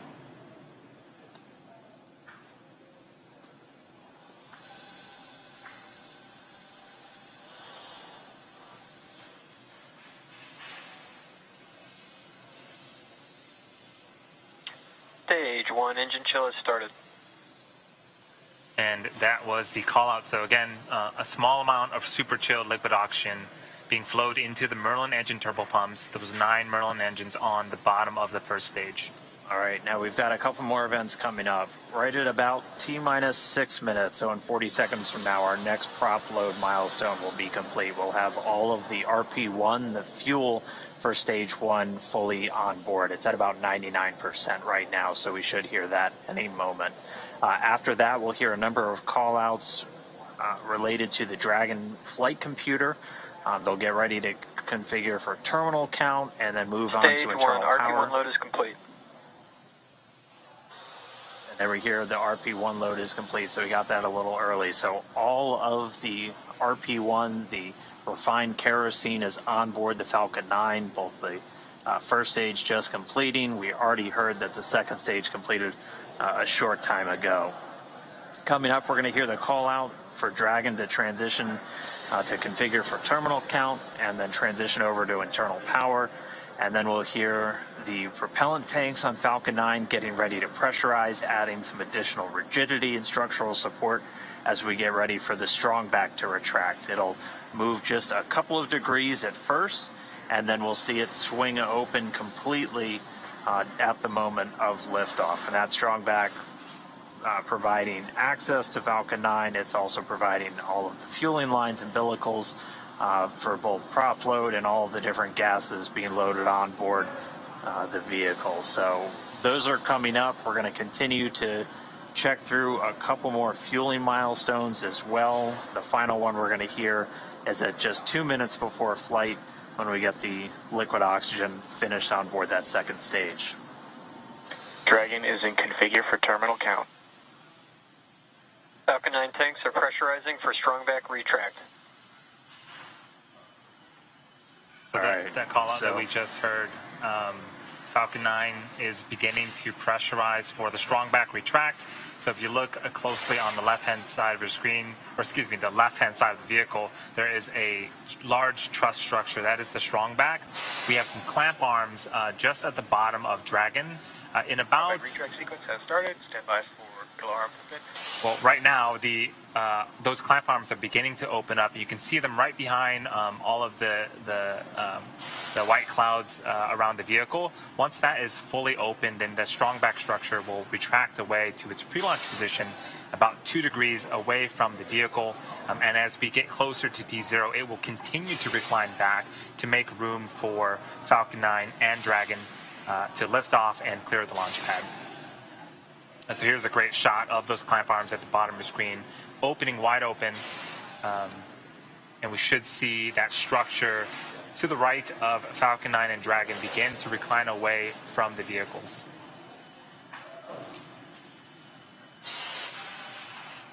This whole sequence takes about a minute, a little over a minute to fully complete, and we expect this to complete in about 15 minutes. 15 seconds. So you can see on screen that strong back is beginning to recline away from Dragon and Falcon 9.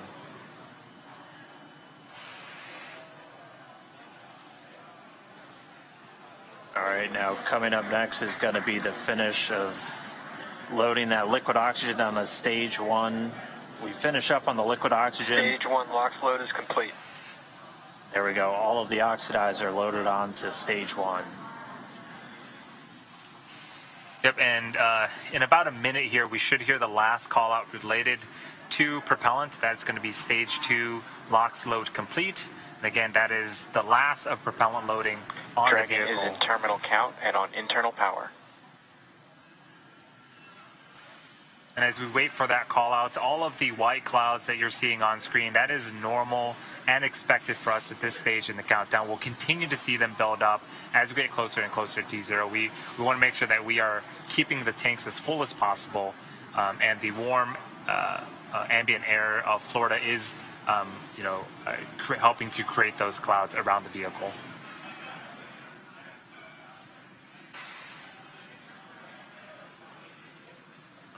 Coming up on 2 minutes until liftoff, standing by for stage 2 LOX load being completed.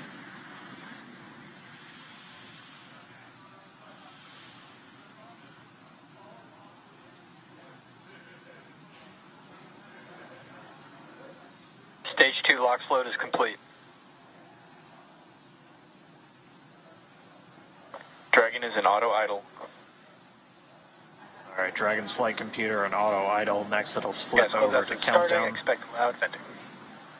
Gas closeout has started, so we're now isolating all of the feed lines for the different gas systems from the Falcon 9 rocket. They're going to then get vented. Hear that venting start. They're going to get vented overboard through umbilicals and through the strong vac itself. Coming up at T-minus 1 minute, we're going to hear Dragon is in countdown. Its flight computer will switch to countdown mode. We'll also hear that the flight termination system on Falcon 9 is armed. Falcon 9 will move into startup and take over control. FTS is armed. Falcon 9 is in startup and is now controlling. Dragon is in countdown. Dragon's flight computer in countdown. The FTS, that flight termination system on. Freedom, SpaceX, go for Crew-4 launch. Freedom is go for launch. SpaceX reports go. Crew reports T-minus go. 30 seconds. You heard it there. 30 seconds away from liftoff. T-minus 20. T-minus 15 seconds.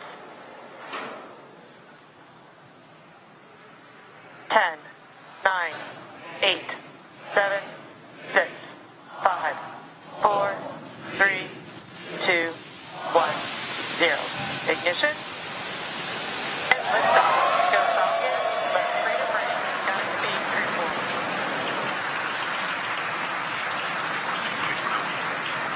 Vehicle pitching downrange. Copy 1 Alpha. Freedom soars and the Dragon flies forward. Vehicle already pitching downrange. All 9 Merlin engines have lit. Stage 1 propulsion is nominal. Getting good performance on stage 1 propulsion already.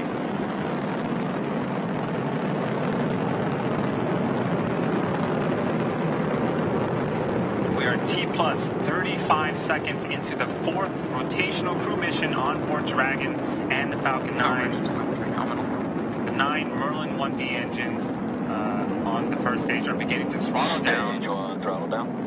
In preparation for max Q. This is where the vehicle will experience the highest amount of aerodynamic pressures, so we'll throttle down the engines in preparation for that event. Vehicle is supersonic. All right, so we've passed the speed of sound. We're already Max Q. And there's our call out for max Q. Stage 1, throttle up. So right after max Q, we will begin to throttle those engines up again. Copy 1 Bravo. And 1 Bravo, so we're in the second and final abort mode for the first stage. Continuing to get good performance though. The crew already pulling in excess of 2 Gs. And coming up next is going to be a couple of events in rapid succession. Yep, in about 10 seconds here, we're going to be performing engine chill on the second stage MVAC engine. And then in about a minute, we're going to start off with MECO, also known as main engine cutoff. This is where those 9 engines that you're seeing ignite on, being lit up on screen, those are going to cut off in preparation for stage separation, where the first and second stages will separate from one another, and then the single Merlin vacuum engine on the second stage will ignite and continue to carry our Crew-4 astronauts to orbit. Heard that MVAC chill has started. Stage 1, throttle down. The 9 Merlin engine starting to throttle down. And standing by for MECO.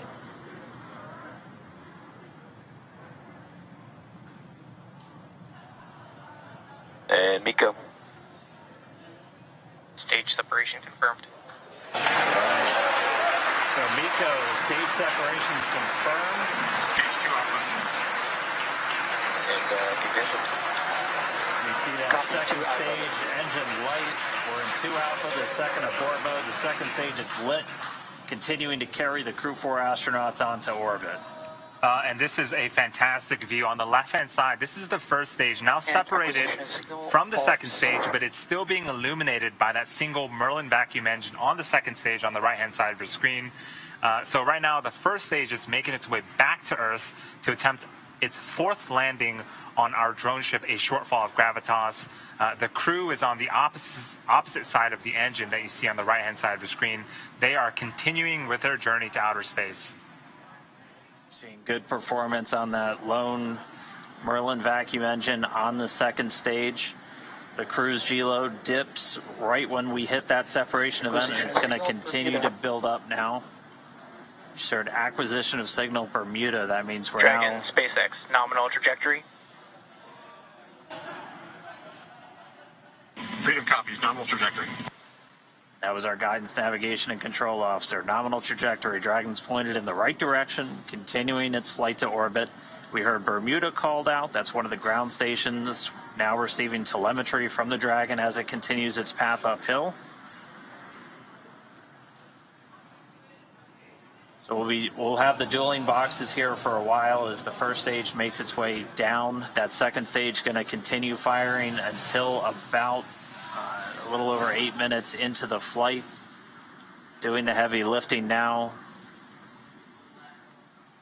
The first stage has a couple of events itself in order to land on our drone ship. So at T plus 7 minutes and 25 seconds, it's going to start its entry burn. It's going to be one of 2 burns. This is where 3 of the 9 Merlin Dragon, engines SpaceX, nominal trajectory. on the first stage will relight and burn for about 30 seconds in order to slow the vehicle down before hitting the denser parts of the Earth's atmosphere. Acquisition of signal, New Hampshire. All right, now on the New Hampshire ground station, another call out there from our guidance, navigation, and control officer, nominal trajectory. Second stage continues to power. Call out just then, propulsion is nominal, the engine performing as expected. Crew pulling a little more than 1.25 Gs right now. Again, that's going to continue to ramp up, peaking just before we get to that second stage cutoff. Yep, this single engine here, Dan, can produce over 220,000 pounds of thrust in the vacuum of space, so they are definitely feeling it. And we're already about 200 kilometers in altitude. Dragon, SpaceX, nominal trajectory. Freedom copies, nominal trajectory. Great call out that we are headed in the direction that we need to, and we just heard from Chell, the commander. And we should get one more of those trajectory check-ins in about 30 seconds from now, and then we'll start to hit our events in rapid succession as the first stage continues to make its way back home. The second stage will start to wrap up its job of delivering these astronauts into orbit.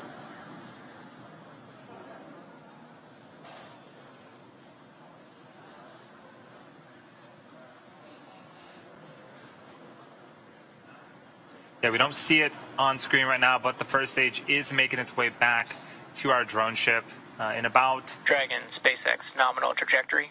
In about 30 seconds here, it's going to start its entry burn. Freedom copies, nominal trajectory. And there was the other call out that you were mentioning, Dan, about the trajectory. Things, again, continuing to look very, very good for the ascent portion.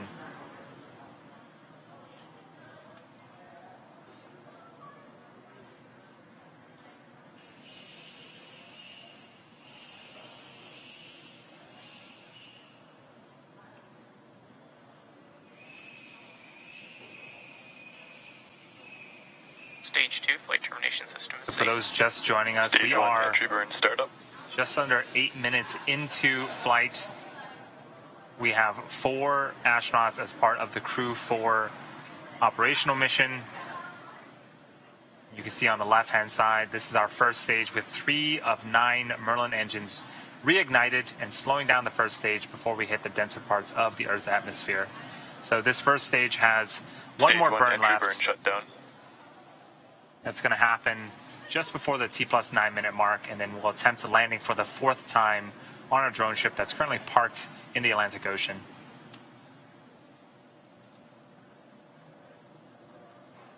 So as that entry burn completes, Terminal guidance.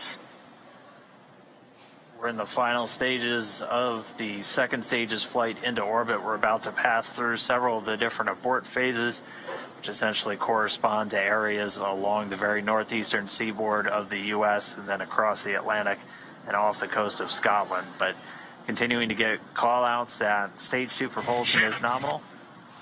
Copy, Shannon. And the call-out of Shannon, Ireland, that's Stage 1 transonic. Indicative of our final abort zone. And after this second stage engine shuts off its engine, we are going to be listening for the confirmation of a good orbit, which tells us that the crew and Dragon are where they need to be in Stage orbit. 1 landing burn. Dragon, SpaceX, nominal orbit insertion. And that was the call out that we wanted on the second stage. Here's a fantastic view. We're glad to be in orbit. Of the Dragon, first stage. SpaceX launch escape system is disarmed. Fantastic view of the first stage. Landing legs have been deployed, returning back to Earth for a 4th time. And just like that, a 4th landing as part of the Crew-4 mission.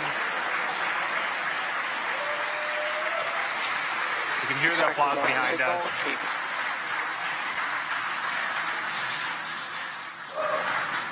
But prior to this, acquisition signal, Newfoundland. we saw the crew, we heard that the crew has been successfully inserted into a good orbit, and this is them in 0G, and 2 of them for the first time. And getting a look, it looks like we might have a couple of 0G indicators. I see a turtle in Bob Hines' hands. That is the nickname for the astronaut class from 2017, of which he and Jessica Watkins were a part. I believe we've got a monkey floating over by Samantha Cristoforetti. But first view of Crew-4 on orbit, experiencing microgravity. They're still attached to that second stage, which at this point is going to continue to coast for a couple of minutes. It's got small reaction control thrusters on the upper part of the second stage that can be used to cancel out rates, essentially making sure that they're on a stable coast before we get to that separation event, after which we'll see Dragon Freedom flying free for the first time. We've got, a couple of stowaways. The Turtle class really does seem to be taken over now with a Turtle 0G indicator. All right, we should be just about a minute away from that separation, after which a number of activation checkouts occur automatically. First, checking out 12 of those Draco maneuvering thrusters all around the service section of the Dragon capsule. We'll also start to get ready for the nose cone opening, which it stays closed for the flight uphill to help protect all of those guidance, navigation, and control sensors. It's also covering 4 of the Draco thrusters that we're going to be using for providing the majority of the thrust, the push for these different phasing burns as Dragon chases down the space station. But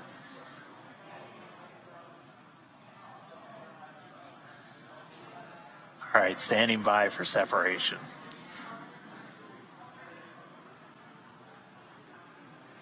So typically we'll get a shot from the second stage looking at the unpressurized service section of the Dragon. And there it is. What a magnificent view.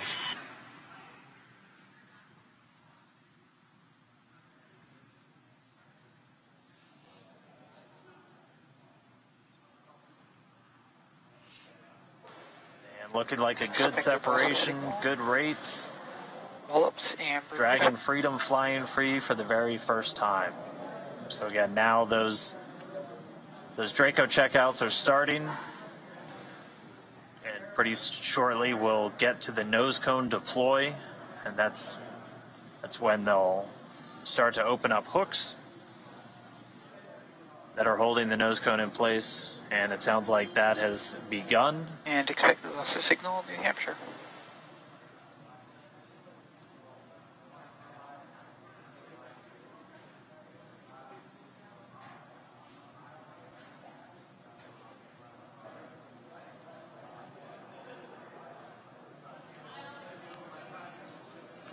So though the crew, as we see them here inside Dragon, they have separated from the second stage, but they still have about a 16-hour journey before making it to the International Space Station and docking tomorrow, or today, later on today. But it is so great to see them flying free in space. And we did get confirmation that that nose cone deploy sequence has started. So again, those 6 hooks that hold the nose cone in place during the launch and ascent portions have to retract, and then the nose cone will be able to start to swing open and deploy, and that will uncover a number of critical systems for Dragon's flight up to the space station, not the least of which Freedom, LD, I hope you enjoyed your ride. It's been an honor flying with you, Chell, Farmer, Samantha, Jessica. Have a safe journey to the space station. Say hi to Crew 3 for us, and we'll look forward to seeing you when you get home. Indeed, the dream is alive. Have some words from our CE. Dragon, CE, privilege having you fly with us. Good mission. We'll see you later.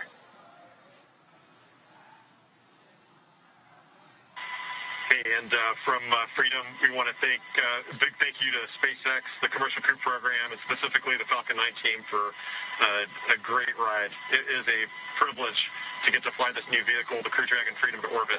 Huge thanks to the teams that assembled and prepared her for flight. We're feeling great and looking forward to the view.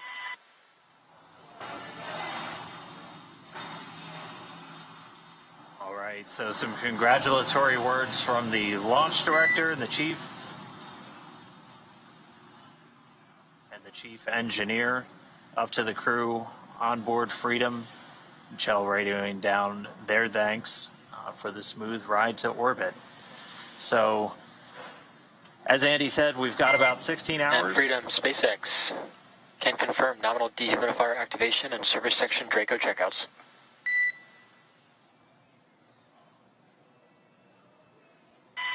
Okay, Freedom copies. Equals activation complete. We're going to go visors up. And that call from the Corps here in Hawthorne. Corps copies, here we go. Indicating that we had good checkouts of those 12 Draco thrusters around the service section. There's 4 to go after we get the nose cone open and the ECLIS, the Environmental Control and Life Support System, activated and running inside Dragon. Crew will be able to get their visors open and pretty soon get out of their suits and settle in for a 16-hour ride to the space station. So, with Crew 4 now successfully on orbit, let's head over to our counterparts at the Kennedy Space Center. It looked great on TV. I'm sure it was even better in person. Daryl, Megan, how are things over there on the ground? Well, thank you very much, Dan, and you're absolutely right. It was phenomenal here at the Kennedy Space Center watching the launch of Crew 4. Wow, Megan MacArthur, NASA astronaut, pilot for Crew 2. And she's been on the space shuttle. You got to watch that launch, and I saw you taking it in. It was spectacular. It really was wonderful to see a launch up close again, a night launch, which has been a while since I've seen one in person. Just spectacular. It never gets old. I think if it gets old, you're probably in the wrong business. Absolutely. It was so loud, so powerful. The roar of the engines when it lifted off, it seemed louder than usual, but that just might be because of the atmospherics. And then that light off the water, what a beautiful sight. Not only were we watching, but also crew on station tuned in to the NASA TV broadcast, watching them lift off as they await for them to arrive tonight at 8:15. That's right. I know they're excited for lots of reasons. One, they're going to get to see their friends, and they're going to get to come home themselves, so they're looking forward to it. All right. Well, Megan, thank you for your thoughts on that. And We also have a very special guest who watched the launch with us here at the Kennedy Space Center. Let's get over to Megan Cruz, who is with one of the astronauts who walked on the moon almost 50 years ago. Megan? Yeah, I am really honored to be standing next to Apollo astronaut Harrison Schmitt. I really cannot believe I'm standing next to you. It really is an honor. Oh, it's my pleasure. I'm happy I'm here. Oh, well, we're so thrilled to have you here. And actually, we're going to pull up some old photos of you. Why don't we take a trip down memory lane? Hey, why not? So for those who don't know, Harrison was the last person to step on the moon with Apollo 17 in 1972. What picture are we looking at right here? Well, this is the crew, Ron Evans, Gene Cernan, myself. This is sort of the publicity shot with the lunar rover. We were the third mission to have a lunar rover that we drove around on the surface of the moon. We actually landed in a valley deeper than the Grand Canyon. Yeah. And the rover enabled us to visit both sides of the valley and really just had not only a great time, but tremendous scientific return. How does it feel to look back on these pictures? There's you on the moon there. To look back on these pictures and to be standing here 50 years later and you just watched Crew-4 launch. Well, of course, I'm happy to be standing here 50 years later. Good point. And the launch of the Falcon 9 and the Dragon to the International Space Station was spectacular. Those of us that rode a Saturn V into space, are a little bit jaded about the smaller rockets, but still, it really was something. And on board was a geologist, yes. Jessica Watkins. Yes, you got your special invite today from Jessica. What do you think about that? That's great. Jessica and I worked a little bit in Houston with the lunar samples and the like during the Apollo 11 celebration, 50th anniversary celebration, and she was very kind enough to invite me and my wife here, my wife Teresa Fitzgibbon, and we sort of consider ourselves the Jessica team. Oh, that's so sweet. Just what do you think about the fact that there is a geologist on board, the importance of having a geologist for this mission? Well, for me, I did not have a chance to gain the kind of operational experience that Jessica is getting. I gained my operational experience from learning to fly T-38s and helicopters, and then a lot of simulator time. She's gaining it in space, and that's very important. Yeah. And I hope it'll stand us in good stead for being part of one of the Artemis crews that goes to the moon. Yeah, absolutely. Artemis, let's talk about that. That's going to return us to the moon. Isn't that crazy? It's crazy. It's been a long time. There have been several attempts to get us back there. The two Bush presidents both tried to get something going, and it didn't materialize, but maybe Artemis is the third time's a charm. Yeah. And we're looking forward to it, believe me. Do you think we're ready to go back to the moon? We need to go back to the moon? Oh, I think we've been ready for a long time. The technology is there. The big difference is NASA had to develop the technology for Apollo, advance old technologies as well as new technologies. The thing that's changed is the commercial sector has taken the NASA technologies and moved forward, and now NASA has to integrate that into a new lunar program such as Artemis. And you saw that tonight with the Falcon 9 launch. That was developed by the SpaceX Corporation, and it's turned out to be an extraordinarily reliable vehicle for launches in general, and in particular now the fourth launch to the International Space Station. Yeah. Well, like you said, I'm glad that you're here, and I'm glad that you will that you witness Crew-4, and then also that you'll see Artemis launch soon. So thank you so much for being here. Well, thank you for inviting me. It's great, and my best to everyone in NASA, and keep doing great work. Perfect. Thank you so much. Back to you guys. All right. Thank you, Megan, and thank you to Moonwalker Harrison Schmitt. Boy, for astronaut Jessica Watkins to have a moonwalker on your team is a pretty nice thing. That's pretty great, yeah. It's fantastic. Well, we're joined now by Josef Aschbacher, Director General of the European Space Agency, who just watched his first crew launch just a few moments ago. Josef, thanks for being here, and what'd you think? Oh, thank you, Daryl. It's just a fascinating moment. This is my first crew launch. I've been Director General only since 1 year, so this is really a good experience. I have to say this is phenomenal. But let me also say a word of thank you to NASA. NASA is an enormously good partner to us, the European Space Agency. It's really a pleasure working with NASA. We have very good relationships, a very strong partnership. But also thank you to SpaceX for delivering our astronaut, Samantha Cristoforetti, up into the space station, and this is a very important moment. But for us also at the European Space Agency, we are building up a strong human exploration program, and Samantha is the third astronaut now in a row, following Thomas Pesquet, Matthias Maurer, who is in space right now, and now joined by Samantha. So a year and a half of presence of ESA astronauts in the space station is the longest time ever, and therefore for us this is really a very important moment, and I'm very excited personally, but thrilled to see what's coming. Samantha will have a lot of work to do, a lot of experiments. She is also a very good role model for us in Europe, but worldwide, lady, and this is also on top of all the other qualities she has. So really excited, and once more, thank you NASA, thank you SpaceX for doing this fantastic job with us together. And we appreciate all the work that ESA does as well for the NASA team and for Commercial Crew. And you can see Samantha, she's on the far right-hand side. Actually, you can see her boot there as she goes up into space. And a quick operational update, we have deployed the nose cone from the front of Dragon. That's an important milestone in order for Dragon to dock to the International Space Station. So we passed that milestone, and the crew continues, as you can see there, on their flight through space. You mentioned Samantha Cristoforetti. She was speaking the other day in a press conference. Not sure if she's going to get to do an EVA. It's possible. But one of the exciting technologies that you have up there right now is the European arm that's on board. This will be over on the Russian segment, but I'm fascinated by this arm, which like has hands on two ends and like crawls around on the station. It's pretty neat. It's pretty neat, yeah. In fact, we launched it last year, and it's really neat. It has, you can really move it any way you want, and this is it has to be commissioned. This ERA, it's called, and it is on the program of Samantha's tasks, among many, to support the commissioning of this ERA, and this is something that is quite a unique piece of hardware. Talking of Samantha. It's probably not everyone knows, but yesterday was her birthday. Yes, and today she flies up on space, so it's a nice birthday gift to her to get into a rocket and up to the space station. So, happy birthday, Samantha. It's a big birthday candle. That's right. We lit a big birthday That's right. candle for Samantha.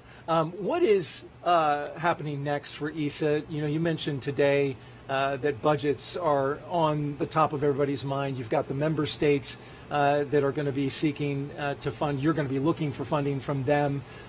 What's next for you, the next big thing for ESA? I mean, I'm being here now at Kennedy Space Center. This is actually not my day job. My day job is talking to politicians, to my member states, and really put the program together for the next 3 years. And we're having a very ambitious program we are putting together. Certainly, exploration is a priority. We yesterday had a very nice, very constructive meeting with the administrator of NASA, Bill Nelson, and his team. We have many projects in the pipeline where we are working together already, and we want to intensify and come with more activities. Let me, of course, mention the space station, where we continue the operational supply of our activities, our hardware partners, which are then in exchange giving us flights of astronauts. So this is nominally proceeding, despite all the discussions you sometimes hear in the news. Then, of course, on Mars sample return, we are preparing together with NASA our contribution to Mars sample return. We are also planning missions to the moon. We have a large lander which we are preparing in Europe, which would be, again, a part of contribution to NASA, again, in exchange for NASA flights. This will be a huge one. It will be a truck, actually, going up to the moon, capable of launching or transporting about 1.5 tons of mass to the moon, which of course is necessary to build up bases and the various infrastructure which will be required. And we have many other activities where we work very nicely and very closely with NASA. I should mention also ExoMars. ExoMars was a mission we did prepare together with Russia until very recently, and through the invasion we cannot continue there, obviously. The rover called Rosalind Franklin rover is ready for launch. We would have shipped it to Baikonur, but of course now I had to stop, I had to suspend this cooperation, and now I have to find new ways of bringing this really incredibly fascinating rover onto the Mars surface. So I'm working now with my member states, obviously, but we're doing industrial studies, and again NASA has reached out to us, supporting us with expertise on how we could bring this rover now to the Mars surface, and replacing obviously those components that have been Russian with European ones, or possibly with some help of the US. So we have yet to see that, and decisions are being prepared right now. We have decisions on that in the July timeframe. But our big moment of ESA is in November, when we come with a big package of next space programs to our member states to fund our activities for the next 3 years. Well, good luck with that. Good luck with continuing to work to ExoMars. That was a bit of a blow. But your moon stuff, we've got part of your hardware over there in the VAB right now. And so, have you had a chance to go over there and see the SLS rocket? I have seen, of course, the SLS rocket. I've seen it last time in the VAB. I've seen it just the day before yesterday out in the open air. And I have to say, this is so impressive. I'm very proud to be part of the SLS. You see a little ESA logo under the NASA logo, because we provide the ESM, the European Service Module, a very element on the critical path. And again, once more, thank you, NASA, for this strong partnership, which we enjoy working with you. All right. Josef Asbacher, Director General of ESA, thank you so much for making time and joining us, and good luck to you. Thank you very much. All right, well, mentioning the International Space Station, NASA recently announced the International Space Station would be extended another 8 years and then decommissioned.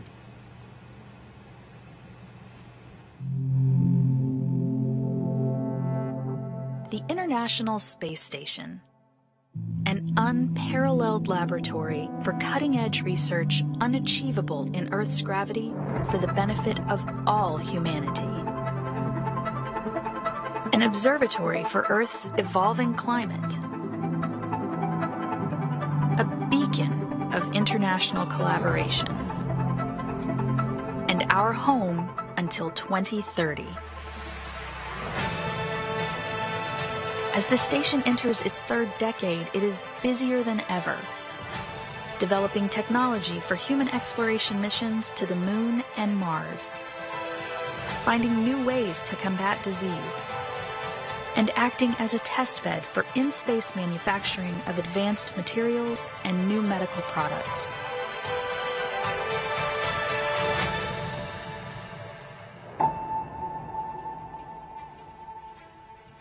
Humanity's future is an ever-expanding team of nations and companies enabling exploration together and for the benefit of all. The International Space Station is a critical step on a great journey ahead to the Moon and beyond.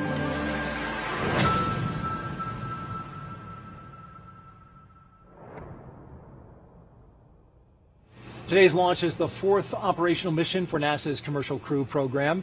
It has seen many successes in just a few short years. NASA's Megan Cruz is back now with some leadership from our NASA program. Megan. Yeah, I'm here with Dana Hutcherson. She's the Deputy Manager of NASA's Commercial Crew program. It is really great to have you here. Thanks for having me. So what did you think of today's launch? It's so exciting. The launches never get old. I'm always excited to get to see a launch and to be up here on the balcony and hear new people watch the launch. It's always just a breath of fresh air to hear that. Yeah. Our mission's not done though, so we're always watching, and I don't breathe a sigh of relief until we actually land the crew. So what I thought was really cool though is right after a liftoff, pretty shortly after a liftoff, we heard the Commander Chell give you guys a shout out, the Commercial Crew program a shout out. Yeah, exactly. I think that was really awesome. We have a lot of great people that work in our program, and a lot of people that spend tireless days working with them, both SpaceX and NASA, and all of our teams that work together. So really appreciate that shout out from Chell. Well, is this program, would you say, accomplishing what it set out to do when it was created 11 years ago? Yeah, I do believe it has. I mean, it was cost-effective, safe, reliable transportation to low Earth orbit and to the International Space Station. So yes, I believe we have definitely achieved that goal. And also working with these commercial companies, building multiple commercial systems, spaceflight systems, delivering our astronauts to space. It's also opened up the doors for the private industry as well, and so enabling that space transportation for the public. So it's just, we actually had 2 private missions in the last year, right, that SpaceX has accomplished. So I think our goals in the Commercial Crew program, we've gone above and beyond on meeting those goals. Yeah, you've really been the springboard into what we can expect to be our near future, it sounds like, with all these commercial programs, like you said. Exactly. It's a new era with NASA and the commercial and human spaceflight, for sure. Dana, thank you so much. I appreciate you being here. All right, thank you. Daryl and Megan, back to you.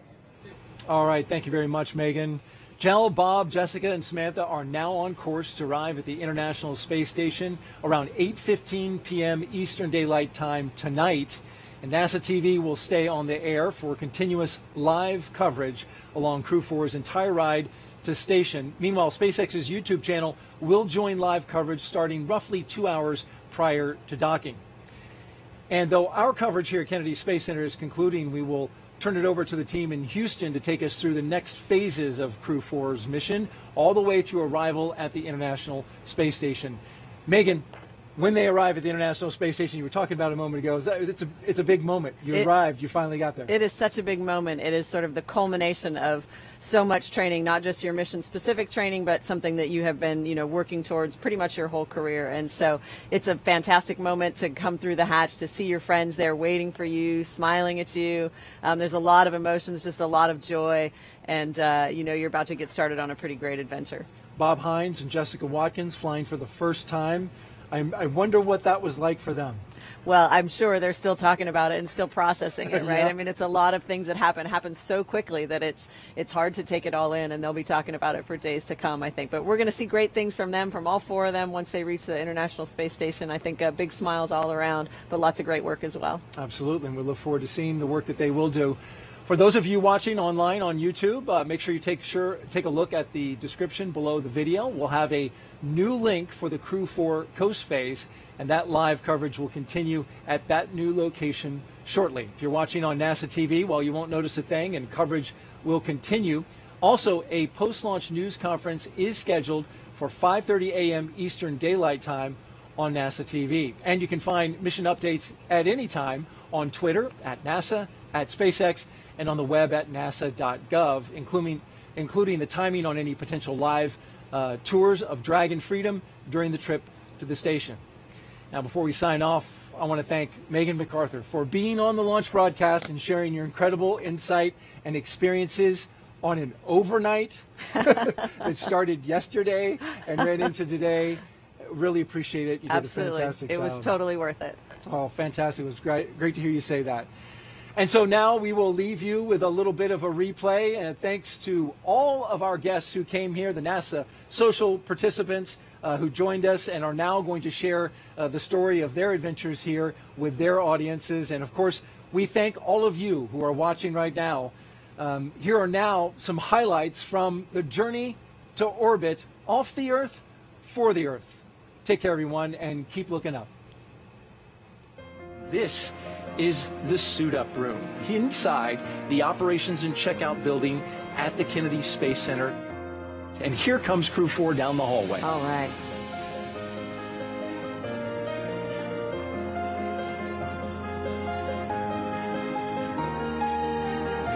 There they are. There they are. Jessica Watkins, Bob Hines, Jell Lindgren, and Samantha Cristoforetti. Samantha and Jessica there. Bob Hines and Jell Lindgren. And here come Jessica and Samantha.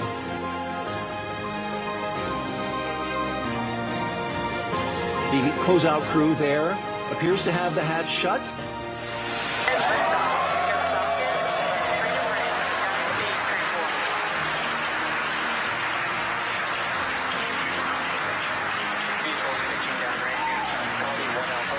Freedom soars and the Dragon flies forth.